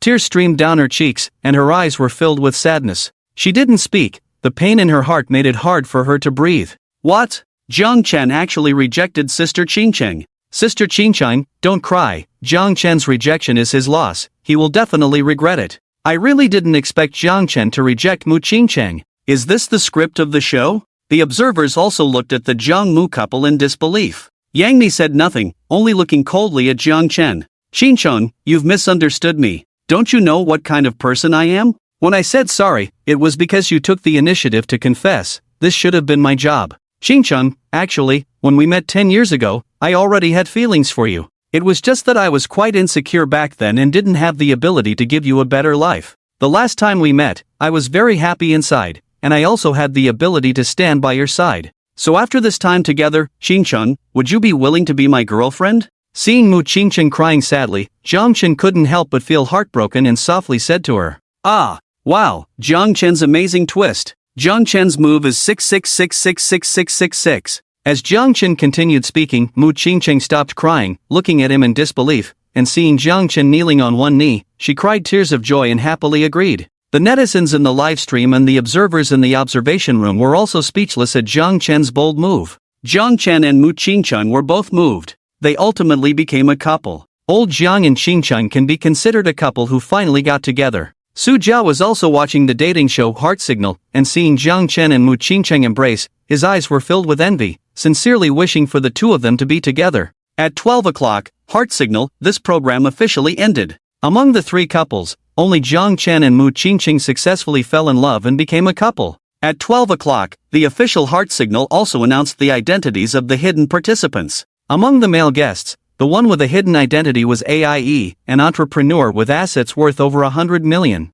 Among the female guests, the one with a hidden identity is Mu Qingcheng, a singer known by her stage name, Qingxin. Wow, she is the singer Qingxin. I said, why does Mu Qingcheng sing exactly like Qingxin? Qingxin is so beautiful. Qingxin, I want to be your lifelong fan. Justin Entertainment Company also promptly revealed Mu Qingcheng's identity. She is the new generation singer whose songs are popular, but she herself is not well known. After Mu Qingcheng's identity was exposed, through the signal of attraction, more and more people became aware of her, and her fame began to rise. Her followers on Weibo were also growing rapidly. Old Jang, my cousin is leaving Nanhai tomorrow. She plans to treat us to a meal. Okay, let me see if old Su is still around. We can all go eat together. After the recording of the show ended, the relationship between Jiang Chen and Mu Qingcheng was also made public, and the two got together. He readily accepted his cousin's invitation. Alright, Su Jia had not left Nanhai, he was still enjoying his time there. Upon hearing about Mu Qingcheng's cousin inviting them for a meal, he immediately agreed.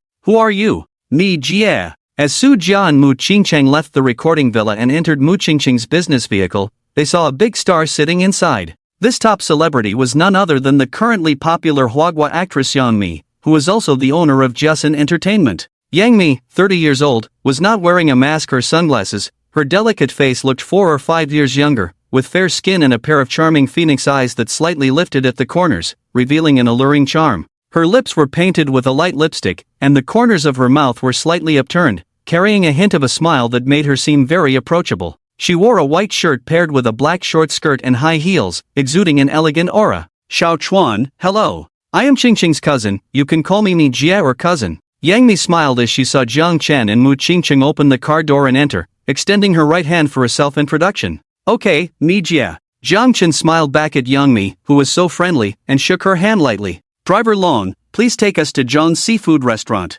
Yang Mi said to the driver with a smile. Yes, Yang Zong. Driver Long respectfully replied upon hearing Yang Mi's words, and the three of them headed to Zhong's seafood restaurant. After getting out of the car, they each put on masks and sunglasses. Yang Mi's fame was very high, and through the signal of attraction, Mu Qingcheng had also made a name for herself. During this time, her popularity was soaring, and many people recognized her. Jiang Chen's fame could be said to be the least among the three, but through the signal of attraction, he had gained some small recognition, and everyone knew that Mu Qingcheng and Jiang Chen were together. Once someone knew Jiang Chen was here, others would naturally know that Mu Qingcheng was also in the same place. To avoid unnecessary trouble, the three of them wore masks as they entered the private room. You all order whatever you like, today is to celebrate your being together. When the three arrived in the private room, Yang Mi took off her mask and sunglasses, smiling at the two. Okay, Mi Jia, I won't be polite with you. Mu Qingcheng laughed happily, directly taking the menu to order many signature seafood dishes. Yang Mi just smiled and said nothing more. While the three were eating and laughing, Su Jia also arrived at the private room. You are Mi Jia. I didn't expect to see a living star. Su Jia arrived at the private room and saw Yang Mi, feeling extremely excited and speaking without thinking. Yang Mi heard Su Jia's words and her expression darkened. Sister Mi, you misunderstood me. What I meant was that I had only seen you online before and never expected to meet you in real life. Plus, I'm your fan. Can I take a photo with you and get your autograph? Su Jia realized that his words had some ambiguity and quickly explained, hoping to get the photo and autograph. Okay. Hearing Su Jia's explanation, Yang Mi's expression softened considerably, and she agreed. The four of them sat in the private room, chatting and laughing. 2 hours later, they had finished all the seafood on the table. Old Jiang, Xinchang, Sister Mi, I rented a yacht. How about we go out to sea together tomorrow to relax? Su Jia, feeling full and happy, looked at Jiang Chen and the others with a smile. Out to sea? Jiang Chen and the others turned to him at the same time. Yes. Su Jia nodded with a smile. Great. I haven't been out to sea in a long time. Cousin, you should come with us. Mu Qingcheng happily agreed, looking at Yang Mi with anticipation, hoping she would join them. But Yang Mi felt a bit tempted by the idea of going out to sea, but she had some matters to handle at the company and needed to leave Nanhai tomorrow. Cousin, things can't be handled all at once. It's just a day's delay at most. You can take old Jang's private jet back to Moto when you return. Mu Qingcheng, knowing Yang Mi was going back to Moto tomorrow, immediately came to her side, shaking her arm and acting cute. Private jet? Yang Mi and Su Jia looked at Zhang Chen in shock at Mu Qingcheng's words. Old Zhang, when did you buy a private jet? I had no idea. Yes, Sister Mi, I have a private jet. You can take it back to Moto tomorrow evening. Zhang Chen noticed Su Jia's shock but paid no mind, smiling at Yang Mi. Alright then, I'll go out to sea with you tomorrow to relax. Seeing Mu Qingcheng continuously acting cute and knowing Zhang Chen had prepared a private jet, Yang Mi decided not to say more and smiled in agreement. The next morning, sunlight streamed through the clouds, bringing brightness and warmth to the earth. The four of them rode in Yang Mi's luxury business car, driving along the wide road to their destination. The scenery along the way was picturesque, with the sea breeze gently blowing, refreshing the spirit. Half an hour later, they arrived at the Nanhai International Cruise Club. The sight before them was breathtaking. The club was built in a resplendent manner, resembling a palace on the sea. It was located by the shores of Nanhai, surrounded by blue seas and skies, a sight to behold. Not only did it have the most advanced facilities and services, but it was also the largest private cruise club in the Nanhai region, attracting numerous wealthy elites for leisure and entertainment. Hello, sir. This is a private club area, and you need to show your membership. As the four were about to enter the club, a sweet-looking, friendly staff member stopped them. Here's my membership. My surname is Su. I reserved a cruise 3 days ago, please check. Su Jia smiled and said, directly showing his membership and stating his surname. Okay, Mr. Su, please wait a moment. The staff member looked at Su Jia's membership, immediately took out a tablet to check his information, and after confirming that Su Jia had indeed reserved a cruise, personally led the four of them to the cruise dock. The dock was lined with hundreds of private yachts. These cruise ships vary in size and shape, some are incredibly luxurious, while others are relatively simple, but each exudes a unique charm. The staff quickly led Jiang Chen and his 3 companions to a private yacht. This private yacht looked quite simple, resembling a more ordinary cruise ship with only 2 levels that did not appear extravagant. The exterior design of the yacht was clean and elegant, lacking excessive ornate decorations, yet it gave off a low-key and comfortable vibe. The hull was primarily white, accented with black and gold lines, creating a very graceful appearance. There were spacious decks on both sides of the ship, and viewing platforms at the bow and stern for easy photo opportunities. What's going on? When Jiang Chen and his companions arrived at the Black Shark, they noticed that there were already people on board. Jiang Chen looked at Su Jia beside him in confusion and asked, I don't know either. Isn't this the yacht we rented? Su Jia shook his head and turned to the staff nearby to inquire directly. Mr. Su, I'm not sure what's happening. Let me make a call to find out. The staff member was equally puzzled and didn't understand why there were other people on the Black Shark. Apologetically, she immediately called the manager. Okay, Manager Yang, I understand. Upon hearing the manager's words, the staff member instantly realized. I'm very sorry, Mr. Su. The owner of the Black Shark plans to use the yacht today, so it's temporarily unavailable for your rental. All the yachts available for rent today have already been booked. Would it be possible for you to go out tomorrow? The staff member looked at Su Jia with an apologetic expression. What? Get your manager over here. Su Jia became furious upon hearing this. Forget it, let's use my private yacht. Jiang Chen, observing the angry Su Jia, said with a light smile. Ha! As soon as Jiang Chen finished speaking, Mu Qingcheng, Su Jia, and Yang Mi all looked at him in shock, not knowing when he had purchased a private yacht. Take us to the Dream Dragon. Jiang Chen smiled and didn't elaborate further, addressing the staff member in front of him. Dream Dragon? The staff member was also taken aback by Jiang Chen's words. Are you Jiang Chen, Mr. Jiang? The staff member recognized the name Dream Dragon, recalling that a super luxurious private yacht had recently visited their club, and the owner of that yacht had a very powerful background. It was even docked separately. That's right, it's me. Jiang Chen smiled and provided his membership details, and the staff member quickly found his information. I'm very sorry, Mr. Jiang. Your membership level is the highest. I will contact Manager Yang immediately to have him personally attend to you. Okay. Jiang Chen didn't say much more and smiled in agreement. What?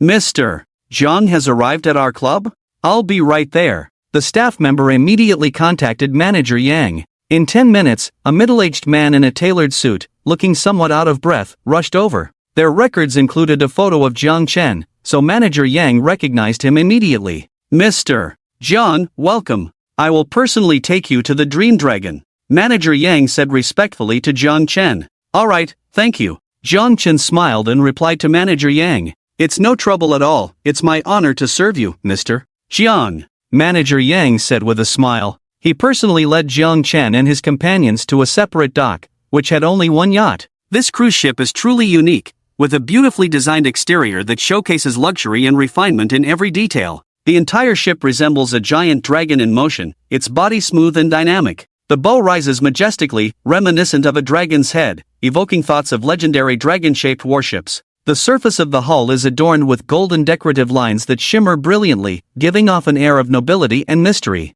The deck of the cruise ship is spacious and tidy, furnished with comfortable loungers and casual tables and chairs, allowing passengers to fully enjoy the sun and the sea breeze. The stern features a large swimming pool, with crystal-clear water reflecting the blue sky and white clouds, making it irresistible to jump in and swim. Stepping inside the cabin, a sense of luxury envelopes you. The living room is lavishly decorated, complete with soft sofas, exquisite carpets, and a high-end sound system. The bedrooms are warm and cozy, with soft beds and stunning views outside the windows. The bathrooms are crafted from top-quality materials, equipped with modern shower facilities and a massage bathtub, making it hard to leave. Overall, this cruise ship exudes unparalleled luxury in both appearance and interior, undoubtedly a work of art. Oh my, Lao Jiang, your private cruise ship is too luxurious. Lao Jiang, when did you buy a private cruise ship? How come I didn't know? The three were stunned by the dreamlike dragon of dreams before them, both inside and out. It was simply too luxurious and eye-catching. Let's go.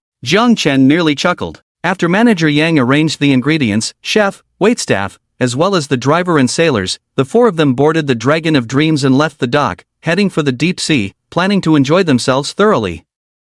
Lao Jiang, this cruise ship is too luxurious. I'll be using your cruise ship next time I come to the South Sea. Su Jia excitedly surveyed the entire ship. The cruise ship had everything: bedrooms, living rooms, dining rooms. Oh my, Lao Jiang, your cruise ship even has a Rolls Daniel fishing rod. Su Jia searched around and found the place where the fishing rods were stored. Looking at the rod before him, Su Jia felt that Jiang Chen was truly extravagantly wealthy. The Rolls Daniel fishing rod is one of the most expensive fishing rods in the world, worth over $1 million. Lao Jiang, let's go see fishing. Today I'll show you my fishing skills. Su Jia, looking at the Rolls Daniel fishing rod, excitedly called Jiang Chen to go fishing. Jiang Chen, seeing Su Jia's excitement, didn't dampen his spirits and agreed with a smile. Mu Qingcheng and Yang Mi were also amazed by the luxury of the entire cruise ship. After touring the ship, Mu Qingcheng and Yang Mi sat down. Yang Mi looked at Mu Qingcheng and quietly asked, Qingcheng, what exactly is your boyfriend's identity? He has a private jet and such a nice private cruise ship.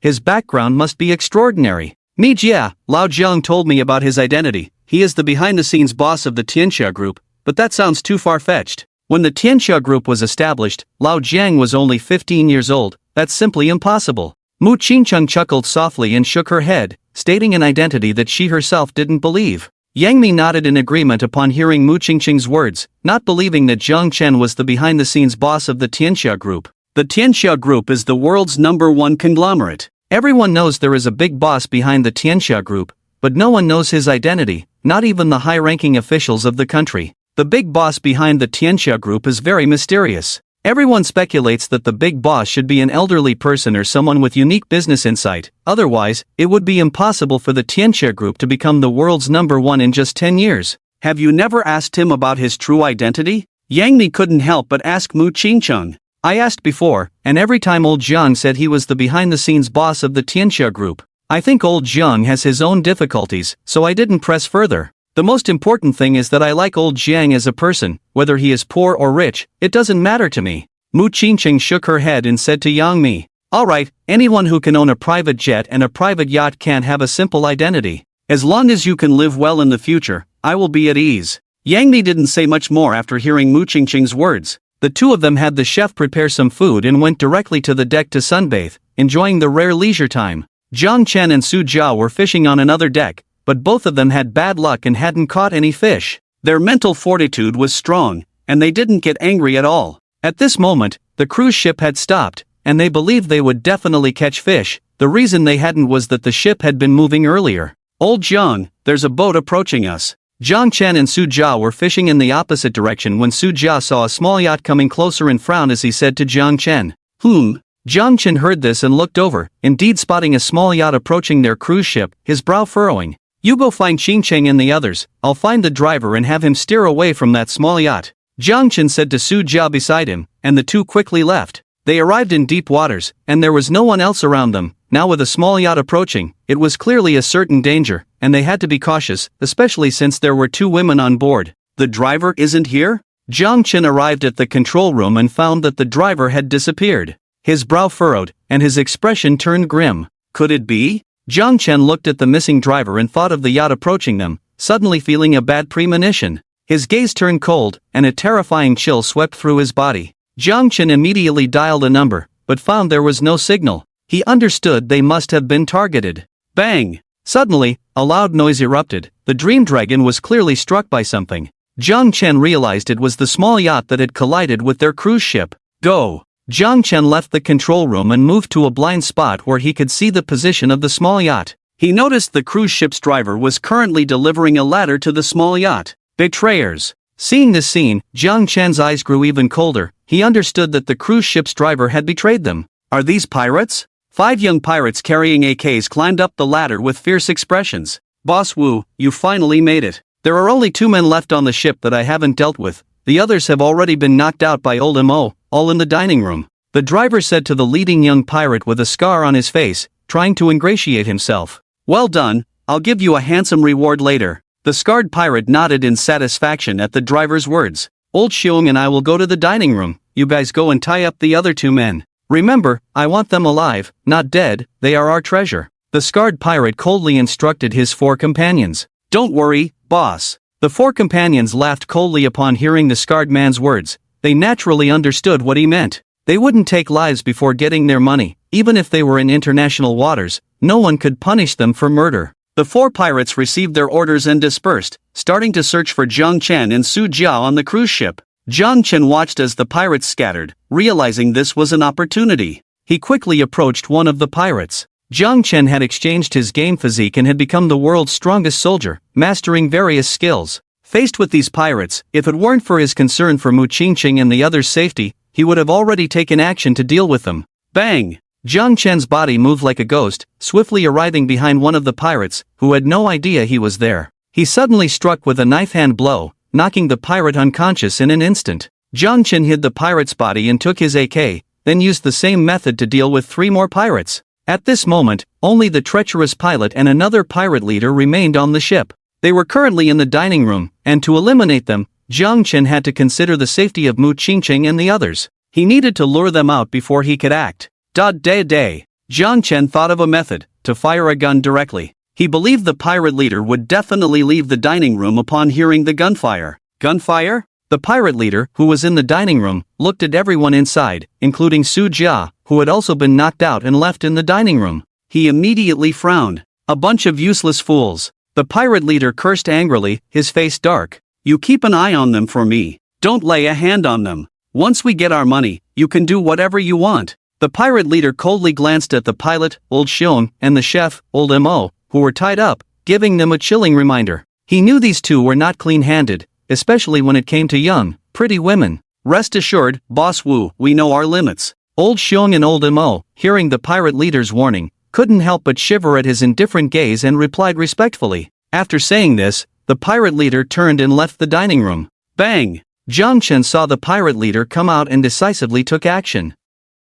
The pirate leader reacted, but his body couldn't keep up. Chen delivered a powerful kick without holding back, the terrifying force striking the pirate leader's chest, sending him crashing against the railing like a kite with a severed string. Puff! The immense force caused his chest to cave in, and he spat out a mouthful of blood. The pirate leader glanced at Chen and fell unconscious. Chen picked up the AK from the pirate leader's hand and directly entered the dining room. Wu Laoda! Old Xiong and old Mo didn't expect the pirate leader to return just after leaving. Thinking they had dealt with Chen, they stood up happily, the ropes in their hands loosening automatically. How is it you? Old Xiong and old Mo looked at Chen in disbelief. I advise you not to move. Chen looked coldly at the 2, aiming the AK directly at their heads. Feeling the gun pointed at them, old Xiong and old Mo broke out in a cold sweat, fearfully saying, Young man, don't be impulsive. Be careful of misfire. If you kill us, you'll be held legally responsible. There are no laws on the high seas.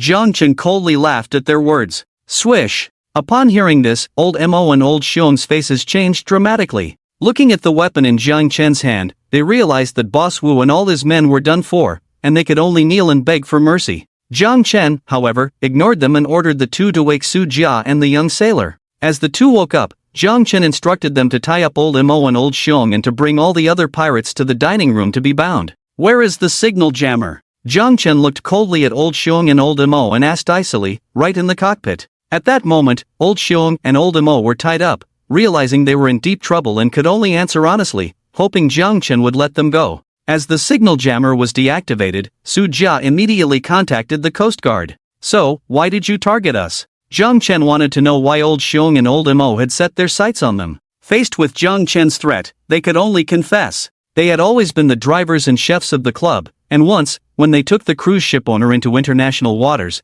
they encountered Big Wu and his crew. Big Wu kidnapped everyone, but eventually let them all go, turning the two of them into his own people, intending for them to bring more wealthy individuals to international waters for extortion. Big Wu was very generous, each time they received a handsome reward, and gradually, their courage grew, leading them to assist Big Wu in kidnapping and extortion. This time, they targeted Jiang Chen and his group because of the Dream Dragon, the most luxurious cruise ship of the private club. They planned to help Big Wu with one last kidnapping and extortion before leaving China for the United States to settle down. They never expected Jiang Chen to be so powerful, taking out all of them. Damn it, weren't you supposed to let us go if we confessed? Old Xiong and old Mo shouted angrily at Jiang Chen upon seeing the Coast Guard arrive. You guys naturally need to face legal consequences, Jiang Chen coldly mocked upon hearing their words, directly instructing the Coast Guard to take them away while they prepared their statements. After everything was settled, Jiang Chen woke up Mu Qingcheng and Yang Mi. Why did we fall asleep? Mu Qingcheng asked in confusion upon waking and seeing Jiang Chen.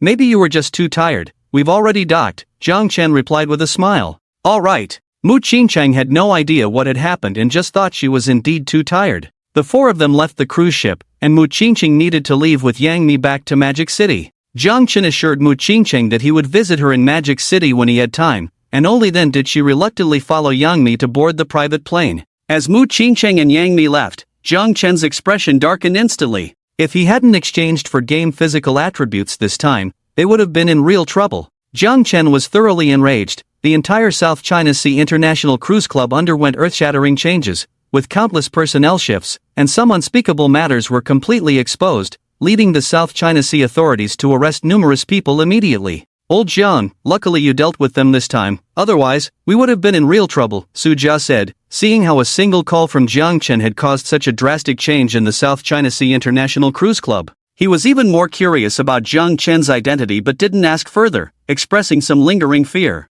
I plan to return to Jiangbei next. Do you want to go back? After resolving the matter, Jiang Chen smiled and asked Su Jia beside him. Let's go back together. Now that I've seen the sea, I have lingering effects and worry about being kidnapped again, Su Jia said with a shudder. He and Jiang Chen purchased tickets to return to Jiangbei and left the South China Sea, heading back to their base. Old Jiang, how come you have time to call me? The club has been established, right? Are you planning to treat me to a meal? As soon as Jiang Chen arrived in Jiangbei City, Zhang Hao's call came in, and he asked with a smile. After all, you are the true owner of our club. The club has been established, and we have found 4 talented players. They have played a few matches during this time and have gained quite a bit of fame. They want to get to know you and see if you have time to come over for a meal together. Zhang Hao also smiled as he revealed the purpose of the call. Okay, I'll bring my little sister along. Jiang Chen agreed with a smile. Alright, just call me in advance, and I'll come pick you up. Zhang Hao also laughed happily, asking Jiang Chen to notify him ahead of time. When my little sister is on break, do you want to come with us to Magic City for a few days? Jiang Chen turned to Su Jia beside him and asked with a smile. Sure, just let me know when. I don't have much going on these days, so it would be nice to wander around and see some sights. Su Jia agreed with a smile. Jiang Chen and Su Jia both returned home, having made plans to go to Magic City together when the time came. 3 days passed in the blink of an eye. The weekend finally arrived. Second brother, when are we going to Magic City today? As dawn broke, Jiang Chen, who had worked hard all night and finally received 1,000 sincere thanks, was still in a dream when Lin Xiaoxiao came directly to his room to wake him up. 2 days ago, Jiang Chen had told Lin Xiaoxiao that he would take her to Magic City this weekend, and this little one had been looking forward to this day. What time is it? Jiang Chen, still half asleep, looked at Lin Xiaoxiao and yawned. It's 8 o'clock. What? 8 o'clock? You woke me up? Jiang Chen, hearing it was 8 o'clock, looked at Lin Xiaoxiao helplessly and said bitterly. He had only gone to sleep at 6 o'clock this morning and had been woken up after just 2 hours of sleep, feeling drowsy.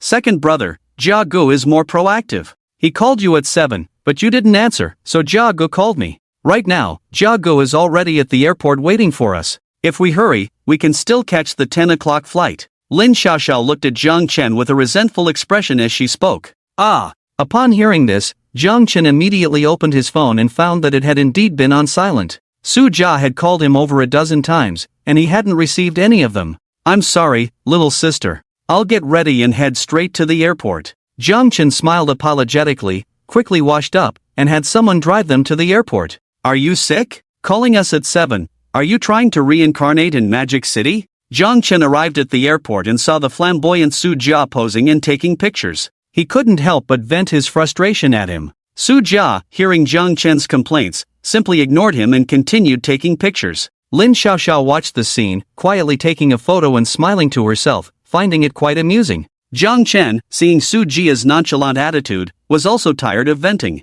Stop showing off. My little sister and I haven't eaten yet. Let's go into the airport first and you can treat us to a meal. Jiang Chen, facing the thick-skinned Su Jia, was quite helpless and shot him a fierce glare. All right. Su Jia, seeing Jiang Chen stop venting, also ceased taking pictures and smiled at Jiang Chen and Lin Xiaoxiao. Jia Gu, you two are too funny. Lin Xiaoxiao couldn't help but tease the two as they stopped their playful banter. Little sister, this is called deep affection. What do you want to eat? Jia Gu will treat you. Jia Gu has money, so don't worry about eating him poor. Su Jia smiled slightly at Lin Xiaoxiao's teasing and asked her with a grin. Let's have noodles. It's easy to digest for breakfast. When we get to Magic City, Jia Gu, you have to treat me to a big meal. Lin Xiaoxiao smiled and looked at Su Jia, saying, sure, all your expenses in the Magic City will be covered by Brother Jia. Brother Jia is generous, thank you, Brother Jia, I won't hold back. Hearing Su Jia's words, Lin Xiaoxiao laughed happily. She knew that Su Jia wasn't short on money, which is why she said that.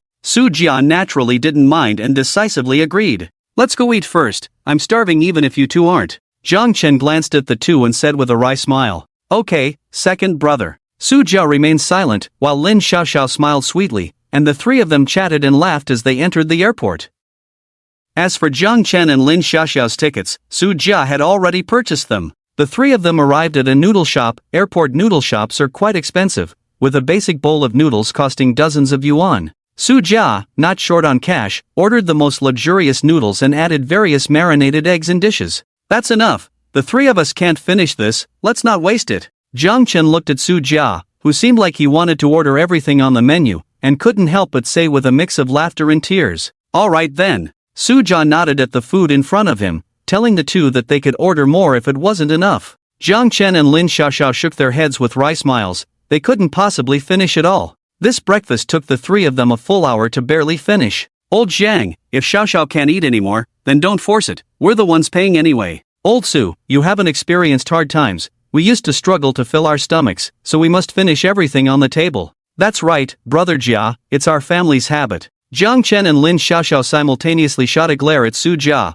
who had only taken a few bites while the noodles and food on the table were mostly consumed by the siblings. Hee, I won't order so much next time. Su Jia watched the two of them burping from being overly full and chuckled lightly. The flight from Jiangbei to the Magic City is about to take off. Passengers who have not boarded yet, please board as soon as possible. The flight from Jiangbei to the Magic City is about to take off. Passengers who have not boarded yet, please board as soon as possible. The flight from Jiangbei to the Magic City is about to take off. Passengers who have not boarded yet, please board as soon as possible. Let's go, we need to board. After resting for a few minutes, Jiang Chen heard the announcement about the imminent takeoff and said to the two, leading them directly to the boarding gate. Second brother, I never thought I would really get to fly one day. The three of them had all purchased economy class tickets since first class was completely sold out. Lin Xiaoxiao looked out the window at the scenery, feeling a mix of emotions, and couldn't help but whisper excitedly. Little sister, second brother is capable now, next time I come back, I'll treat you to a private jet. Jiang Chen looked at Lin Xiaoxiao's happy smile and said softly, thank you, second brother. Lin Xiaoxiao's eyes lit up at the mention of a private jet, She knew from television that private jets were very luxurious and secretly began to look forward to flying on one. 2 hours later, the flight from Jiangbei to the Magic City successfully arrived at the Magic City airport. We finally made it. Su Jia looked at the plane coming to a stop, eagerly stood up, and stretched his legs. This flight had been quite difficult for him. It was his first time in economy class, and he hadn't expected that he couldn't even stretch his legs. He had asked the flight attendants many times, but first class was full, and he had no way to upgrade. He had endured for a full 2 hours. Let's go. Chen shook his head and smiled at Su Jia's pained expression. I've arrived at the Magic City airport. Old Zhang, where are you? When Chen was on the plane, he had already notified Zhang Hao, who had arrived early at the airport in Magic City to wait for Chen and the others. When Zhang Hao received Chen's call, he immediately informed them of the specific location. How go? Chen and the others arrived in front of a business car, where Zhang Hao was standing, smoking a cigarette. Lin Xiaoxiao spotted Zhang Hao and waved, shouting, Xiao Xiao, old Zhang. Zhang Hao saw Chen and the others arriving, promptly extinguished his cigarette with his foot, and greeted them with a smile. Old Zhang, this is my high school classmate and my best friend Su Jia. Old Su, this is my brother Zhang Hao. When Chen and the others met, he introduced Su Jia and Zhang Hao to each other. Hello. Hello. The two exchanged greetings, marking their acquaintance. Old Zhang, since you just arrived in Magic City, how about we go to the club to rest for a bit, and then we can go for a seafood buffet together. Zhang Hao walked to the driver's seat and turned to Chen, who was sitting in the passenger seat, smiling as he asked, Second brother, I want to go eat seafood buffet. Before Chen could respond, Lin Xiaoxiao's cheerful voice reached their ears. Little sister has already made up her mind.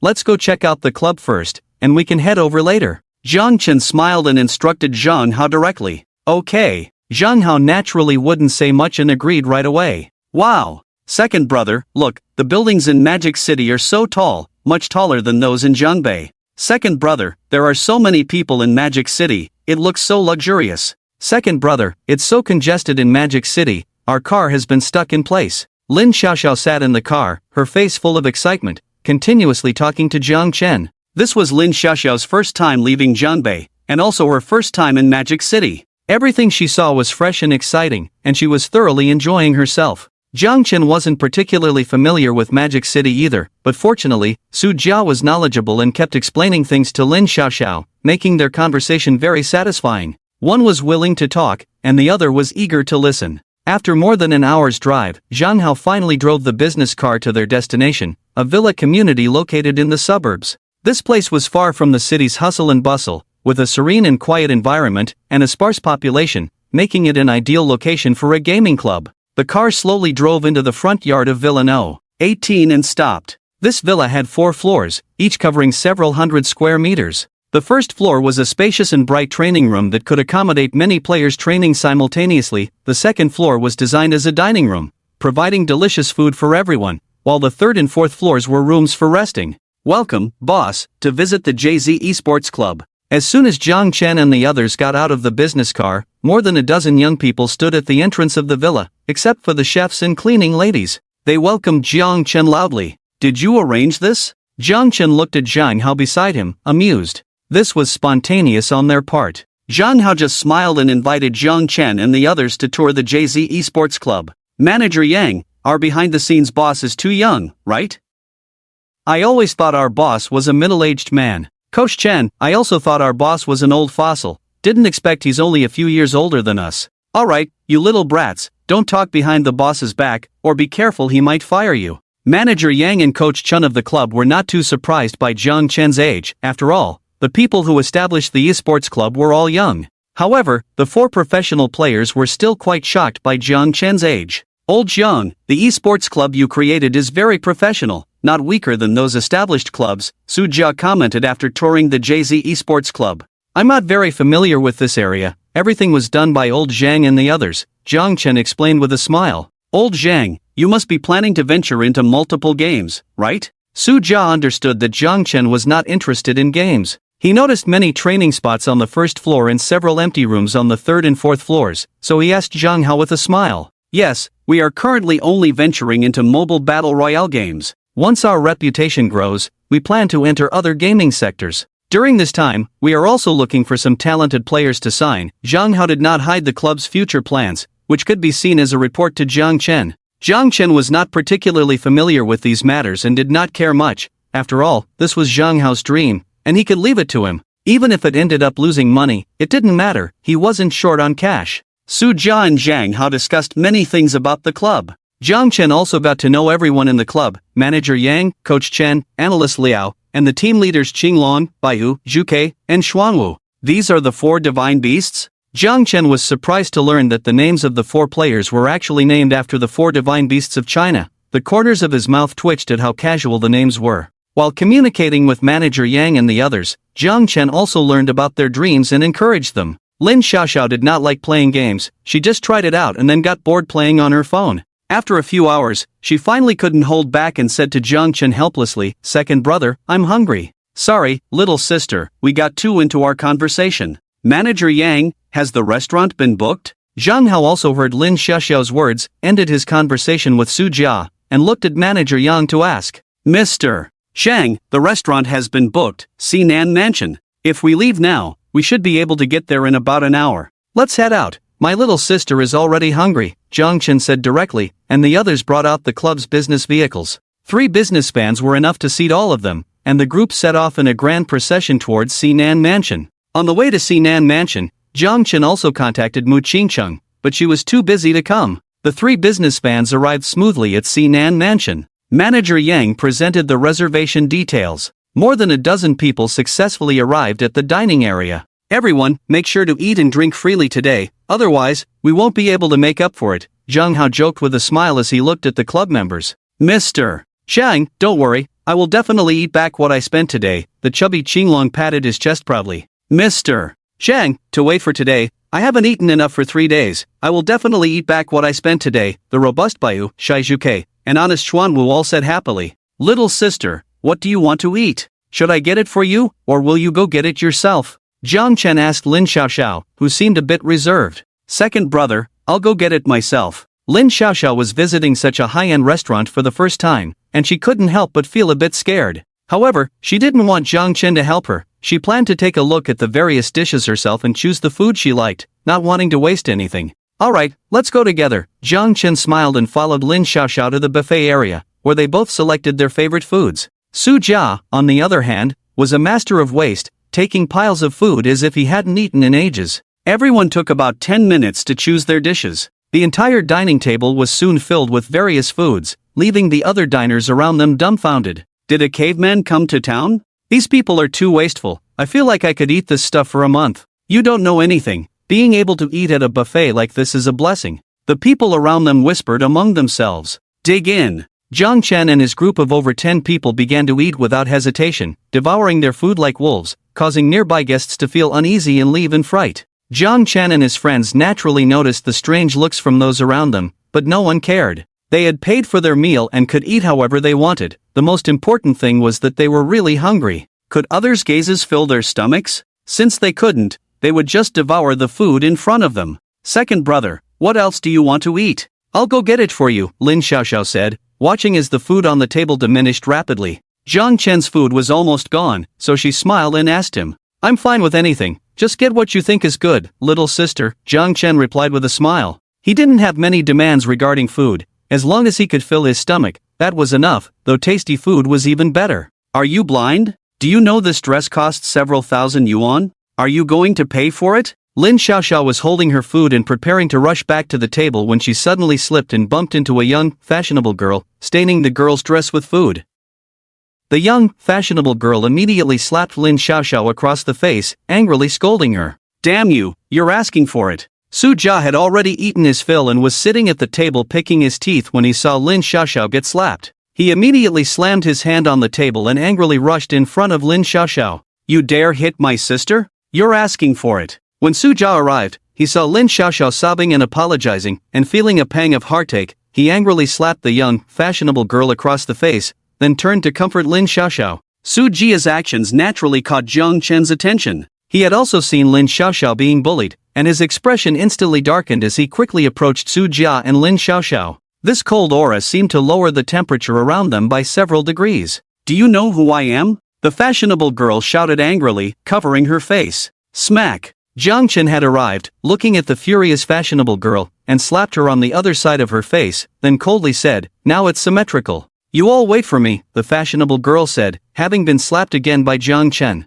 Tears streamed down her face uncontrollably as she glared at Jiang Chen and Su Jia in anger before storming off. "Xiao Xiao, are you okay?" Jiang Chen asked Lin Xiaoxiao with concern. "Second brother, I'm fine. I accidentally bumped into that sister. Please don't make things difficult for her." Lin Xiaoxiao pitifully lifted her head, her right cheek slightly swollen from a slap. She sobbed softly and said apologetically, "It's her fault for hitting you. Don't worry, I'll handle this." Jiang Chen looked at Lin Xiaoxiao's slightly swollen face, his gaze growing colder as he coldly replied, "This is my responsibility." Jiang Chen valued closeness and didn't care about reason. Offending his family and friends was unacceptable, no matter who came. "Mr. Zhang, is Xiao Xiao okay?" "Old Zhang, I've met some people in the Magic City. Do you need me to call them?" Zhang Hao and manager Yang approached, expressing their concern. "We're fine. You all go eat and drink, don't let others ruin the mood." "I'll take care of this," Jiang Chen said with a light laugh, dismissing their worries.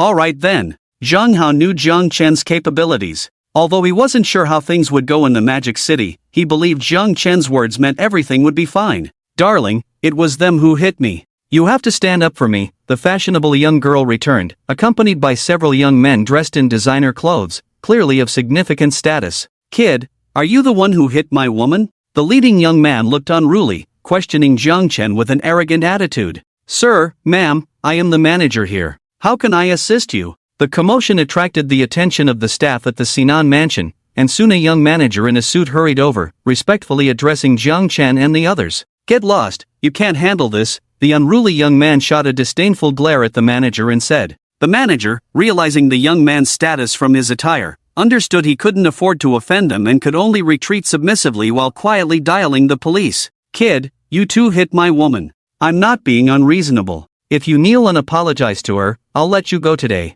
The unruly young man coldly looked at Jiang Chen and Su Jia, stating his terms for leniency. "Kneel and apologize? Do you think you're worthy?" Su Jia scoffed at the young man's words. "It seems you don't intend to give me face and don't want to resolve this?" The unruly young man, noticing Su Jia's equally impressive attire, guessed her status might also be significant. However, since his woman had been bullied, he felt he had to retaliate, otherwise, he would be looked down upon by both her and his friends. He glared at Su Jia and coldly asked, "Guo Xiao, why are you wasting time with them? This is the Magic City, our territory. If they don't give face, just teach them a lesson." "That's right, Guo Xiao. Should I call some people over to give them a lesson?" Several young men around Guo Xiao, also of notable status, chimed in with sarcastic remarks. "Shut up, I'll handle my own affairs." Guo Xiao could tell they were mocking him for being too cautious, fearing this group in the Magic City. "I have a situation here, you all come in immediately." Guo Xiao coldly looked at Jiang Chen and Su Jia,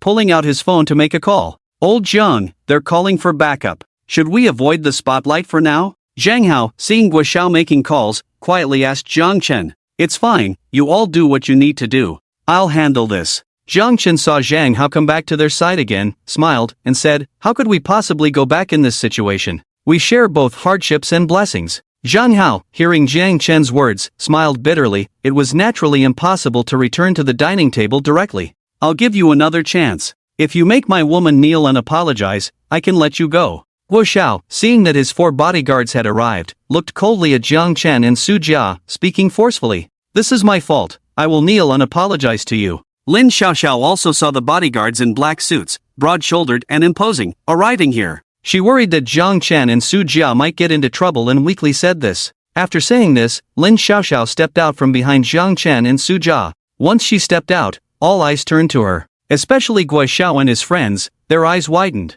They stared with mouths slightly agape, as if they had seen the most beautiful scenery in the world. Their gazes were filled with amazement and greed, as if they wanted to take in Lin Xiaoxiao's beauty entirely. Lin Xiaoxiao was incredibly cute, especially with tears lingering at the corners of her eyes, looking pitiful and heart-wrenching. Her delicate features were sculpted to perfection, her fair skin as fine as porcelain, and her slightly flushed cheeks resembled ripe apples, evoking affection. Her eyes were clear as water, sparkling with tears, enhancing her enchanting demeanor. Her lips were rosy and full, trembling slightly, revealing her inner unease and fear. At that moment, Lin Xiaoxiao resembled a delicate flower, needing careful nurturing. "What a beautiful girl. Old Gua, you guys are inhuman. How could you bully this little girl?" Lin Mingru, you need to apologize to this girl immediately, it's definitely your fault for provoking her. Guo Xiao's companions, upon seeing Lin Xiaoxiao, had a complete change in attitude, directly confronting Guo Xiao and Lin Mingru. You guys are a bunch of dogs. Guo Xiao's face instantly darkened upon hearing his companions' words.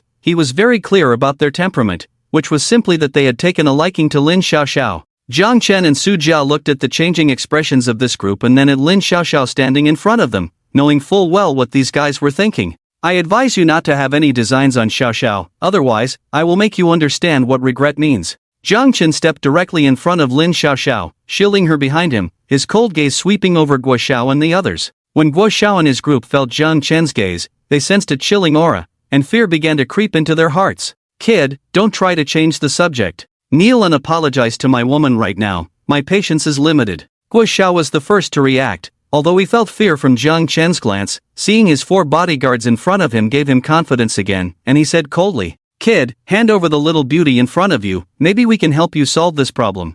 That's right, you won't lose out, after all, you've all had your fun, let us have a turn too, and we'll help you resolve this matter today. Guo Xiao's companions, seeing the bodyguards in front of them, also grew bolder, looking at Lin Xiaoxiao behind Zhang Chen, their desires overcoming their fears as they licked their lips and smiled wickedly. Seeking death. Zhang Chen felt a surge of murderous intent when he heard they had set their sights on Lin Xiaoxiao. He glanced at the companions beside Guo Xiao, and that look sent them plummeting into an icy abyss. Whoosh! Zhang Chen moved swiftly, his speed so fast that everyone only saw a blur. In the next moment, he was right in front of one person, his fist showing no mercy as it struck the opponent's stomach, the terrifying force instantly sending the person flying. Bang! With one punch sending someone flying, Zhang Chen suddenly unleashed a whip-like kick, striking another person's shoulder hard. The opponent screamed in agony as their entire arm was broken. What are you idiots still staring at? Get moving now! Guo Xiao, hearing the continuous screams of his 2 companions, coldly reprimanded the 4 bodyguards in front of him.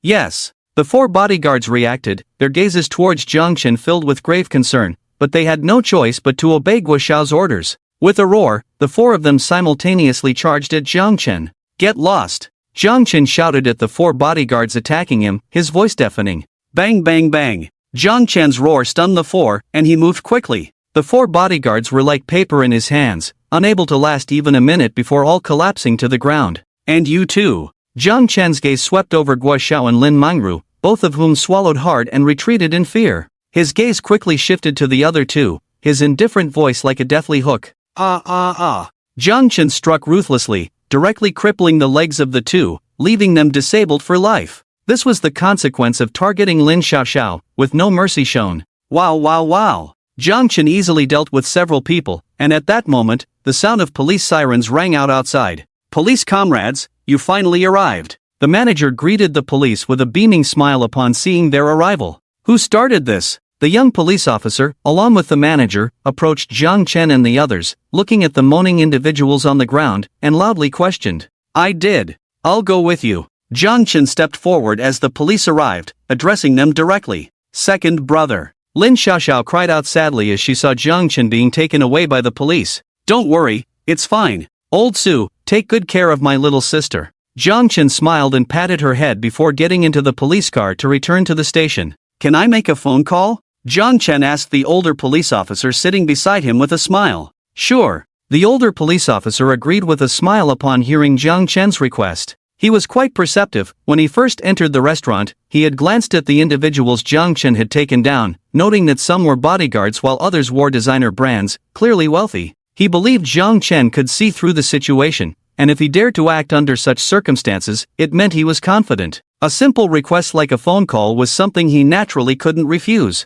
Master. The young police officer driving the car intended to remind the older officer about Zhang Chen's phone call permission. Shut up and just drive your car. The older officer reprimanded his apprentice, telling him not to speak too much. The young officer felt wronged but ultimately said nothing more. Old Lu, I've run into a bit of trouble in the Magic City. Find a way to resolve it. I'm currently at the police station. Zhang Chen directly called Lu Yong, asking him to resolve the matter as soon as possible. I understand, President Jang. I will handle this immediately. Lu Yong respectfully replied upon receiving Zhang Chen's call. Mr. Wang, this is Lu Yong from Tianxia Group. I'm calling you this time to trouble you with something. Our general manager Jang from Tianxia Group has encountered a bit of trouble in the Magic City, and I hope you can help handle it. As for the cooperation we discussed, we can proceed at any time. Lu Yong immediately thought of Mr. Wang from the Magic City, the former richest man in Huagua, now the perennial number 2 in the country. Alright, Mr. Lu, I will handle the matter you mentioned as soon as possible. I hope our future cooperation will be pleasant. Upon hearing that Tianxia Group agreed to cooperate, with the condition of resolving the issue quickly, Mr. Wang naturally agreed without hesitation. Brother Wang, I have a bit of trouble with Lao Jiang in the Magic City, and I hope you can lend a hand. After seeing Jiang Chen being taken away by the police, Su Jia immediately thought of Wang Song, the son of a local tycoon in the Magic City. After all, this was Wang Song's territory, and seeking his help would better resolve the matter. Lao Jian? The one who borrowed my car. Upon receiving Su Jia's call, Wang Song thought of someone and gasped in surprise. That's right, Brother Wang. I understand. Don't worry, I will help. Wang Song knew Jiang Chen's true identity and assured Su Jia directly. Thank you, Brother Wang. With your help, I believe Lao Jiang will be fine soon. Su Jia knew Wang Song was very capable, especially in the Magic City. With Wang Song's assistance, Jiang Chen would definitely be okay. Alright, wait for my call. Wang Song smiled casually and then hung up. Dad, I was just about to call you. After finishing the call with Su Jia, Mr. Wang immediately called his son. Wang Song didn't give Mr. Wang a chance to speak and instead excitedly said, "Put aside all your nonsense, we'll talk about your matters later. Right now, there's something very important. You need to go to the police station and get General Jiang out, and also resolve the trouble he caused." Ha! Wang Song couldn't help but scream when he heard his dad's request. What do you mean, huh? Go handle this matter right now. Dad, I was calling to tell you that some of my juniors also asked me to help General Jiang. I'm already on my way, but that junior told me that those people's backgrounds might not be simple, so if I can't handle it, I'll need you to step in. Hearing Mr. Wang's reprimanding voice, Wang Song smiled wryly and explained that they were dealing with the same issue, and he understood it even better. I see. You handle this matter quickly. If they want to make trouble, let them come to me. This time, Mr. Lu from Tianxia Group personally called me to discuss cooperation. Our cooperation hinges on whether we can resolve this matter well. You should understand the importance of this. And you, young man, must not provoke General Jiang again. If you do, be careful that I cut off all your resources. Don't worry, Dad. I already know General Jiang's identity, so I won't offend him again. I'm not stupid. Wang Song understood the gravity of the situation from Mr. Wang's words. Being able to cooperate with Tianxia Group would surely elevate their Wang Group, and offending Jiang Chen was out of the question. In fact, he was eager to befriend Jiang Chen, as he was a true big shot. Young Master Wang, you're here. When Wang Song arrived at the police station, he personally called the director. The director warmly welcomed Wang Song's arrival. Director Zhao, you're too polite. Seeing Director Zhao personally greet him, Wang Song responded with a smile. Wang Song personally vouched for him, so Jiang Chen naturally left the police station at the first opportunity. Young Master Wang, thank you very much this time. Jiang Chen smiled and thanked Wang Song as he stepped out of the police station. President Jiang, you flatter me. You ran into trouble in Magic City, and I didn't know about it right away. That's my lack of hospitality, there's no need for thanks. Wang Song was very eloquent, and Jiang Chen was quite satisfied to hear it. Young Master Wang, there's no need to call me President Jiang anymore. You're a few years older than me, you can call me Old Jiang or Xiao Chuan. Alright then, since you say so, I'll be a bit more familiar. You can just call me Wang Gu. Jiang Chen and Wang Song exchanged titles, leaving the place with laughter as they headed to the club. Wang Gu, let's go in and sit for a while. Wang Song accompanied Jiang Chen to the club, and Jiang Chen smiled as he invited him. Not today, but I'll come by tomorrow to hang out. Just don't mind me then. I really enjoy playing games, and I might even get to play against your professional players. That's fine, you're always welcome, Wang Gu. Jiang Chen agreed with a smile. Wang Song left alone, and his reason for leaving was naturally to quickly resolve the issues Jiang Chen had stirred up. Xiao, don't worry, old Jiang will be fine. I called Wang Gu, you know him, right? The internet celebrity Wang Song, the only son of the second richest man in China. He has a lot of influence in Magic City. As Jiang Chen stepped outside the villa, he heard Su Jia continuously comforting Lin Xiaoxiao. That's right, Xiaoxiao.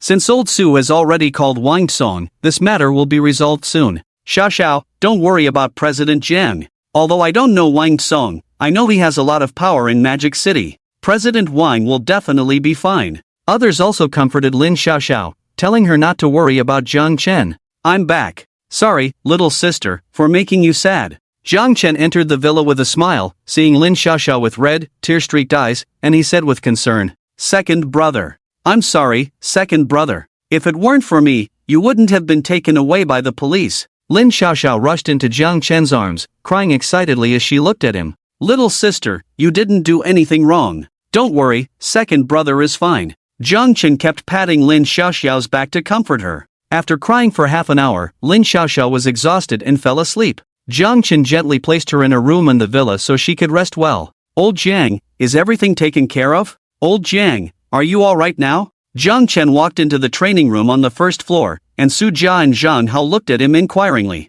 "It's all good now. Wang Ge will handle the rest, so we don't need to worry about it." Zhang Chen smiled at them, reassuring them not to be concerned. "That's good." Both of them sighed in relief upon hearing that Wang Song would take care of the matter. On the other side, Wang Song went directly to find Guo Xiao and the others. "Young Master Wang." Guo Xiao and the others were surprised to see Wang Song had come to the hospital to find them all, and they respectfully called out to him. Although Guo Xiao and the others had decent standings, they were no match for Wang Song, one of the 4 young masters of Magic City.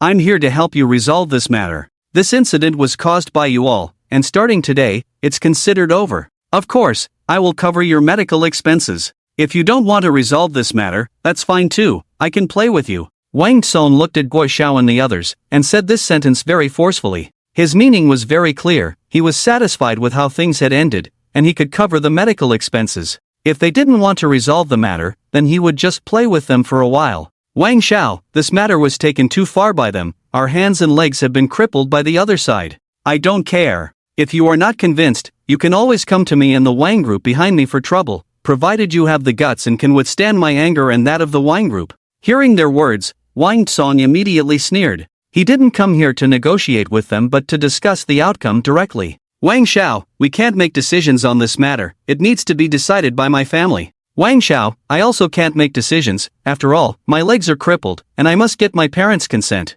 Guo Xiao's companions, upon hearing Wang Song's strong words, all spoke up, saying they needed their parents to make the decision. "Where are your parents? I'll talk to them." Wang Song listened to their words, looking at them coldly, filled with disdain. This group of guys intended to bully Zhang Chen and the others but ended up being bullied themselves. They deserved it. If the other side wanted to touch them, Wang Song was naturally unafraid. Even if the Wang group was not strong enough, what of it? Wasn't it enough that the world's #1 Tianxia group wanted to sanction them? Wang Song also met the parents of these spoiled brats. When these parents saw Wang Song's arrival, their expressions turned ugly, especially upon hearing that Wang Song was here to resolve the matter. Their faces grew even more unpleasant. "This is impossible. I only have one son, and now his legs are crippled, he won't be able to walk again, and I must make that guy pay for my son's life." A woman, hearing Wang Song's words that this matter was over, immediately said this fiercely. "Mr. Mao, is this also your intention?" Wang Song, hearing the woman's words, coldly looked at a middle-aged man and asked with a sneer.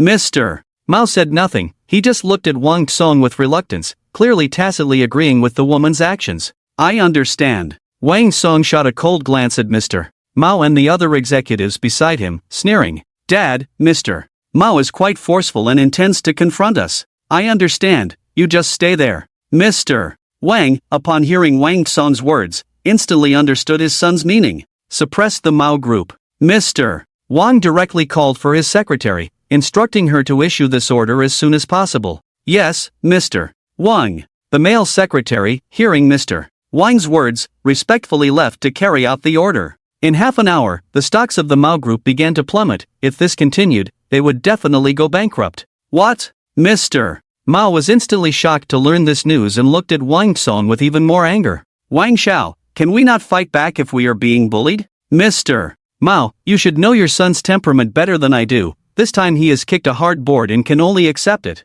Of course, if you are not convinced, you can join forces and see if our Wang group can deal with you." Wang Song coldly laughed, looking at Mr. Mao and saying these words icily. "I understand, we won't pursue this matter any further." Although Mr. Mao was unwilling and wanted to take revenge on Zhang Chen, reality forced him to bow his head. He said this, and his whole body slumped to the ground. "Mao Li, you are a waste, your son was bullied, and you actually compromised. If you don't take action, I will naturally find someone to do it." Slap. Shut up. Do you want to ruin our company? Do you want to destroy this family? I've already told you not to indulge this prodigal son. Today, this prodigal son has been rendered useless, and you have a significant part in this. Molly stood up immediately upon hearing his wife's words, slapping the other person across the face in a fit of rage. Fine, all of you executives still need to sign this. This matter ends here. Wang Song had prepared thoroughly, obtaining their signatures, and left the hospital to head to the police station,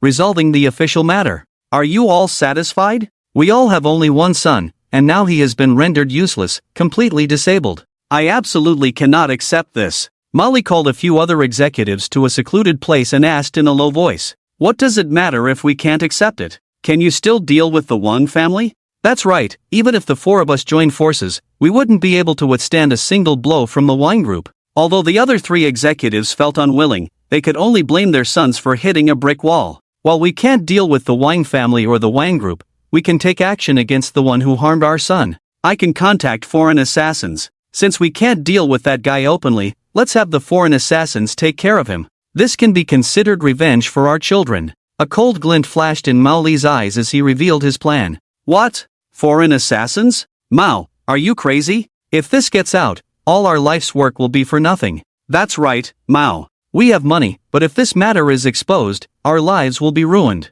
The three executives looked at each other in disbelief upon hearing Mao Li's words. Don't worry, the assassin organization I can contact is called Hell's Organization. You should have heard of it. It's the world's #1 assassin organization, and they are extremely discreet. No one will know, but their fees are quite high, so I plan to have you share some of the costs. Seeing the fearful expressions of the three executives, Mao Li smiled lightly as he revealed the name of the assassin organization he had found. Mao, you can actually contact Hell's Organization. Mao, I didn't expect you to have such means. The three men took a deep breath upon hearing Mao Li's words, surprised that he could actually contact Hell's Organization. They had heard of it while on business trips abroad. This organization was indeed the world's top assassin group. Moreover, their organization had never failed, and it was said that Hell's Organization had even assassinated a foreign president and escaped unscathed. Most importantly, Hell's Organization would not expose any information about their clients, which is why they were so popular. Mao, if you can really contact Hell's Organization, I can share some of the costs. This can be considered revenge for our prodigal sons. Mao, I agree. I agree too, they have gone too far. He must disappear from this world. The three executives, knowing that Mao Li could contact the assassins from Hell's Organization, all agreed. Alright, when I contact the assassins from Hell's Organization, we will share the costs together. Deal. As the four of them concluded their discussion, they returned to the hospital room to visit their sons. Looking at their disabled sons, their anger intensified, and they became even more determined to hire assassins to kill Chen for revenge. Where's my wife? Mao Li frowned as he noticed his wife's absence in the hospital room and looked at the bodyguard inside. Madam said she went to prepare food for the young master, the bodyguard replied respectfully. Mao Li frowned slightly upon hearing this, gently responding with a single word, his anger simmering as he looked at his son lying on the bed. Old Su, what does brother Wang like? He helped me out today, so I should naturally treat him to a meal or something. Chen found Su Jia and said to him, Old Jiang, I actually know this. Brother Wang likes to go to bars with various internet celebrity beauties. If you invite some internet celebrity beauties to accompany Brother Wang to the bar, he will definitely be happy. Su Jia immediately stated Wang Tsang's interests without any hesitation upon hearing Zhang Chen's words. Is that so? You can call and invite Brother Wang, and also ask if the club staff are willing to go to the bar. I'll find some internet celebrity girls. Zhang Chen thought for a moment after hearing this and directly said to Su Jia, Leave it to me. Su Jia smiled happily and agreed right away. Brother Wang, are you free tonight? Old Jiang has found some internet celebrity girls and plans to take you to the bar for a bit. What? Now you've got me excited, I'm completely free today. Wang Song happily agreed when he received Su Jia's call. Alright then, Brother Wang. You can arrange which bar to go to, and we'll cover all the expenses. Sure, let's go to the newly opened TA bar. I'm familiar with that place, and I know the owner. Okay, we'll contact the staff and head over right away. Su Jia and Wang Song finalized the bar plans and ended their call. On the other side, Zhang Chen also entered the internet celebrity group created by Steel Dun King. At everyone, today there are some beauties available in Magic City, please come to the bar for some fun. I'll cover all expenses today. 13 boss, can guys come too? I can wear black stockings and become a pseudo girl. 13 Boss, can I make it in time to change my gender? 13 Boss, can I come over to Magic City? 13 Boss, I'm free today. 13 Boss, I can come over anytime. The entire group erupted with excitement upon seeing Chen mention everyone, both male and female internet celebrities eager to go to the bar. They knew Chen was very generous, giving them tips every day, and this was the first time they would meet offline, a great opportunity to make an impression. Once familiar, 13 Boss would definitely take better care of them, and most importantly, gaining 13 Boss's favor would mean they could rise to great heights. Thus, all the female internet celebrities in or near Magic City prepared to go to the bar with Chen. As for those not in Magic City or far away, they were filled with regret. You tally up which female internet celebrities are willing to come to the bar, and then message them the location. They should arrive within half an hour. If it takes longer, they don't need to come. Once you've sorted this out, if you're also in Magic City, come to the bar together, and I'll introduce you to some people. Chen directly contacted Steel Gun King and instructed him.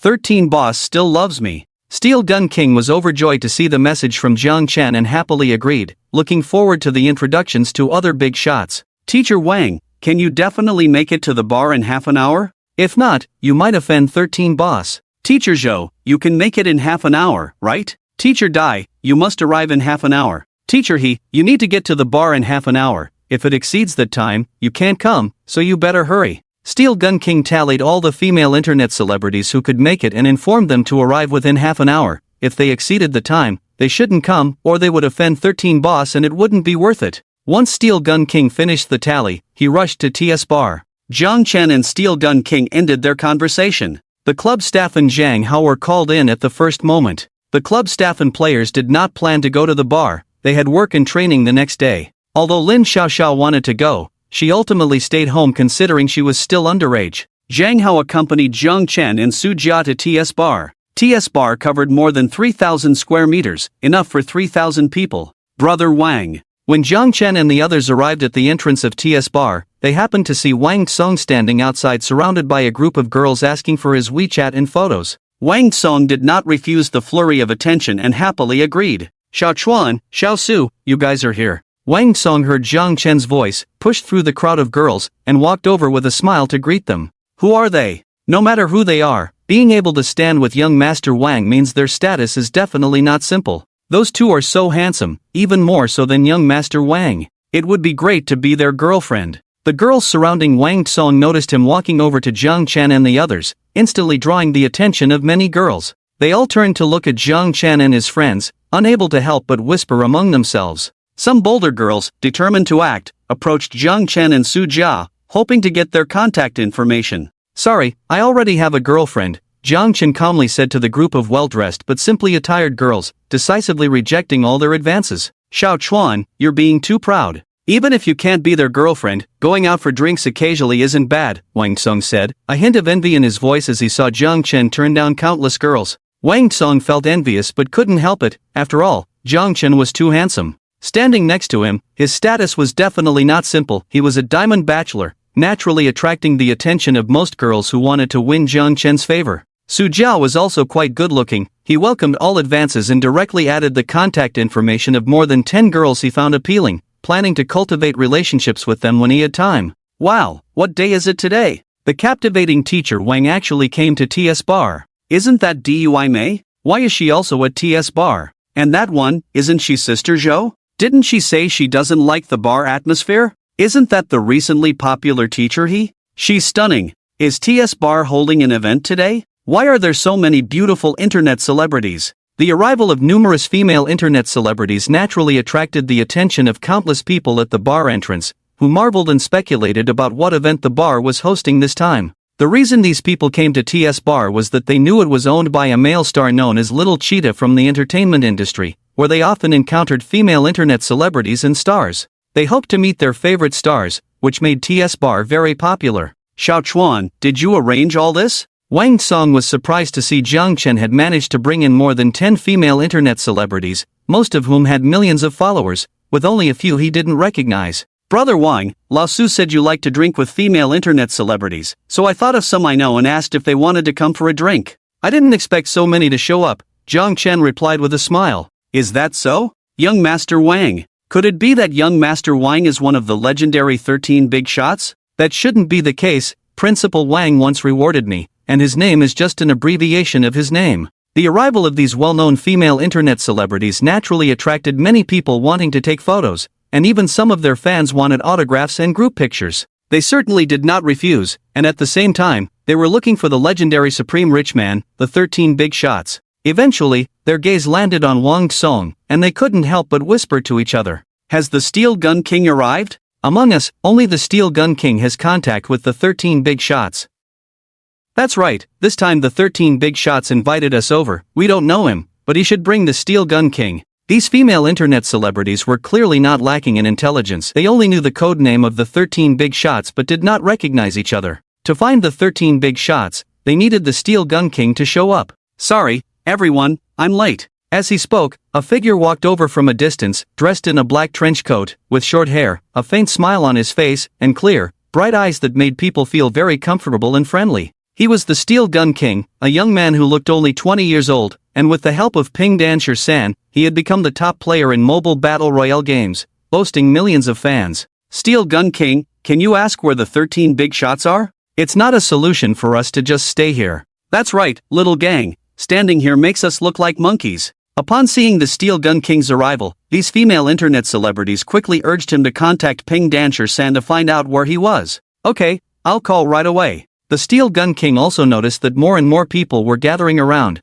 many coming over to ask for autographs and photos. He understood that staying outside the bar was not a good idea, so he immediately contacted Chen. 13 big shots, we've arrived at the bar, where are you? I see you all, we're on our way. Chen smiled as he answered the Steel Gun King's call, then called Wang Song and the other three to walk towards the Steel Gun King and the group of female internet celebrities. Wang Xiao and the others are coming towards us. Could it be that Wang Xiao is the 13 big shots? Wang Xiao shouldn't be the 13 big shots, the three people beside him should be. Wow! The man next to Wang Xiao is so handsome and stylish, I hope he is the 13 big shots. Zhang Chen and Wang Song walked towards the Steel Gun King and the female internet celebrities, naturally attracting their attention, and they began to discuss quietly among themselves. Hello everyone, nice to meet you for the first time. Let me introduce myself, my name is Zhang Chen, and my Douyin username is Ping Dansher-san. Zhang Chen approached the group of female internet celebrities, not hiding his identity or his ID name, and greeted them with a smile.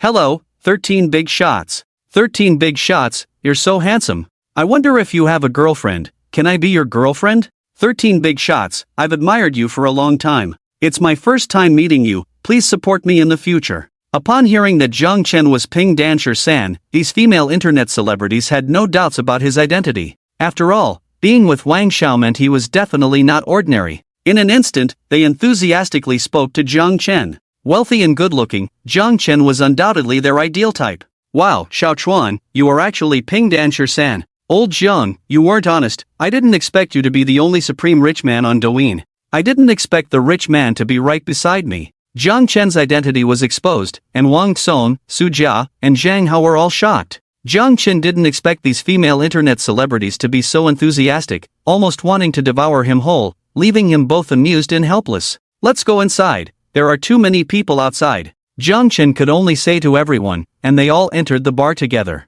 When Wang Song arrived at the TS bar, he called Little Cheetah in advance, who had prepared a private room. They went directly to the private room on the second floor. Young Master Wang, it's our first meeting, let me toast you. 13 Boss, it's our first meeting, I toast you, thank you for your help. Young Master Su. Young Master Zhang. Steel Gun Wang was very adept at socializing. After the drinks were served, he immediately toasted Zhang Chen and the other three. Zhang Chen was very satisfied to see Steel Gun Wang so skilled in social situations. After all, Steel Gun Wang had so many fans now, becoming the top player on Douyin, and it was all thanks to Zhang Chen. His reputation outside represented him, he couldn't afford to be inept in socializing. 13 Boss, thank you for your tips during this time. 13 Boss, I'm so excited to meet you for the first time, let's have a drink together. 13 Boss. The group of female internet celebrities also began to take action, most of them wanting to drink with Zhang Chen, while Wang Song and Su Jia were completely ignored. Little Su, wasn't today supposed to be to thank me? Why aren't they drinking with me? Wang Song sat there looking dejected, asking Su Jia with a hint of grievance. They might not have noticed Brother Wang, I'll go say something to them. Su Jia couldn't help but smile at Wang Song's forlorn expression and quickly approached Jiang Chen, saying, "Everyone, let me say something. Today's main event is Brother Wang. As long as you drink well with him today, tomorrow everyone will tip 100 exclusive gifts." Jiang Chen understood Su Jia's intention, stood up with a smile, and waved his hand at the many female internet celebrities, saying, "Young Master Wang, sorry, I toast you. Young Master Wang, don't you think my outfit looks good today?" As Jiang Chen's words fell, all the female internet celebrities understood his meaning and instantly rushed to Wang Song, hoping to win his favor. That was a full 100 exclusive gifts, worth millions. Even if the platform took half, they would still get 5 million. "Old Jiang, you're still impressive." Su Jia gave Jiang Chen a thumbs up upon hearing his words. The total tips would cost 100 million, he couldn't bear to tip that much. Jiang Chen just smiled, having money meant being willful. On the other side, Mali watched his son sleeping and took the initiative to contact the Hell Organization. 20 million meters of knives, otherwise, we won't take this task. "Why so much?" I've inquired, and taking out an ordinary person costs at most 1 million meters of knives. You're in Huagua, which is the most dangerous country in the world for us. If you want to kill someone in Huagua, it starts at 20 million meters of knives. You can either agree or not. Mali heard the impatience in the Hell Organization's voice, gritted his teeth, and finally agreed. "So expensive? A bit pricey, but there are benefits, we won't be exposed." "Fine, for my son, I'll split the cost." Mali sighed in relief when he heard the other 3 bosses were willing to share the cost, then contacted the Hell Organization to transfer 10 million meters of knives to them. As for the other half of the payment, it would be settled once the task was completed. After transferring the money, Mali also handed over Jiang Chen's photo and all the information he had gathered to the Hell Organization. "We will take care of the target in 3 days. The Hell Organization replied to Mali immediately after receiving Jiang Chen's information, telling him to wait for the results. "Okay, thank you." Mali felt pleased to hear that the culprit Jiang Chen would be killed in 3 days. "Have you found the person?" A middle-aged woman sat in a foul-smelling bar, her face full of disdain as she frowned at a tattooed man beside her and asked coldly, "Are you sure?" "Don't worry, Mrs. Mao. We've found the person. They're currently at the TS bar, but that person is with young Master Wang, so if we want to take action this time, it will cost more," the tattooed man replied with a cold smile upon hearing Mrs. Mao's words. "How much more?" Mrs. Mao's expression darkened further at the mention of Wang Song, and she asked icily. 5 million. The tattooed man held up 5 fingers to indicate the amount. "What? Are you robbing me?" Mrs. Mao was taken aback by the price, her voice icy. "Mrs. Mao, you should know that if we act in front of young Master Wang, even if we're not targeting him, it will still offend him. Do you think we can continue to stay in the Magic City after offending him? We would have to change locations or go abroad, so an additional 5 million is very reasonable." The tattooed man shrugged and chuckled lightly. Mrs. Mao heard his words. While they were reasonable, adding 5 million meant a total of 10 million, which was all the assets she had. She was reluctant to part with it. "Mrs. Mao, think about your son lying in the hospital bed. I've been working with him for a long time. If you weren't his mother and this time he hadn't introduced me to you, I wouldn't accept 10 million just to deal with someone like young Master Wang." The tattooed man directly mentioned her son, sensing her pain and reluctance, provoking her anger. "I agree. For 10 million, I want him completely disabled." Mrs. Mao's eyes turned fierce as she thought of her son in the hospital bed, and she coldly stated this to the tattooed man. "Don't worry, Mrs. Mao, we only work for money. Your son believes I'm reliable, which is why he recommended you to me. As long as the money is in place, we'll act immediately," the tattooed man said, pleased to hear Mrs. Mao's agreement. "Give me a card number." Mrs. Mao looked deeply at the tattooed man and finally gritted her teeth to say this. Soon, 10 million was transferred directly to the tattooed man. "Mrs. Mao, the money has arrived. Do you want to come with us to the bar to see the outcome?" The tattooed man grinned wickedly when his subordinate informed him of the transfer, looking at Mrs. Mao. Mrs. Mao felt fear at the tattooed man's sinister smile, but thinking of witnessing Jiang Chen's downfall, she agreed without hesitation. "All right, Mrs. Mao, you need to keep up with us. After we finish, we'll leave immediately." The tattooed man smiled and called over a dozen of his subordinates, who were armed with machetes, and they all got into a van, heading quickly to the TS bar. Mrs. Mao followed the van to the TS bar. "Is everything arranged?"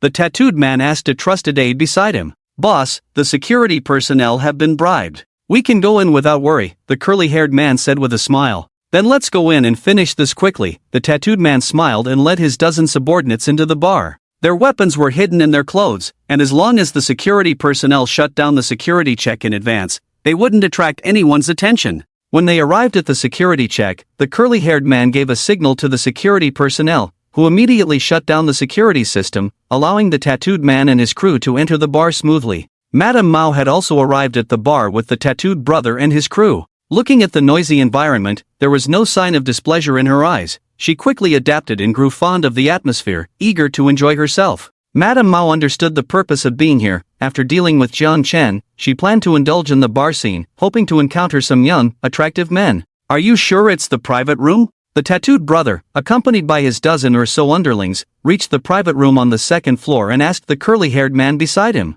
"Yes," the curly-haired man replied affirmatively. "Put on your masks, and no one move. We'll cut off the limbs of the man in the photo and leave Shanghai immediately," the tattooed brother instructed his subordinates with a nod. Bang! The tattooed brother kicked open the door to the private room. "Ha!" His action instantly drew everyone's attention. "Who the hell are you? Get the hell out of here before I get angry." Wang Song, slightly drunk, angrily shouted at the masked man who had kicked open the door. "Cut off his limbs." The tattooed brother completely ignored Wang Song's threat, his gaze fixed on Jiang Chen, who was surrounded by a group of female internet celebrities, and he ordered his underlings, "Kill! Kill!" As soon as the tattooed brother's command fell, his underlings noticed Jiang Chen and unsheathed their knives without hesitation, charging at him. "Ah!" The group of female internet celebrities screamed in terror upon seeing the masked men brandishing knives, frantically looking for places to hide. "Be careful!" Jiang Chen hadn't expected someone to rush into the private room to attack him. The knife-wielding assailant was ruthless, showing no mercy. Seeing a female internet celebrity about to be struck, Jiang Chen shouted loudly and instinctively blocked the blow with his hand. The knife struck his arm, pain coursing through him, causing cold sweat to bead on his forehead, but he did not scream. "You're seeking death." After blocking the blow, Jiang Chen noticed the other assailants were already attacking him. His expression turned cold, and a chilling killing intent radiated from him. "Get the hell out of my way." Ignoring his injury, Jiang Chen easily dodged the attacks of two knife wielders. After evading, he seized the opportunity to disarm one of them, then delivered a powerful kick that sent the assailant flying. "Ha!" The tattooed brother saw that aside from the cut Jiang Chen received while protecting the female internet celebrity, none of his men had landed a hit on him. Instead, several of his subordinates had been knocked out. Realizing Jiang Chen had some skill, his expression grew serious, and he decided to take matters into his own hands. "Die for me!" The tattooed brother moved quickly, his strength far surpassing that of his subordinates. Jiang Chen sensed the danger and, relying on his incredible sixth sense, dodged the tattooed brother's lethal strike, then swiftly swung his knife at him from behind. Clang! The tremendous force severed the knife in the tattooed brother's hand, and the blade struck his abdomen, blood gushing out. "You think you can kill me? You're not worthy." After injuring the tattooed brother, Jiang Chen shot him a fierce look, then kicked him away, the knife in his hand slicing through the brother's Achilles tendon, causing him to howl in pain. Bang bang bang! Within 3 minutes, the entire private room was drenched in blood. A dozen knife wielders lay on the ground, writhing in pain and howling, while the others in the private room looked at Jiang Chen with fear, not expecting such a terrifying sight of him. "Old Su, have you called the police?" Jiang Chen finished the fight, tossed aside the machete, and asked Su Jia. Although Su Jia hadn't faced this scene directly, he quickly reacted. He didn't help Jiang Chen but instead had everyone retreat to the back to protect the women and prevent them from getting hurt. "Don't worry, I've already called the police. They should be here soon," Su Jia quickly replied to Jiang Chen. "Brother Wang, it's clear that this group of knife wielders is here for me. I have an injury that needs bandaging, and I might need your help to follow up on this matter. I want to know who exactly is behind this." Jiang Chen nodded and looked at the equally frightened Wang Song. After all, he had never encountered such a situation before. Okay, Wang Song replied hoarsely to Jiang Chen. "Steel Gun Wang, come take me to the hospital." "Old Zhang, you arrange for these ladies." Jiang Chen quickly instructed on other matters. Okay. Zhang Hao and Steel Gun Wang were also encountering such a situation for the first time, feeling scared, and stammered in response to Jiang Chen's words. "Boss 13, are you okay?" After Jiang Chen and Steel Gun Wang left the bar and headed to the hospital, sitting in the car, Steel Gun Wang finally regained his senses and saw Jiang Chen's arm wrapped in clothing, already stained red, and couldn't help but ask with concern. "I'm fine. You need to talk to them about today's incident, tell them not to spread it and not to take it to heart." To express my apologies, transfer 1 million to each of them as a form of mental compensation. Chen understood that the female internet celebrities who were invited were genuinely scared and directly told Steel Gun Wang. The driver, hearing Jiang Chen's words about transferring 1 million to each person, thought the other party was bragging and accidentally laughed. Jiang Chen didn't mind, and Steel Gun Wang didn't say much either. Of course, some of them might be quite scared. When the time comes, let them see a psychologist. If there's really an issue, I will take full responsibility, and they can take a few days off. I will cover all losses, and when they go live, I will give each of them 100 exclusive gifts. Jiang Chen thought of something again and told Steel Gun Wang as they arrived at the hospital. Okay, Boss 13, I will arrange all of this. Thank you for your hard work. In the future, if you have any issues, just come to me anytime. After all, you are my only little brother. Jiang Chen nodded in satisfaction, patted Steel Gun Wang on the shoulder, and smiled. Okay, Boss 13. No need to call me Boss 13 anymore. Just call me Brother Jiang or Brother Chuan from now on, Jiang Chen said with a smile after hearing Steel Gun Wang's words. After they bandaged the wounds, they received a call from Wang Song. When Jiang Chen learned who was behind it, his expression instantly darkened, and Steel Gun Wang was also startled by this scene. Old Lu, you need to do something for me right away. Make the Mao group go bankrupt completely, and check if they have any criminal evidence. If there is any criminal evidence, collect it all and hand it over to the authorities. Jiang Chen's tone was icy as he issued the command. Understood, President Jang. Lu Yon, hearing Jiang Chen's cold voice, realized that the Mao group had completely angered him, and it was the first time he felt such intense fury from Jiang Chen. Lu Yon hung up the phone and immediately contacted the operator to short the entire Mao group while collecting all criminal evidence against them. You should go back and rest early too. Complete the tasks I assign to you tomorrow. Jiang Chen hung up the phone, took a deep breath, suppressing the anger within, and a faint smile appeared on his face as he spoke to the Steel Gun King beside him. All right, Brother Jang. The Steel Gun King nodded respectfully, leaving the place in fear. At that moment, he finally understood what it meant to be a big shot. A single phone call could determine the life and death of a company. The next day, major platforms exposed the news that the Mao Group was shorted by the Tianxia Group. At the same time, various crimes committed by the Mao Group were revealed, including tax evasion and contract killing. A series of criminal evidence was enough to put Mao Li and his family behind bars for life. Brother Jang is amazing. In just one night, he made the other party sink into despair. The Steel Gun King saw these news reports and felt very fortunate to follow such a powerful and capable big brother. Everyone, you received the money I transferred, right? Regarding what happened last night, Brother Jang hopes you won't tell anyone. He also asked me to arrange psychological evaluations for you today,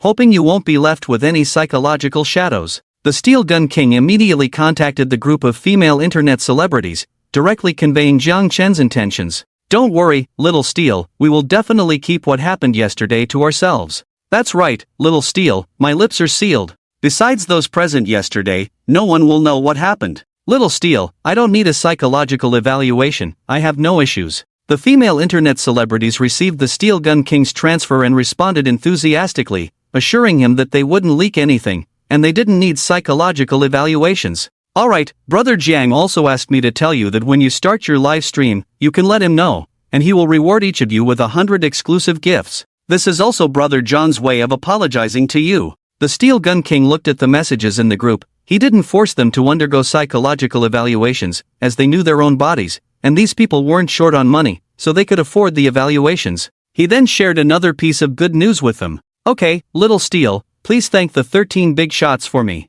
I will be live streaming today and welcome the 13 big shots to the stream. Thank you, 13 big shots. I also plan to start my live stream today, looking forward to the arrival of the 13 big shots. The female internet celebrities in the group became even more excited upon learning that Jiang Chen would reward them with 100 exclusive gifts today. Although they were frightened yesterday, the power of money was enough to make them forget everything. The Steel Gun King smiled as he saw everyone in the group thanking Jiang Chen, showing no signs of psychological issues, and he didn't say much more. Brother Jang, the matter has been handled. The Steel Gun King informed Jiang Chen of this as soon as he had taken care of everything. Jiang Chen was currently sleeping soundly in bed, completely unaware of these events. On the other side, Wang Song hadn't slept a wink all night. Although what happened yesterday wasn't directed at him, the bloody scene truly scared him. Having been pampered since childhood, he had never encountered such a situation. Fortunately, Jiang Chen was powerful. If Jiang Chen had really been incapacitated or killed, he would have suffered too. After all, Jiang Chen was backed by the Tianxia Group.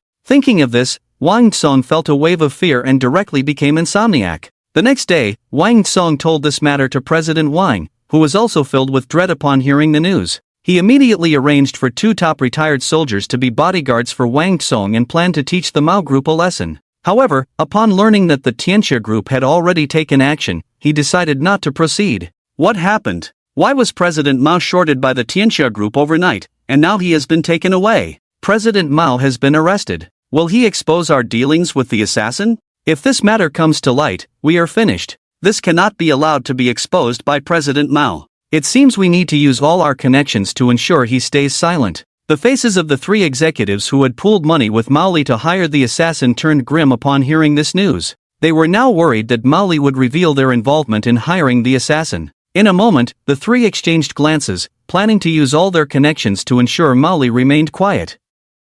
With this thought in mind, the 3 executives simultaneously made countless phone calls, spending vast amounts of money and leveraging their connections, but they received one result: they could not intervene. The personnel involved in Mao Li's arrest were from the capital. Upon hearing this, the 3 executives fell into complete despair. The capital's personnel were handling the case, and any attempt to interfere was utterly impossible. In an instant, the 3 executives were filled with anxiety and fear. When Chen woke up, he was naturally unaware of all that had transpired. He received a message from Steel Gun Wang and simply replied, "Well done." Chen's emotions came and went quickly. That day, he took Lin Xiaoxiao to the amusement park, intending to also take her to see his sister-in-law, Mu Qingcheng. However, Mu Qingcheng had been busy with various promotions and events lately and was not in the Magic City at that moment, leaving them with no options. As night fell, Chen and the others had been in the Magic City for 2 days. Lin Xiaoxiao needed to return to Jiangbei, as she had to prepare for school.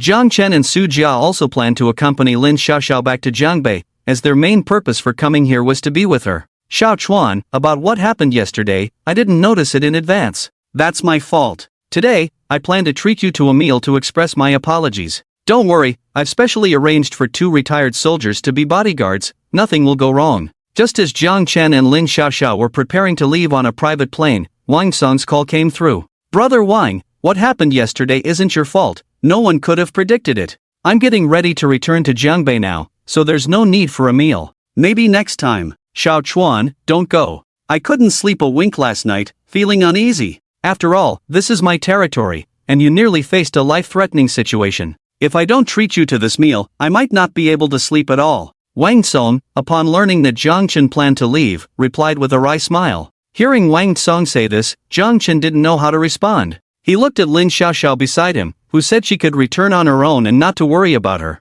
He could only agree to Wang Song's invitation for a meal. "Brother Wang, just give me an address, and old Su and I will head over right away." "Alright, I'll be waiting for you at Tan's official cuisine." Wang Song smiled as he provided the specific address and told them to wait for their arrival. Lin Xiaoxiao took a private plane back to Jiangbei City alone. Zhang Chen and Su Jia stayed behind and drove to Tan's official cuisine. "Xiao Chuan, Xiao Su, you're here." Wang Song did not enter the private room but waited outside the restaurant for the 2 to arrive, smiling as he approached them. "Brother Wang." Zhang Chen and Su Jia greeted him with smiles. "Let's eat and chat," Wang Song said with a smile, leading them to the private room. The 2 bodyguards behind Wang Song followed him inside and sat down. Last time, Wang Song had been quite scared. Having the 2 bodyguards by his side felt much safer. "Xiao Chuan, I take a lot of responsibility for what happened last time, which almost got you killed in the Magic City." "Brother Wang, I'll drink to that." Wang Song raised his glass and said apologetically to Zhang Chen,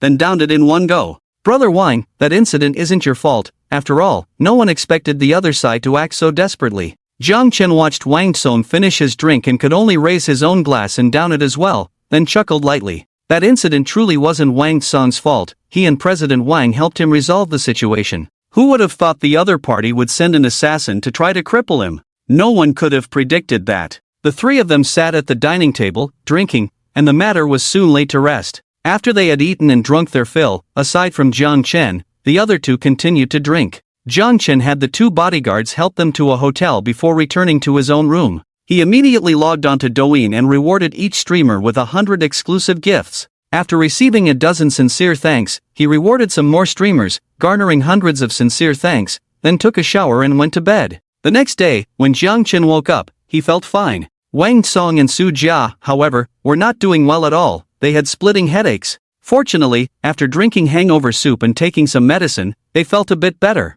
The three of them got up and had breakfast, and Wang Song made another restaurant reservation. He had planned to introduce Chen to Qin, one of the 4 young masters of the Magic City, as he had a good relationship with him and wanted Chen to meet him. However, it was too late yesterday, and Chen had declined the proposal, telling Wang Song that they could have a meal together today to get acquainted. I still feel quite uncomfortable, I'll go rest a bit. I need to rest too. After finishing breakfast, the two of them returned to their rooms to rest.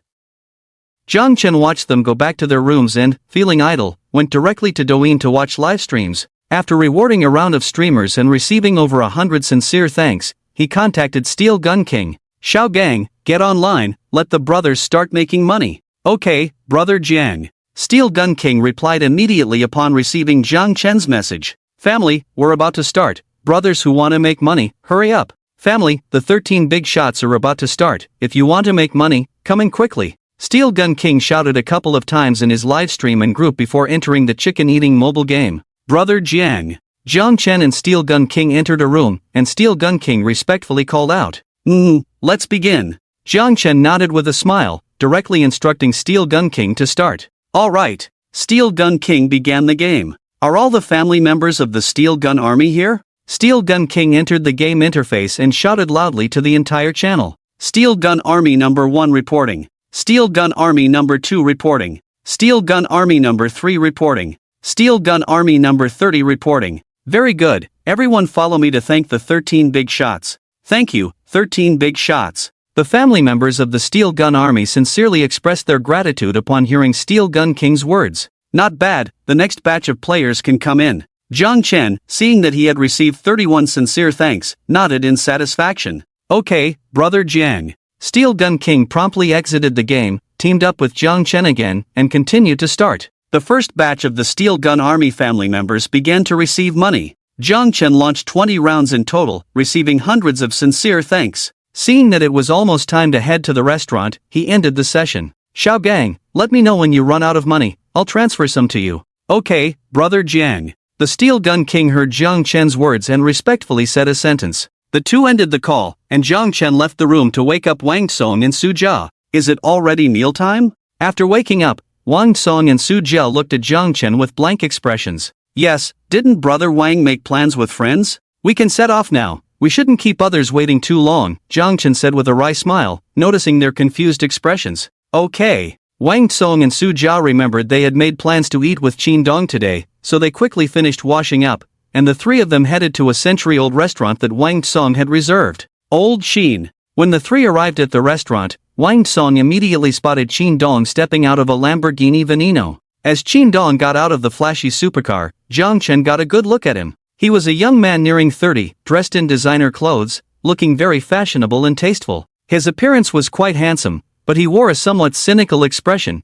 as if he didn't care much about his surroundings. Old Wang, you finally made it. Qin saw Wang Song and Zhang Chen approaching and greeted them with a smile. Wow, that's a Lamborghini Veneno, one of only 20 globally limited editions from 2013. It's so cool. I wanted to buy one back then, but my dad refused on the grounds that I wasn't of age yet, Su Jia exclaimed as he saw the Lamborghini parked there. He immediately dashed over, inspecting the car with unmasked enthusiasm in his eyes. This was his dream car that he had never gotten. Want to take it for a spin? Seeing Su Jia's eager gaze on his car, Qin reached out and lightly touched it, as if caressing a lover. He understood that Su Jia was also a car enthusiast and couldn't help but ask with a smile. The reason Qin offered to let Su Jia drive was that Su Jia was clearly a friend of Wang Song, so he took the initiative to let him take a turn. Really? Thank you. Su Jia looked excitedly at Qin, and when he saw him toss the keys over, he happily caught them and jumped into the driver's seat, eagerly driving the car out. Brother Wang, let's go inside first.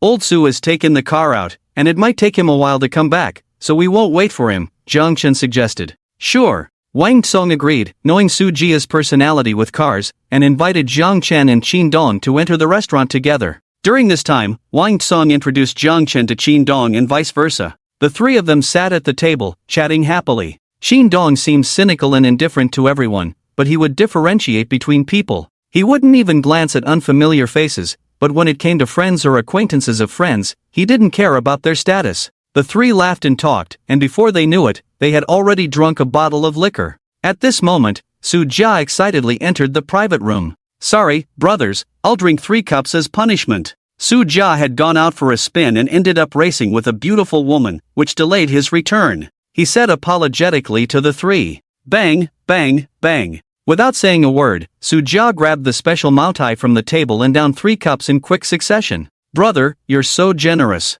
People like you are rare these days, I toast to you." Su-ja downed 3 cups of wine, and his entire body felt fiery. He planned to eat some food to cool down his body's heat when he heard Chin Don's words. "Brother Chin, I'm in." Su-ja looked at Chin Don, who stood up intending to drink with him, and naturally couldn't refuse. He raised his glass and downed it again. "Xiaosu, old Chin has had a drink with you. As the host, I should also have a drink with you," Wang Song said, looking at Su-ja's flushed face. After 4 cups of wine, Su-ja's condition was clearly deteriorating, and Wang Song smiled at him. "Brother Wang, I really made a mistake. I shouldn't have come so late. Can I eat something to settle my stomach before drinking again?" Su-ja kept apologizing, pleading with Wang Song to let him off the hook. Ha ha ha. Wang Song couldn't help but laugh heartily at Su-ja's twisted expression. He was just teasing Su-ja, intending to remind him not to come so late next time. The 4 of them laughed and chatted throughout the night. Wang Song even suggested going to a bar since he hadn't been in 2 days, and a few attractive female internet celebrities had contacted him today. Faced with Wang Song's warm invitation, Su-ja honestly agreed. "Brother Wang, Brother Chin, I won't join you at the bar today. I have to meet my girlfriend tomorrow."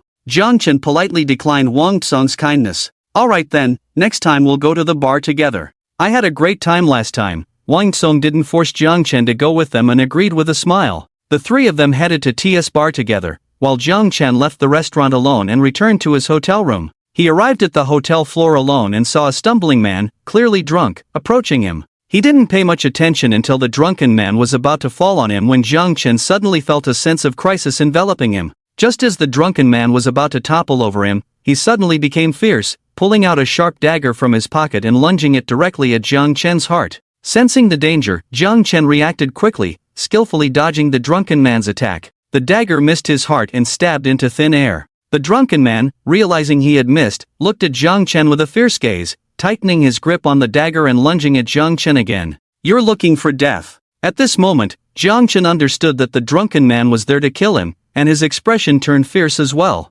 Although the drunken man was quick and precise, Jiang Chen was faster. He grabbed the drunken man's right hand, and with terrifying strength, he tightened his grip. The drunken man instantly felt pain, and the dagger clattered to the ground. As the dagger fell, Jiang Chen kicked the drunken man away with a powerful kick that shattered his chest bone. The drunken man, hit in the chest, spat out a mouthful of blood, his face turning pale and his gaze becoming unfocused. How is this possible? The drunken man could barely maintain his consciousness, unable to believe that his target had subdued him in one move. He looked at Jiang Chen in disbelief. The drunken man finished his sentence, realizing his mission had failed. Without hesitation, he took out something resembling a signaling device and decisively pressed it. At the same time, the drunken man bit down on his false teeth, instantly causing black blood to flow from his mouth. Did he poison himself? Jiang Chen's expression darkened as he saw the black blood flowing from the drunken man's mouth. In this situation, Jiang Chen had already guessed the identity of the drunken man before him.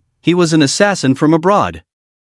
"Raise your hands, don't move." Just as the drunken man bit down on the poison, a cold voice reached Jiang Chen's ears, and he saw 4 yellow-skinned men in plain clothes, armed with handguns, appear behind him, loudly commanding him. "Are there accomplices? Is this the second plan?" Hearing the voice behind him, Jiang Chen's face turned grim as he pondered his countermeasures. "Raise your hands, or we will shoot." Among the 4, a young man who looked to be about the same age as Jiang Chen, seeing him standing still, reminded him loudly again. "Run!" Not knowing the true identities of the people behind him, Jiang Chen naturally couldn't just surrender. He ran without hesitation. "Chase him!" The youngest of the 4, seeing Jiang Chen flee, understood that shooting in the hotel would have too much of an impact, so he quickly issued the order and rushed after Jiang Chen. This time, Jiang Chen did not take the elevator. Once he did, the enemy could easily catch him. He was not foolish enough to take the elevator and instead headed quickly towards the rooftop via the stairs. Jiang Chen ran at high speed, with the 4 behind him in hot pursuit. The youngest man among them could barely see Jiang Chen's figure as he saw him reach the rooftop. Tactical advance. The young man shouted to the 3 behind him as he saw the rooftop door open. The four of them backed up against each other, cautiously stepping onto the rooftop. Every step was filled with vigilance and tension, their eyes scanning the surrounding environment, missing no signs of movement. The hotel rooftop was exceptionally spacious, seemingly endless at a glance. The sunlight poured down, illuminating the entire rooftop brightly, but it did not ease the unease in the hearts of the four. Tall, sturdy stone pillars stood on the rooftop, like silent sentinels quietly guarding the space. Their presence obstructed the view to some extent, making the search for the target quite challenging. Moreover, the rooftop appeared chaotic. Items were haphazardly piled up, tools scattered everywhere, as if no one had specifically organized the place. This disordered scene left them feeling confused and helpless, as finding a person in such an environment was undoubtedly a daunting task. "Captain Ching, what should we do?" A man in his 30s looked at the young man and asked, observing the structure of the rooftop. "Pair up, we must capture this assassin." Captain Ching coldly instructed his companions. "Understood." The three, hearing Captain Ching's words, split into two groups, remaining vigilant and relying on each other to search for Jiang Chen's whereabouts on the rooftop. They've caught up. Jiang Chen, hiding in the shadows, observed the mysterious four-man group as they divided into two teams to search for him, quickly disappearing from his spot. Although he was unfamiliar with the rooftop structure, the enemy was in the open while he was in the dark. Despite the enemy being armed, he was confident he could easily take care of these four. After disappearing, Jiang Chen quickly moved towards the direction of the enemy. His footsteps were silent, his figure like a ghost, each step carrying a strange rhythm, as if he melded with the surrounding environment. Soon, he had quietly approached the two mysterious figures. Bang! Jiang Chen moved with incredible speed, decisively striking at the two who had yet to notice him. His punch was as swift as lightning, with immense power, directly hitting one of them in the abdomen. His speed was so fast, and his attack so sudden, that the opponent had no time to react. The struck man let out a muffled groan, his body flying backward, crashing into a stone pillar, blood spewing from his mouth, clearly suffering serious injuries and losing his combat ability.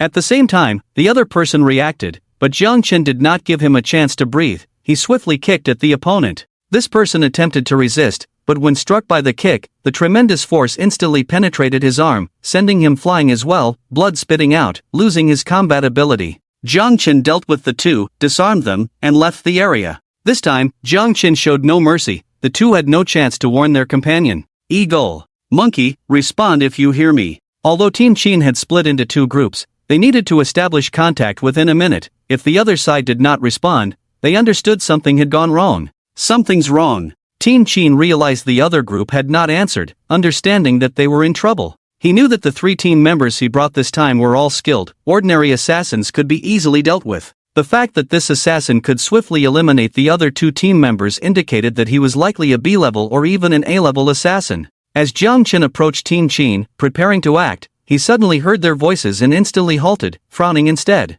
"It seems I underestimated this assassin." Team Ching said this gravely to his companion beside him. "Ching, this isn't your fault. We didn't know they would send B-level or even A-level assassins just to deal with ordinary people." His companion replied to Ching's words. "Let's be cautious and find Eagle and the others first." Team Ching did not respond, merely spoke to his companion. "Who are you?" Jiang Chen's deep voice slowly echoed in the dark. "Ha!" Team Ching and his companion instantly became alert upon hearing Jiang Chen's voice, realizing he was speaking in Chinese. However, they quickly thought of many assassins entering China who could speak the language, so it wasn't too surprising. "What happened to my companion?" Hearing Jiang Chen's low voice questioning them, they temporarily could not pinpoint his exact location through sound. He coldly pressed them. "You still haven't answered my question." Upon hearing Team Ching's evasive response, Jiang Chen's tone grew even colder, the murderous intent palpable in his voice. "China Security Team, Group Leader Qin Outyan." Qin Outyan sensed the chill in Jiang Chen's words. He dared not joke about his companion's life and revealed his identity.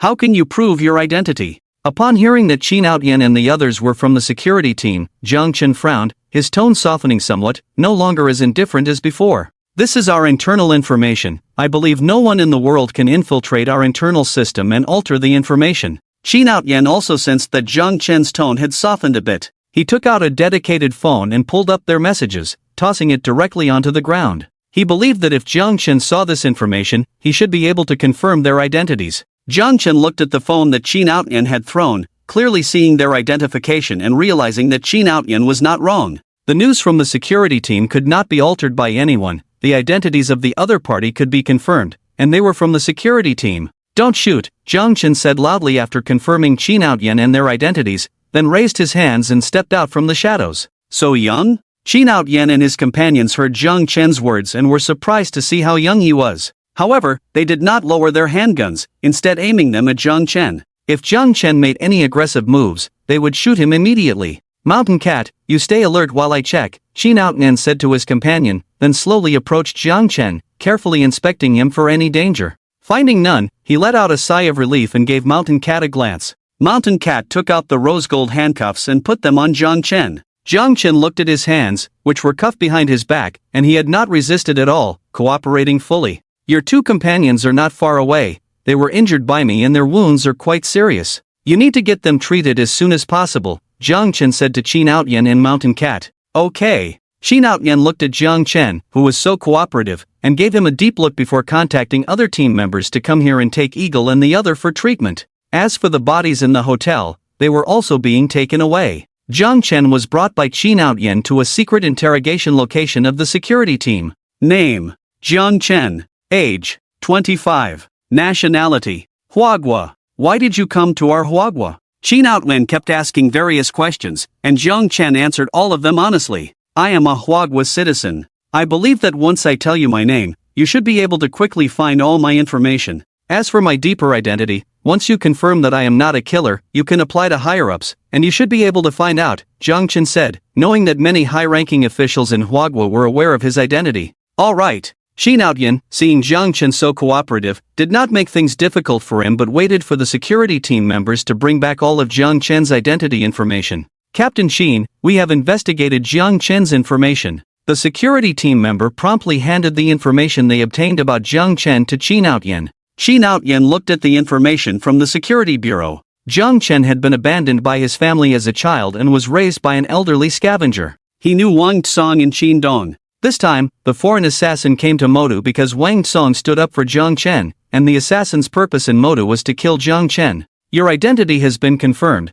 We indeed misunderstood you. However, this matter involves foreign assassins, so we still need you to cooperate with our investigation, Qin Outyen said after reading all of Jiang Chen's information, understanding that this information could not be fabricated. Okay. Jiang Chen smiled and agreed to Qin Outyen's words. Prepare a lounge for him, provide food and water, he cannot leave for the time being. After confirming that Jiang Chen was not a killer, Qin Outyen instructed the nearby security team members. Yes. The members of the security team respectfully responded and took Jiang Chen out of the interrogation room, leading him to a resting room, while providing him with food and water. Jiang Chen looked at the simple resting room, which only had a bed and a table. He didn't mind it at all. After eating and drinking, he lay down on the bed and began to rest without a care. Director Long, the assassin has been dealt with, but it wasn't by our security team members, it was a young man named Jiang Chen. This young man is very strong and easily took out 2 of our security team members. Even I might not be his match. After Qin Outyen left,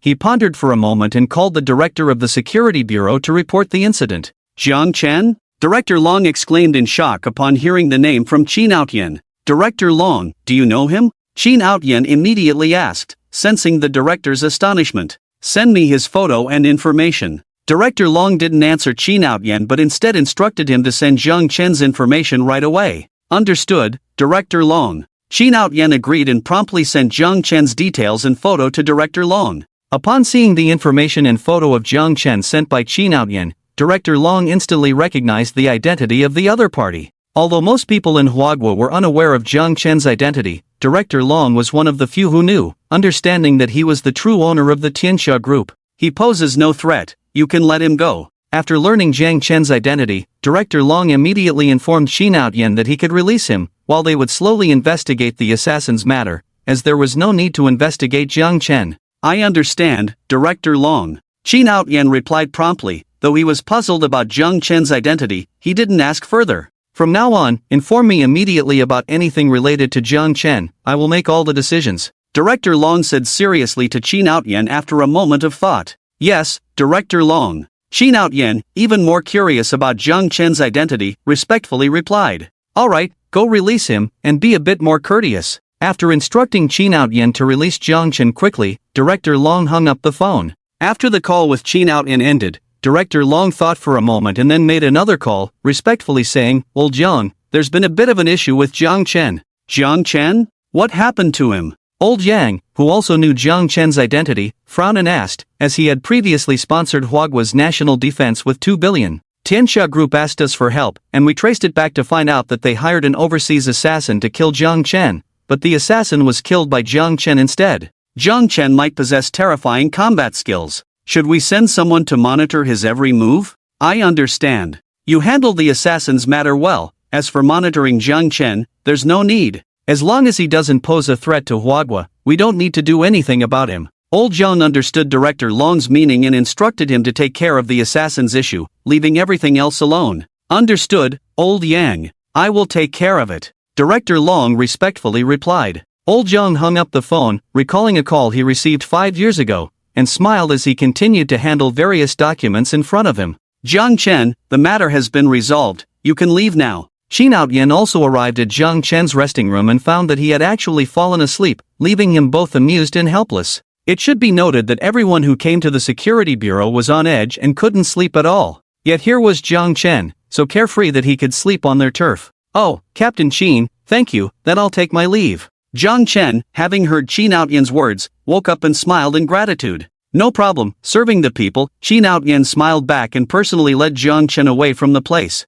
Captain Qin, I'm leaving now. If we meet again by chance next time, I'll treat you to a meal, Jiang Chen said with a smile. Sure. Qin Outyan was very curious about Jiang Chen's identity and thought about inquiring about his true identity in a private capacity the next time they met. Jiang Chen left the secret location, and at that moment, the distant sky was a fish white, clearly indicating that it was already dawn. He chose not to return to the hotel to rest but instead took out another encrypted phone and dialed a number. Brother Long, help me find out which organization the assassin who attacked me belongs to. Long Han was a young man in his 30s, dressed in green camouflage, holding a submachine gun, standing in a desert. Behind him was a group of soldiers, all in camouflage, armed with various weapons, nervously watching the front. Long Han was handsome, with deep-set eyes and a resolute face. He was tall and muscular, with well-defined muscle lines, exuding a sense of power. His skin was tanned, blending in with the surrounding environment. His hair was cut short, looking clean and neat. His voice was deep and powerful, carrying an air of authority and confidence. At that moment, Long Han was training a group of soldiers under the blazing sun when he suddenly received a call from Jiang Chen. When he heard that Jiang Chen had been attacked, his expression instantly became serious, a flash of worry and anger crossing his eyes. Without hesitation, he said into the phone, Xiao Chuan, how are you? Are you hurt? Brother Long, I'm fine. I'm one of your trained people. Don't you know my skills? The reason I'm calling you is to find out which organization the assassin who attacked me belongs to. You should know my character. Anyone who offends our Huagua will be punished, no matter how far they are. Jiang Chen's eyes flashed with extreme coldness as he spoke these words icily. Jiang Chen had received a refresh opportunity, gaining 4 extraction chances for different characters and items. Long Han, a character extracted from Jiang Chen's game world. Retired super soldier of Huagua. Long Han Mercenary Corps, a mercenary group extracted from Jiang Chen's game world. The world's #1 mercenary group. South Africa Gold Mine, the world's #1 gold mine. South Africa Natural Diamond Mine, the world's #1 diamond mine. A gold mine and a diamond mine were guarded in South Africa by Long Han and the Long Han Mercenary Corps. I understand, Xiao Chuan. I will handle this matter as soon as possible and inform you of the specifics. Long Han naturally understood Jiang Chen's strength. The other party's current power even surpassed his own. He was concerned but composed, and after understanding Jiang Chen's thoughts, he didn't say much more. He would find out the organization behind the assassination attempt on Jiang Chen as soon as possible. Okay, Brother Long. I have a few things to attend to, so I'll get busy now. I'll leave the matter of the assassin to you. Jiang Chen nodded in reassurance upon hearing Long Han's words. Don't worry, I'll get back to you with information within 3 days at most, Long Han promised with a smile, assuring Jiang Chen to rest easy. Jiang Chen was very clear about Long Han's capabilities. The two ended the call. After finishing breakfast, Jiang Chen hurried to Jusin Entertainment Company. Jusin Entertainment Company was located in the commercial district of Modu. There were many people here, and office workers had started to arrive one after another. Jiang Chen arrived at the foot of the Jusin Entertainment Company building, looking at the tall skyscraper in front of him, and stepped out directly. I'm sorry, sir, but if you want to enter, you need to have the front desk call us, otherwise, we cannot let you in. The security personnel stopped Jiang Chen as he tried to enter. Jiang Chen heard the security's words and simply smiled and nodded. Just as he was about to make a call, a surprised voice suddenly reached his ears. "Brother Jang." Xiao Ku. Chen turned around upon hearing someone call him and saw Mu Qingqing's assistant, Xiao Ku, who greeted him with a smile. "Uncle, can Brother Jiang come with me to our Jiasen Entertainment Company? Is that okay?" Xiao Ku approached Jiang Chen and smiled at the security at the entrance. Of course, Xiao Ku. The security at the entrance clearly recognized Xiao Ku and responded with a smile. "Brother Jiang, let's go in," Xiao Ku said to Jiang Chen with a smile, and the two entered the building before them. "Brother Jiang, are you here to find Sister Ching Chang?" As they entered the elevator, Xiao Ku, knowing full well why Jiang Chen was there, still asked with a smile. "Yes." Jiang Chen smiled and nodded in response to Xiao Ku's question, showing no signs of concealment. Sister Ching Chang and Sister Mi had a business reception yesterday, so they might arrive at the company a bit late today. "I can take you to Sister Ching Ching's office later, and it will be a surprise for her when she sees you," Xiao Ku said to Jiang Chen with a beaming smile. "Okay, then I must thank you. I'll treat you to lunch." "No need, Brother Jiang, this is what I should do." Xiao Ku declined Jiang Chen's kind offer as they arrived at Jiasen Entertainment Company. "Xiao Ku, you're here." When Xiao Ku and Jiang Chen arrived at Jiasen Entertainment Company, the front desk lady, Xiao Shui, had already started her shift. She greeted Xiao Ku with a happy expression. "Xiao Shui, I'll take Brother Jiang over first, and then I'll come back to find you." Xiao Ku happily greeted Xiao Shui and led Jiang Chen directly into Mu Qingqing's office. "Brother Jiang, this is Sister Qingqing's office. Have you had breakfast? If not, I can order takeout for you." "No need, I've already had breakfast." "You all enjoy yourselves," Jiang Chen said with a smile, looking gently at Xiao Ku. He then began to carefully examine Mu Qingqing's office.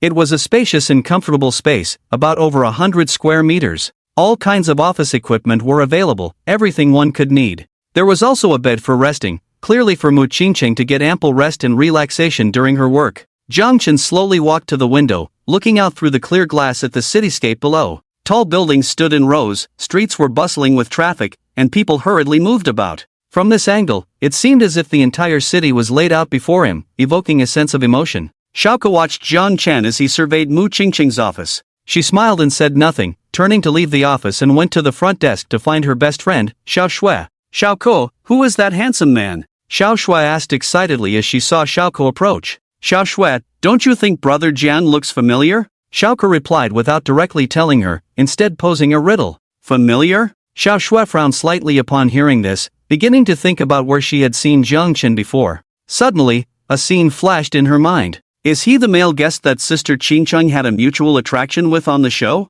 I seem to remember his name is Jiang Chen." Xiao Shui excitedly looked at Xiao Ku for confirmation. "Yes, Brother Jang is now Sister Qingqing's boyfriend." "Ah, is this really true? I always thought it was just for the show, that after it ended, Sister Qingqing wouldn't keep in touch with Jiang Chen. I didn't expect they actually got together. And is it true that they have known each other for so many years as mentioned in the show?" Xiao Shui was shocked to hear Xiao Ku's words. According to her understanding, most dating shows are just for show, and she never thought Jiang Chen and Mu Qingqing would actually be together. In an instant, the gossip fire in Xiao Shui's eyes blazed brightly. Xiao Ku couldn't help but laugh at the gossip fire in Xiao Shui's eyes, and she had no intention of hiding anything. Sooner or later, everyone would know about this, and Mu Qingqing didn't plan to hide her relationship, so Xiao Ku shared many details with Xiao Shui. Hearing Xiao Ku's details, Xiao Shui's eyes revealed a deep envy, hoping to encounter such a good love. Jiang Chen stayed in the office for an hour. "Old Jiang, why are you here so early? Don't you usually get up in the afternoon?" Mu Qingqing and Yang Mi also arrived at Jiasen Entertainment Company. She saw Jiang Chen standing by the window, gazing at the scenery, and her smile blossomed like a flower. "I had some things to do, so I got up a bit earlier today." Upon hearing Mu Qingqing's voice, Jiang Chen turned around and looked at her stunning beauty, feeling amazed every time. He smiled and greeted her. "Well, I thought you wouldn't come until the afternoon. I still have to work this morning, so I can't stay with you." Mu Qingqing smiled bitterly, telling Yang Mi that she needed to rest in the afternoon, but the morning work had to be completed. "It's fine, you can go to work. I can accompany you while you work." Jiang Chen couldn't help but laugh at her words. "Okay, Sister Mi arranged a game endorsement for me today. I need to shoot promotional photos, and after that, I'll have time in the afternoon. You can come with me then." Hearing that Jiang Chen was willing to accompany her to work, Mu Qingqing smiled happily. Jiang Chen just smiled and sat in Mu Qingqing's office, planning to go to the shooting location with her later. Half an hour later, Hong Jie prepared everything and came to the office to find Mu Qingqing. Xiao Jiang. Sister Hong. Hong Jia knew Jiang Chen was in the office, and they greeted each other before leaving together for the promotional photo shoot. Xiao Jiang, Xing Cheng is going to work now. There are many interesting and unique shops around that you can explore. When Qing Cheng finishes her work, I'll have her call you. Jiang Chen and the others arrived at a distinctive old town area, where the staff for the promotional shoot had already arrived. Mu Qingcheng immediately got into work mode, and Hong Jia smiled at Jiang Chen. Okay, Sister Hong. Hearing her words, Jiang Chen watched as the photographer kept directing Mu Qingcheng to pose in different outfits for photos. He felt a bit bored and started wandering around the old town alone. The old town is quite famous in the Magic City, as it holds the heritage of the old Magic City culture. Jiang Chen strolled around the old town, admiring the buildings filled with a sense of history, as if he were in the old Magic City. After wandering alone for about an hour, he bought a lot of food. Durian and cranberry yogurt, coffee, and snacks. He returned to the place where Mu Qingcheng was shooting. Let's eat something together. When Jiang Chen returned, he saw that Mu Qingcheng and the others had just finished their shoot. He walked over with the food in hand and smiled at them. Great, I'm just hungry. Mu Qingcheng looked at the food Jiang Chen brought but showed no courtesy, directly opening the containers and starting to eat. The other food was also delivered to the staff by Hong Jia. Is the shoot over? Jiang Chen asked, watching Mu Qingcheng finish her food, and kindly handed her a tissue while smiling. Not yet, we still need to shoot a few more sets of photos. Mu Qingcheng wiped the crumbs from the corner of her mouth, shook her head, and replied to Jiang Chen. Alright, I'm tired of wandering around too, so I'll just wait for you to finish shooting from a short distance. Upon hearing Mu Qingcheng's words, Jiang Chen decided not to continue wandering and would wait for her to finish shooting before leaving together. Okay. Mu Qingcheng happily agreed. After a simple lunch, Mu Qingcheng began her shooting work again. This time, the shoot lasted for an hour, and finally, it was over. Hong Jia, I won't go back to the company. When you head back, please tell me Jia that I'll treat her and you to a meal later. After finishing her shoot, Mu Qingcheng stretched and said with a light smile to Hong Jia, Alright, you two haven't seen each other for a while, so take a good half-day to rest. But don't forget, the game company will announce your endorsement tomorrow, and you need to go to the game company for a live interaction with the fans. Hong Jia smiled and agreed to Mu Qingcheng's words, just reminding her that there was still work to be done and that she couldn't stay out too late today. What are you talking about, Hong Jia? Upon hearing Hong Jia's words and seeing her make playful expressions, Mu Qingcheng instantly understood what she meant, and her face turned red with shyness as she lowered her head. Jiang Chen, hearing Hong Jia's words and seeing Mu Qingcheng shyly bow her head, also understood what Hong Jia meant and helplessly shook his head. Alright, I won't tease you anymore, I'm leaving first. Hong Jia looked at Mu Qingcheng's appearance and laughed happily, directly leaving with the driver back to the company. Phew! Mu Qingcheng let out a sigh of relief as she watched Hong Jia and the others leave. Old Jiang, where are we going? At this moment, Mu Qingcheng looked at Jiang Chen with a shy gaze and asked. We've known each other for so many years, and this is the first time we're together as a couple. This counts as our first date. How about we do something ordinary for couples, like having a meal and watching a movie? Jiang Chen, sensing Mu Qingcheng's gaze, was unsure of what to do, so he tentatively asked. Let's skip the meal, I just finished eating. I heard that a new escape room has opened in Magic City, and I love playing those. How about we go play an escape room together? Mu Qingcheng clearly had an idea in mind, passing on Jiang Chen's suggestion and expressing her own thoughts. Sure. Jiang Chen naturally wouldn't refuse and smiled as he agreed. After Mu Qingcheng's driver left, Jiang Chen also didn't drive over. The two of them took a taxi to the Ghost 18 escape room. We want to play the Death Slaughterhouse. Mu Qingcheng arrived at the escape room and directly told the staff which room they wanted to play. Are you sure, guests? This escape room is very scary. The staff looked at Jiang Chen's handsome appearance, thinking he looked like a pretty boy, while Mu Qingcheng wore a mask, making it hard to see her face, and they didn't believe they had the courage to play the scariest Death Slaughterhouse. Yes, this is the room, Mu Qingcheng confidently stated. She had prepared for this day for a long time, so she certainly wouldn't back down. The staff said little and arranged for two people to play in the Death Slaughterhouse together. Old Jang, protect me. Old Jang, hurry and save me. Woo woo woo. When Jiang Chen and Mu Qingcheng entered the secret room, Mu Qingcheng was still quite bold. At the beginning of the storyline, she kept screaming, and by the end, she was so scared that she cried. Ha ha ha. Qingcheng, you're too weak. You actually cried from being scared. Are you trying to make me laugh to death? I remember you used to be very brave. Why are you so timid today? As Jiang Chen and Mu Qingcheng walked out of the secret room, looking at the exhausted Mu Qingcheng, Jiang Chen laughed loudly without mercy.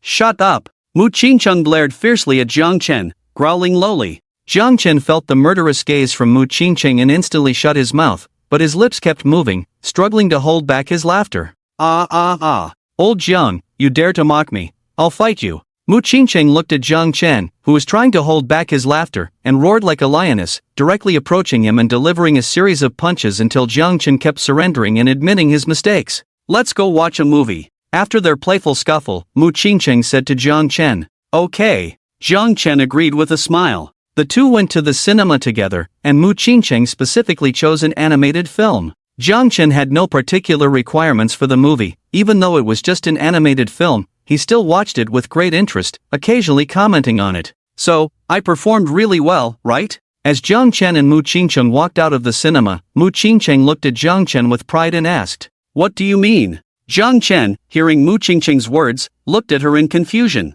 You did it on purpose, right? Mu Qingcheng gave Jiang Chen a death stare and asked calmly, What did I do on purpose? I really don't understand what you mean. Jiang Chen was completely baffled, looking at her in confusion. Did you not see? The female lead in this animated film is me, I voiced her. Seeing Jiang Chen's puzzled expression, Mu Qingcheng believed he wasn't lying, so she directly revealed her identity, though she felt quite dejected when she did. She had always thought Jiang Chen would recognize her as the female lead at a glance, but it turned out he hadn't noticed at all. Jiang Chen's comments were also random. Ha ha ha. You got tricked, right? I saw your name from the very beginning. How about that? My acting is pretty good, right? Maybe I can enter the entertainment industry. Seeing Mu Qingcheng's dejected look, Jiang Chen suddenly burst into laughter, quickly escaping from her side. As he ran, he looked back at Mu Qingcheng, a smug smile on his face. Come on, come chase me. Upon hearing this, a surge of anger ignited in Mu Qingcheng's heart.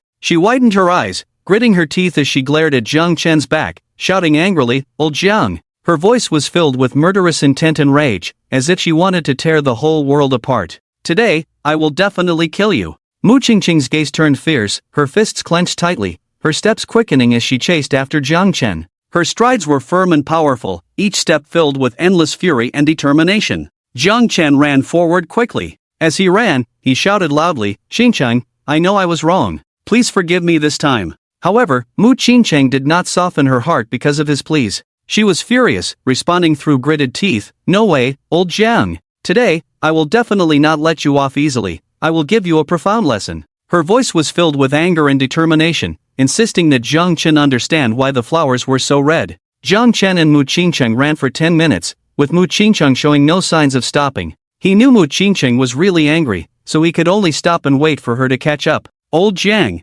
I've caught you. Now feel my burning rage. Qingcheng, I was wrong. I won't dare next time. Jiang Chen felt that Mu Qingcheng's strength was minimal, so he could only cooperate with her, constantly begging for mercy, hoping she would let him go. After 3 minutes, Mu Qingcheng's anger had dissipated significantly, and she stopped beating Jiang Chen. Are you calm now? Jiang Chen looked at Mu Qingcheng, who had ceased her attack, and softly asked her. Yeah, but if you dare to provoke me again next time, I definitely won't go easy on you. Of course, since you made me angry today, you're treating me Jia and the others to dinner. Mu Qingcheng shot Jiang Chen a glare and calmly stated this. Fine, you take care of the hosting, and I'll handle the bill. Jiang Chen readily agreed to Mu Qingcheng's terms without hesitation. Okay, I'll call to make a reservation now. Mu Qingcheng nodded in satisfaction at Jiang Chen's understanding. She quickly made a call to reserve a table. Let's go, the table is reserved. After finishing the call, Mu Qingcheng smiled at Jiang Chen. All right. Jiang Chen noticed the mischievous smile on Mu Qingcheng's face but didn't think much of it.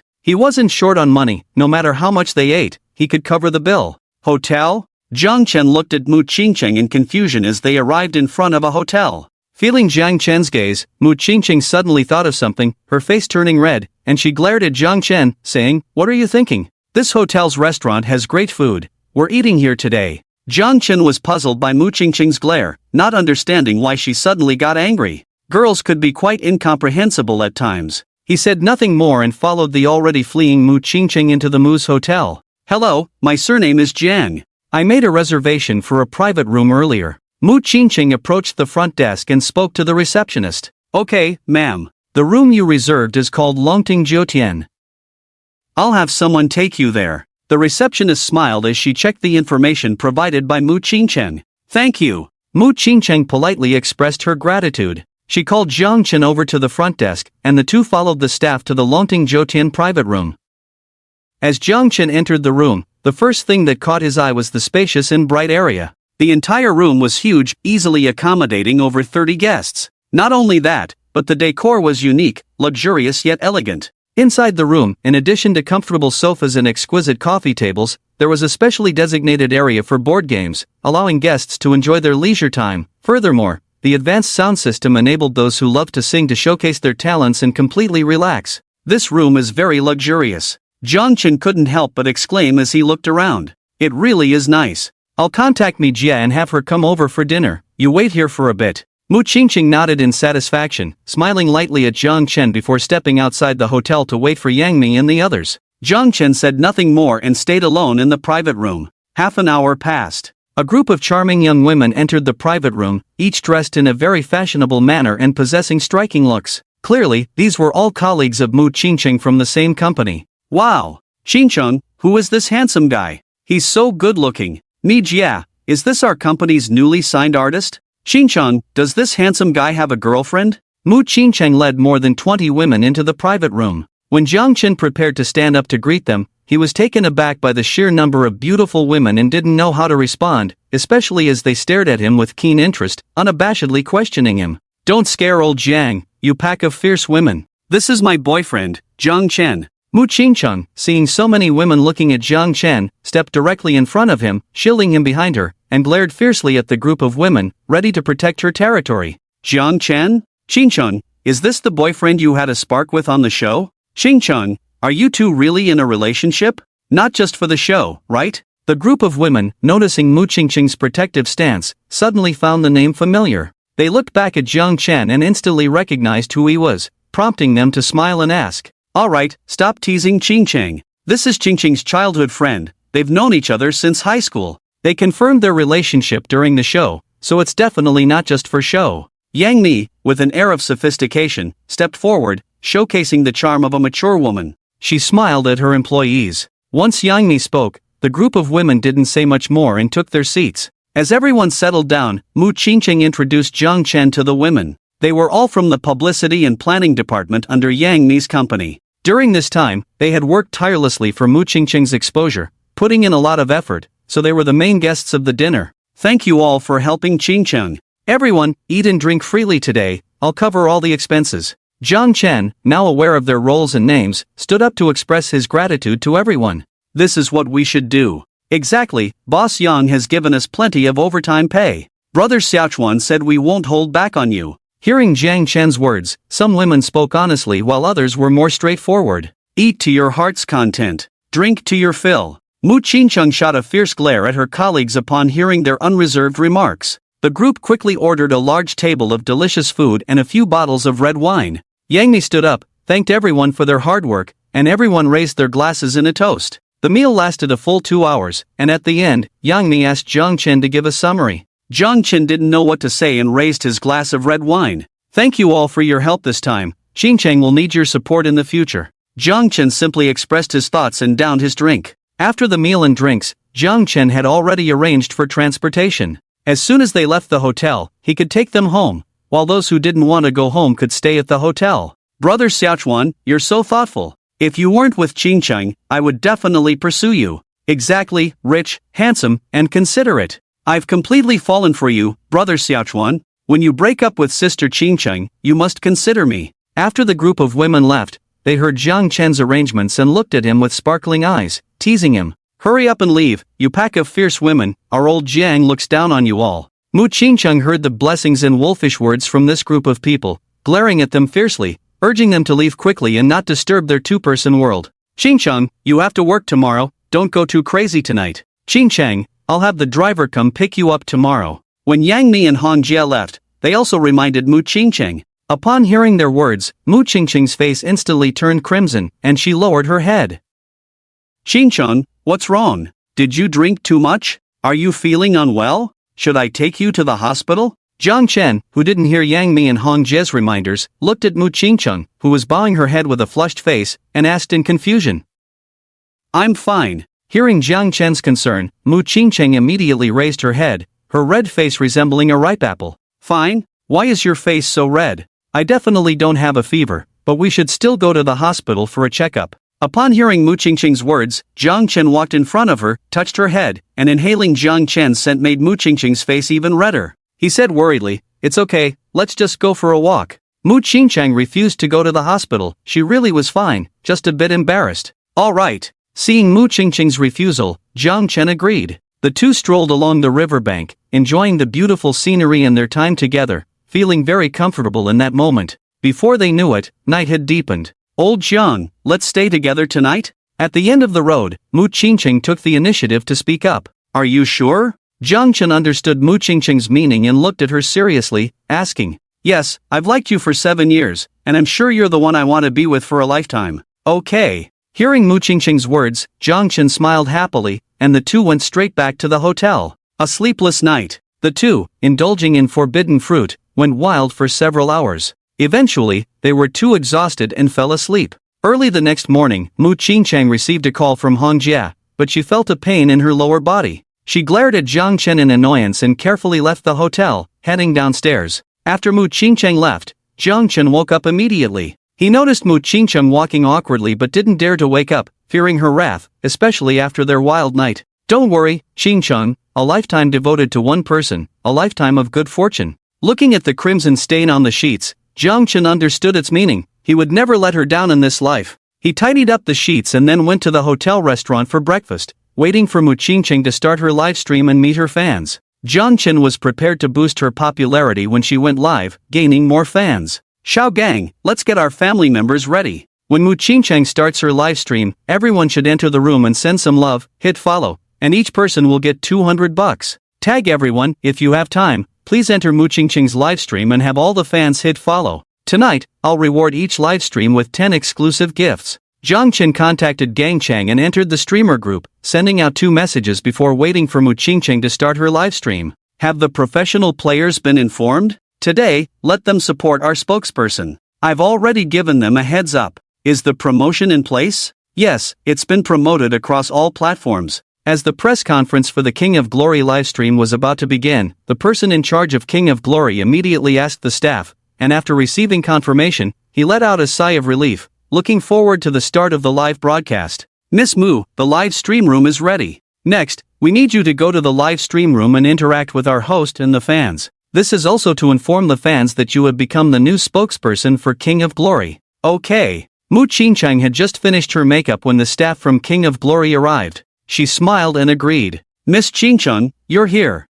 A tall, beautiful woman in black stockings named Tianyun looked at Mu Qingqing's arrival, her eyes sparkling with admiration. For today's live stream, Mu Qingqing had gone all out, carefully dressing up as the character Daji from the game. She wore a gorgeous ancient costume, vibrant and eye-catching, as if she had traveled from ancient times. Her graceful figure was accentuated by the dress, making her look even more enchanting, with every smile and frown revealing endless charm. Coupled with her skillful makeup that created a stunning look, she appeared like a blooming flower, radiant and breathtaking. "Hello, Tianyun." As the spokesperson for this game, Mu Qingqing naturally recognized the popular commentator Tianyun and warmly welcomed her. After they got acquainted, the person in charge of King of Glory instructed the staff to start the live stream. "Tianyun, I love you. Tianyun, can you be my wife? Tianyun." When the live stream began, Mu Qingqing did not enter immediately. Instead, Tianyun and the person in charge of King of Glory entered the live stream room together to announce the new spokesperson.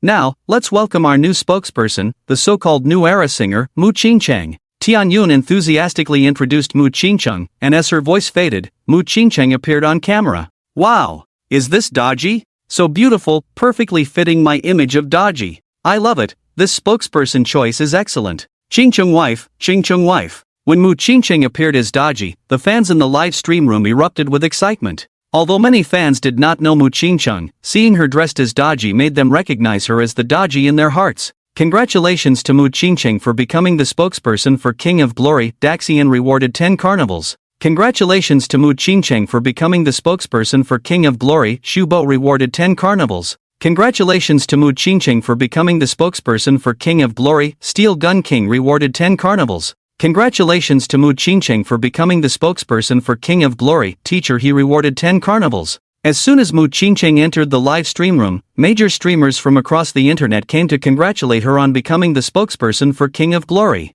President Wang, was this arranged by you? You're too powerful, bringing all the major streamers together to welcome Mu Qingqing as our spokesperson. With so many streamers celebrating her, this trending topic will definitely last a week. The staff of King of Glory were stunned by this scene, especially with the arrival of the streamers, which brought in many fans. In just 3 minutes, the number of viewers in Mu Qingqing's live stream room skyrocketed from 300,000 to 3 million, and the numbers were still increasing. President Wang, the number of people in our live stream is rapidly increasing. We need to upgrade the network equipment. President Wang, the online number of viewers in our live stream has already reached 10 million. President Wang, Yang Mi has also entered the live broadcast room to boost Mu Qingqing's popularity. President Wang, Reba has also come to the live broadcast room to increase Mu Qingqing's popularity. President Wang, Lu Hua, one of the 4 heavenly kings, has arrived in the live broadcast room to support Mu Qingqing. When the major internet celebrities arrived in the live broadcast room, the streaming equipment was already overloaded, but the next moment, various stars from the entertainment industry also flocked to Mu Qingqing's live broadcast room to show their support, and the number of viewers quickly reached 50 million. As the number hit 50 million, the live broadcast room completely blacked out. Official, what are you doing? Why is it blacked out? Official, fix it immediately, I want to see the spokesperson. With the live broadcast room blacked out, countless fans began to comment. After 10 minutes, the official platform finally fixed the live broadcast room. Seeing the number of viewers reach 80 million, President Wang was completely shocked, feeling that inviting Mu Qingqing to be their spokesperson was the right decision. This live broadcast lasted for 2 hours. At its peak, the number of viewers reached 100 million, and at its lowest, it was still 50 million. There were various gifts, interactions, and connections. Mu Qingqing suddenly became a sensation, even more so than when Yang Mi promoted her with the full force of the company. At that moment, across all major internet platforms, there was only one video, Mu Qingqing's live broadcast. Xiao Gang, I transferred 10 billion to you, send the Steel Gun Army's money to the brothers. Okay, brother Jang. Steel Gun Wang looked at the 10 billion that had arrived and was still deeply shocked by Jiang Chen's wealth, immediately replying respectfully. Thank you all for your support today. When everyone is live tonight, I will enter the live broadcast room to express my gratitude. Jiang Chen also entered the live broadcast room to express his thanks, as the support from the various hosts today had indeed given him face. In the evening, Jiang Chen visited various live broadcast rooms to express his gratitude and also rewarded them with 10 exclusive gifts, of course receiving sincere thanks in return. Old Jiang, did you call so many hosts to my live broadcast room today? Mu Qingqing's tone clearly carried a hint of drunkenness, as she had obviously had some drinks. You had some drinks, take a good rest today. Jiang Chen noticed Mu Qingqing's tipsy state and said with concern. Mu Qingqing was indeed a bit tipsy, she knew who had helped her, and after they hung up, Hong Jie personally took Mu Qingqing back to her home. Xiao Chuan, I found out about your assassins, they come from the Hell Organization's Southeast Asia branch. The Hell Organization is very mysterious, we haven't figured out where their headquarters is yet, but we have located the Southeast Asia branch in the City of Angels in Siam. As for the exact location, we still need to investigate further. Of course, since the Hell Organization has made a move against you, they are enemies of our Dragon Soul Mercenary Corps. I will send someone to destroy their branch immediately, so they know the consequences of offending us. After Jiang Chen ended the call with Mu Qingqing, Dragon Soul called him right away to inform him of the news. Brother Long, send some manpower over, I will personally destroy this Southeast Asia branch. I want them to know that if they dare to send someone to kill me, I will destroy their branch. Next time, if there are assassins coming to kill me, I will find their headquarters and uproot them. Jiang Chen agreed to Dragon Soul's proposal, but this time he planned to take action himself to destroy the Southeast Asia branch, creating a show of strength. If the Hell Organization remained unruly, he wouldn't mind finding their headquarters and completely destroying them. Hearing Jiang Chen's murderous intent, Dragon Soul understood that Jiang Chen's killing intent had arisen and could not be stopped. He said nothing more. Jiang Chen's strength was inscrutable to the Dragon Soul. They had sparred before, and the Dragon Soul understood that Jiang Chen's abilities had surpassed his own. He believed in Jiang Chen's strength and directly dispatched a top team from the Dragon Soul Mercenary Corps to the Kingdom of Siam. Old Lu, apply for a private flight to the Kingdom of Siam immediately, I need to get there. After ending the call with the Dragon Soul, Jiang Chen called Lu Yong. Sure, Mr. Jiang. Lu Yong did not ask for the reason and agreed right away. An hour later, with the help of his privileges, Lu Yong successfully applied for the flight route, and Chen could board the private plane to the Kingdom of Siam at any time. Mr. Jang, we have a branch in the Kingdom of Siam, and the head of the branch is our trusted confidant. You can contact him anytime if you need anything. I've sent you his phone number. Lu Yong said to Zhang Chen at the end of the call. Alright, thank you, old Lu. Zhang Chen expressed his satisfaction with Lu Yong's clear arrangements. He hung up the phone and went directly to the private plane, intending to head to the Kingdom of Siam. Mr. Jang, are you traveling alone this time? Upon Zhang Chen's arrival at the private plane, the pilot and flight attendants, who had been waiting for a long time, respectfully asked. Yes, prepare for takeoff, take me to the Kingdom of Siam. Once we arrive in the Kingdom of Siam, you can enjoy some time there. I will cover all expenses. When it's time to return, I will contact you. Zhang Chen nodded at the pilot and flight attendants, smiling as he spoke. Thank you, Mr. Jiang. Everyone couldn't help but smile upon hearing Zhang Chen's words, expressing their gratitude. After more than 4 hours on the private plane, Zhang Chen finally arrived smoothly at a private airport in the Kingdom of Siam. Honorable Mr. Zhang, welcome to the Kingdom of Siam. As Zhang Chen stepped off the private plane, a young man in his 30s quickly approached him, bowing deeply with a very respectful attitude.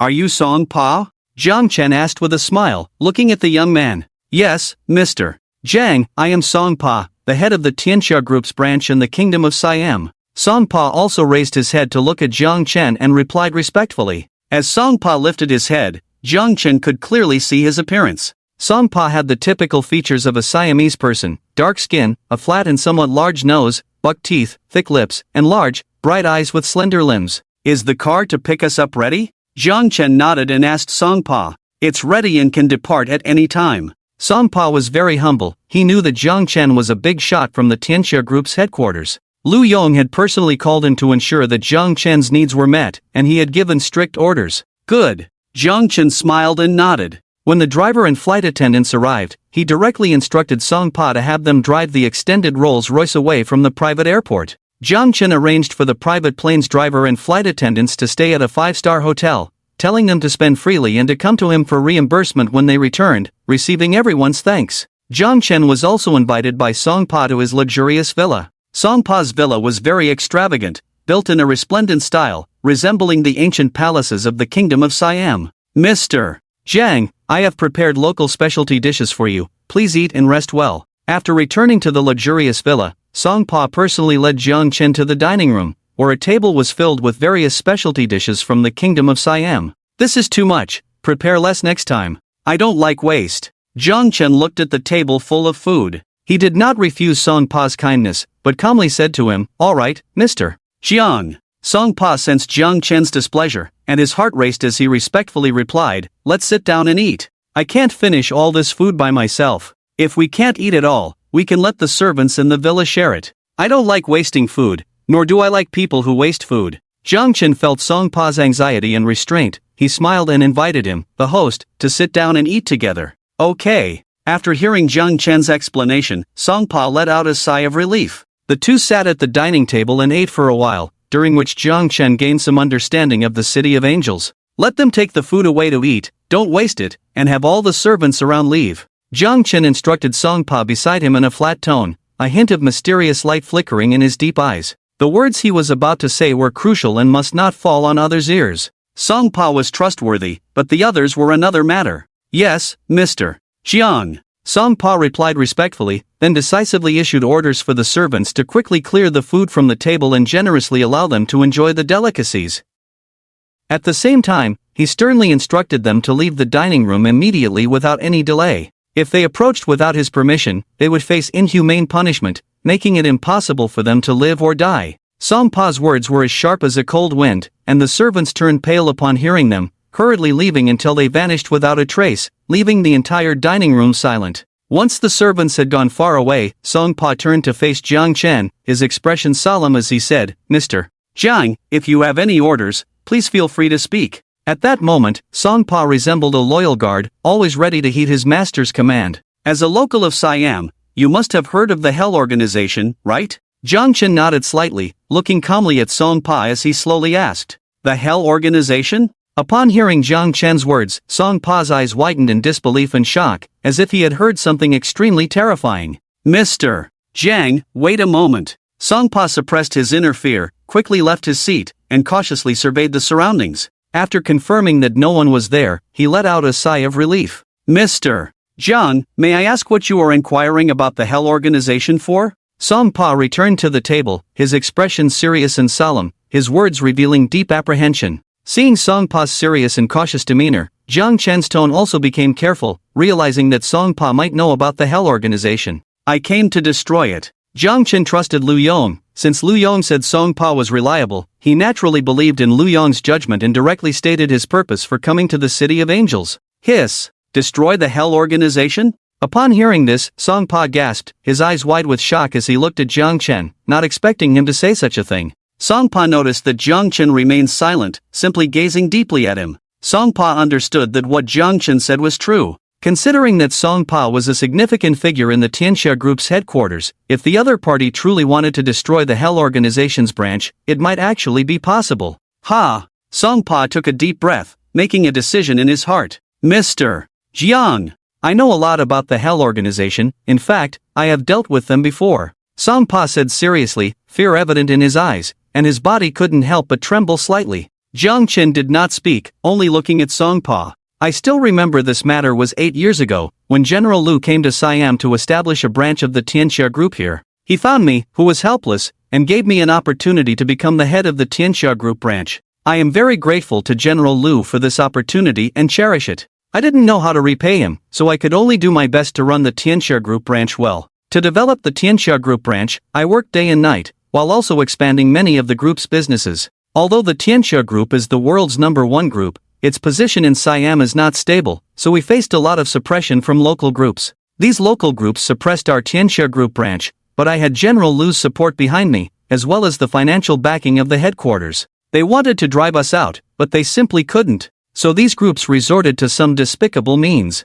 They contacted the newly established Hell Organization. In just a year, this Hell Organization branch became one of the 3 major underground forces in Angel City. They had many thugs who were bold and ruthless, and these thugs caused great disturbances to our Tianxia Group branch, making our employees afraid to come to work. Fortunately, I am a local, so I found the largest underground organization in Angel City, the Brahmins. Once the Brahmins intervened, the thugs from the Hell Organization no longer dared to come to our Tianxia Group branch to cause trouble. Although the Hell Organization did not dare to act against us openly, they secretly sent assassins. Fortunately, I was already prepared, otherwise, my senior executives and I would have been killed by the assassins from the Hell Organization. We avoided the first wave of assassins from the Hell Organization, but they immediately sent a second wave. This time, some senior executives from our branch were killed. I even learned that as long as the clients did not revoke the assassination order, the Hell Organization would continue to assassinate us until we were dead. At first, I scoffed at this matter, thinking that as long as we found someone strong enough to protect us,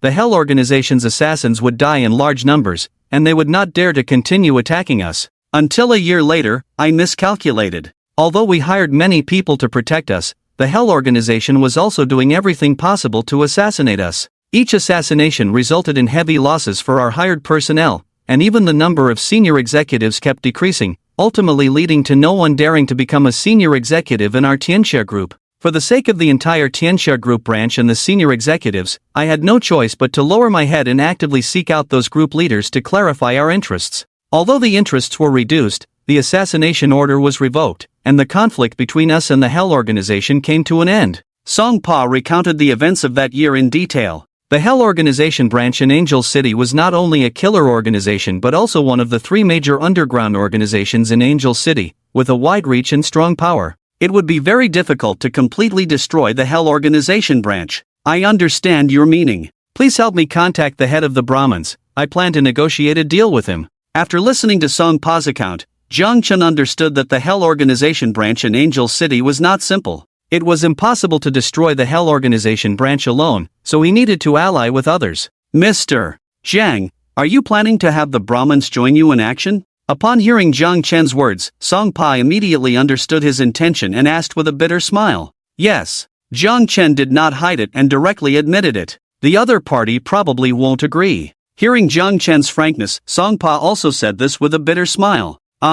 Jiang Chen looked at Songpa with confusion upon hearing such a certain statement. After the Hell Organization developed over several years, a conflict broke out between the Brahmins and the Hell Organization, resulting in heavy losses for the underlings of the Hell Organization. However, the assassins of the Hell Organization were elusive, and overnight they killed more than a dozen high-ranking Brahmins, leading to significant losses for the Brahmins. Between the two, one underground force is stronger, and the other has a stronger assassin force. This has made it difficult for the two to resolve their differences, and ultimately, the Brahmins and the Hell Organization reached an agreement to coexist peacefully over the years. Song Pa revealed some secrets to Jiang Chen, namely that there had been conflicts between the two major organizations, which ultimately could only be resolved through an agreement. Jiang Chen listened to Song Pa's words, looking at him with a thoughtful expression. My other identity is that I am the younger brother of Song Zan, the leader of the Brahmin organization. I hope Mr. Jang can keep this matter confidential. Apart from General Liu, no one else knows about it. Seeing Jiang Chen's intriguing expression, Song Pa directly revealed his identity. When Liu Yong called him initially, he had contacted him, hoping that Song Pa could provide all the help to Jiang Chen. At the same time, Liu Yong also told Song Pa that Jiang Chen was worth helping, and that by assisting Jiang Chen, he could gain unexpected benefits. This time, upon hearing that Jiang Chen intended to destroy the Hell Organization, Song Pa mentioned the experience of the branch company to attract Jiang Chen's attention, hoping to lead him to seek the Brahmins' help against the Hell Organization. That was his plan. After all, Song Pa had always harbored hatred for the Hell Organization, which not only killed the high-ranking members of the branch he had personally trained but also many of the high-ranking Brahmins who were his relatives, as the Brahmins were a family business. Chapter 74, Going to Collaborate, Are You Qualified? Jiang Chen knew Song Pa's identity, and the smile on his face became even more intriguing. His deep, black hole-like eyes fixed on him, making Song Pa feel a chill run down his spine, a wave of inner fear sweeping over him. He couldn't help but swallow hard, feeling uneasy under Jiang Chen's gaze. You know I want to deal with the Hell Organization, so you mentioned the branch's experience to draw out the Brahmins, making me aware of the conflict between the Brahmins and the Hell Organization. Once you finished speaking, it would lead me to proactively contact you for collaboration against the Hell Organization, right? Song Pa's eyes widened in shock, unable to believe what he heard. Jiang Chen's words were indeed a true reflection of his inner thoughts. You don't need to speak, I already know the correct answer. Seeing that Song Pa was about to explain, Jiang Chen casually smiled and said to him, the physical qualities Jiang Chen had acquired from the game endowed him with various abilities, and his psychological research had reached the top level. Next time, just honestly express your thoughts, I don't want anyone to scheme against me. Jiang Chen glanced coldly at Song Pa and calmly stated this. Alright, Mr. Jiang. Song Pa did not intend to argue and respectfully replied. Take me to meet your brother. We can discuss matters regarding the Hell Organization. Jiang Chen slowly spoke, his previously indifferent gaze now clear, like a calm pool of water without ripples.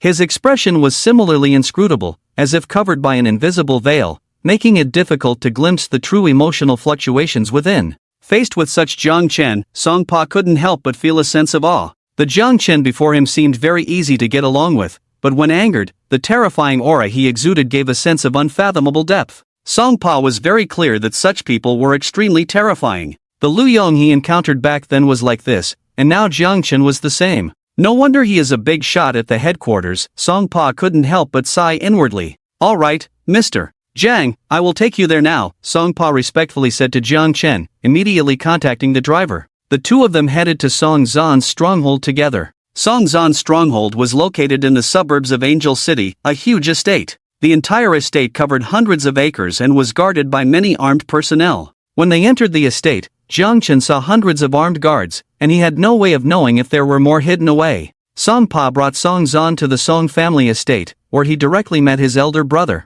Song Pa's elder brother looked almost identical to him, the only difference being that Song Zan's beard around his chin was denser, giving him a somewhat unkempt appearance after a simple trim. Standing next to Song Zan was a meticulous, serious-looking middle-aged man, who exuded an oppressive aura just by looking at him. It was clear that this middle-aged man was Song Zan's personal bodyguard. What are you back for? Didn't you plan to sever all ties with this family? Song Zan merely glanced at Jiang Chen, his gaze falling on Song Pa, thinking that Song Pa had run into trouble and had come home seeking help, a mocking smile appearing on his face. Brother, you agreed when I left back then. Although you helped our Tianxia group branch through a tough time, we also paid an equivalent price, so what do I owe you? I'm not here to ask for your help this time, I'm here to help you. Hearing Song Zan's sarcastic tone, Song Pa calmly looked at him and said this without any anger. Help me? Are you joking? Are you planning to turn all your Tianxia group branch personnel into lackeys? In that case, we Brahmins wouldn't look up to a bunch of powerless guys. Songzan couldn't help but laugh, looking at Songpa with disdain. Songpa frowned slightly, feeling belittled by his brother and preparing to retort, when Jiang Chen's voice suddenly rang out. I asked Songpa to bring me here to cooperate with you against the Hell Organization. Who are you, and what right do you have to speak here? Can't you see we are talking? Upon hearing Jiang Chen's voice, Songzan frowned, a cold glint appearing on his rugged face, and his brown eyes glared with fierce intimidation. Jiang Chen remained calm at Songzan's words, but in the next moment, a terrifying killing intent surged from his body, and a violent murderous aura erupted in his eyes as he moved. Boss, be careful. The personal bodyguard beside Songzan shouted a warning as he watched Jiang Chen move, instantly positioning himself in front of Songzan to protect him. Get lost! Jiang Chen shouted at the bodyguard. At that moment, Jiang Chen's momentum was like an unsheathed sword, unstoppable. He threw a punch, and the bodyguard in front of Songzan's expression changed drastically. He looked at the fist coming at him, bracing himself for defense, but was instantly sent flying by Jiang Chen's punch, utterly defenseless. Do I have the right to speak with you? After knocking the bodyguard away, Songzan reacted quickly, decisively drawing his handgun. Just as he was about to fire, Jiang Chen swiftly snatched the gun from him with lightning speed. The gun was aimed at Songzan's head as Jiang Chen coldly said this. Mr. Jang, don't be impulsive. My brother means no harm. Songpa had not reacted when Jiang Chen had already taken action, defeating Songzan's bodyguard and seizing his handgun to hold him hostage. He quickly pleaded, you have the qualifications. At that moment, Songzan was being held at gunpoint by Jiang Chen, and initially, he felt a twinge of fear. After all, he was the godfather of the underground world in Siam, and his mental fortitude was strong enough to quickly suppress his fear. He looked deeply at Jiang Chen and chuckled lightly. I didn't come here to be your enemy. If you don't want to, just pretend I never came today. If you are willing, once I destroy the Hell Organization's branch, you can take over all their territory. Jiang Chen observed the adaptable Songzan and understood that this man was a true tyrant. Such people were generally quite terrifying, but Jiang Chen did not care and directly laid out his terms. Your strength is impressive, but you alone cannot possibly destroy the Hell Organization's branch. Why should I collaborate with you and the entire Brahmin? Upon hearing Jiang Chen's promise that he could obtain the Hell Organization's territory, Songzan immediately laughed coldly and said bluntly. Songpa, hearing his brother's words, turned pale with fear, but he understood that he could not speak at that moment and could only hope that Jiang Chen would not hold this against them.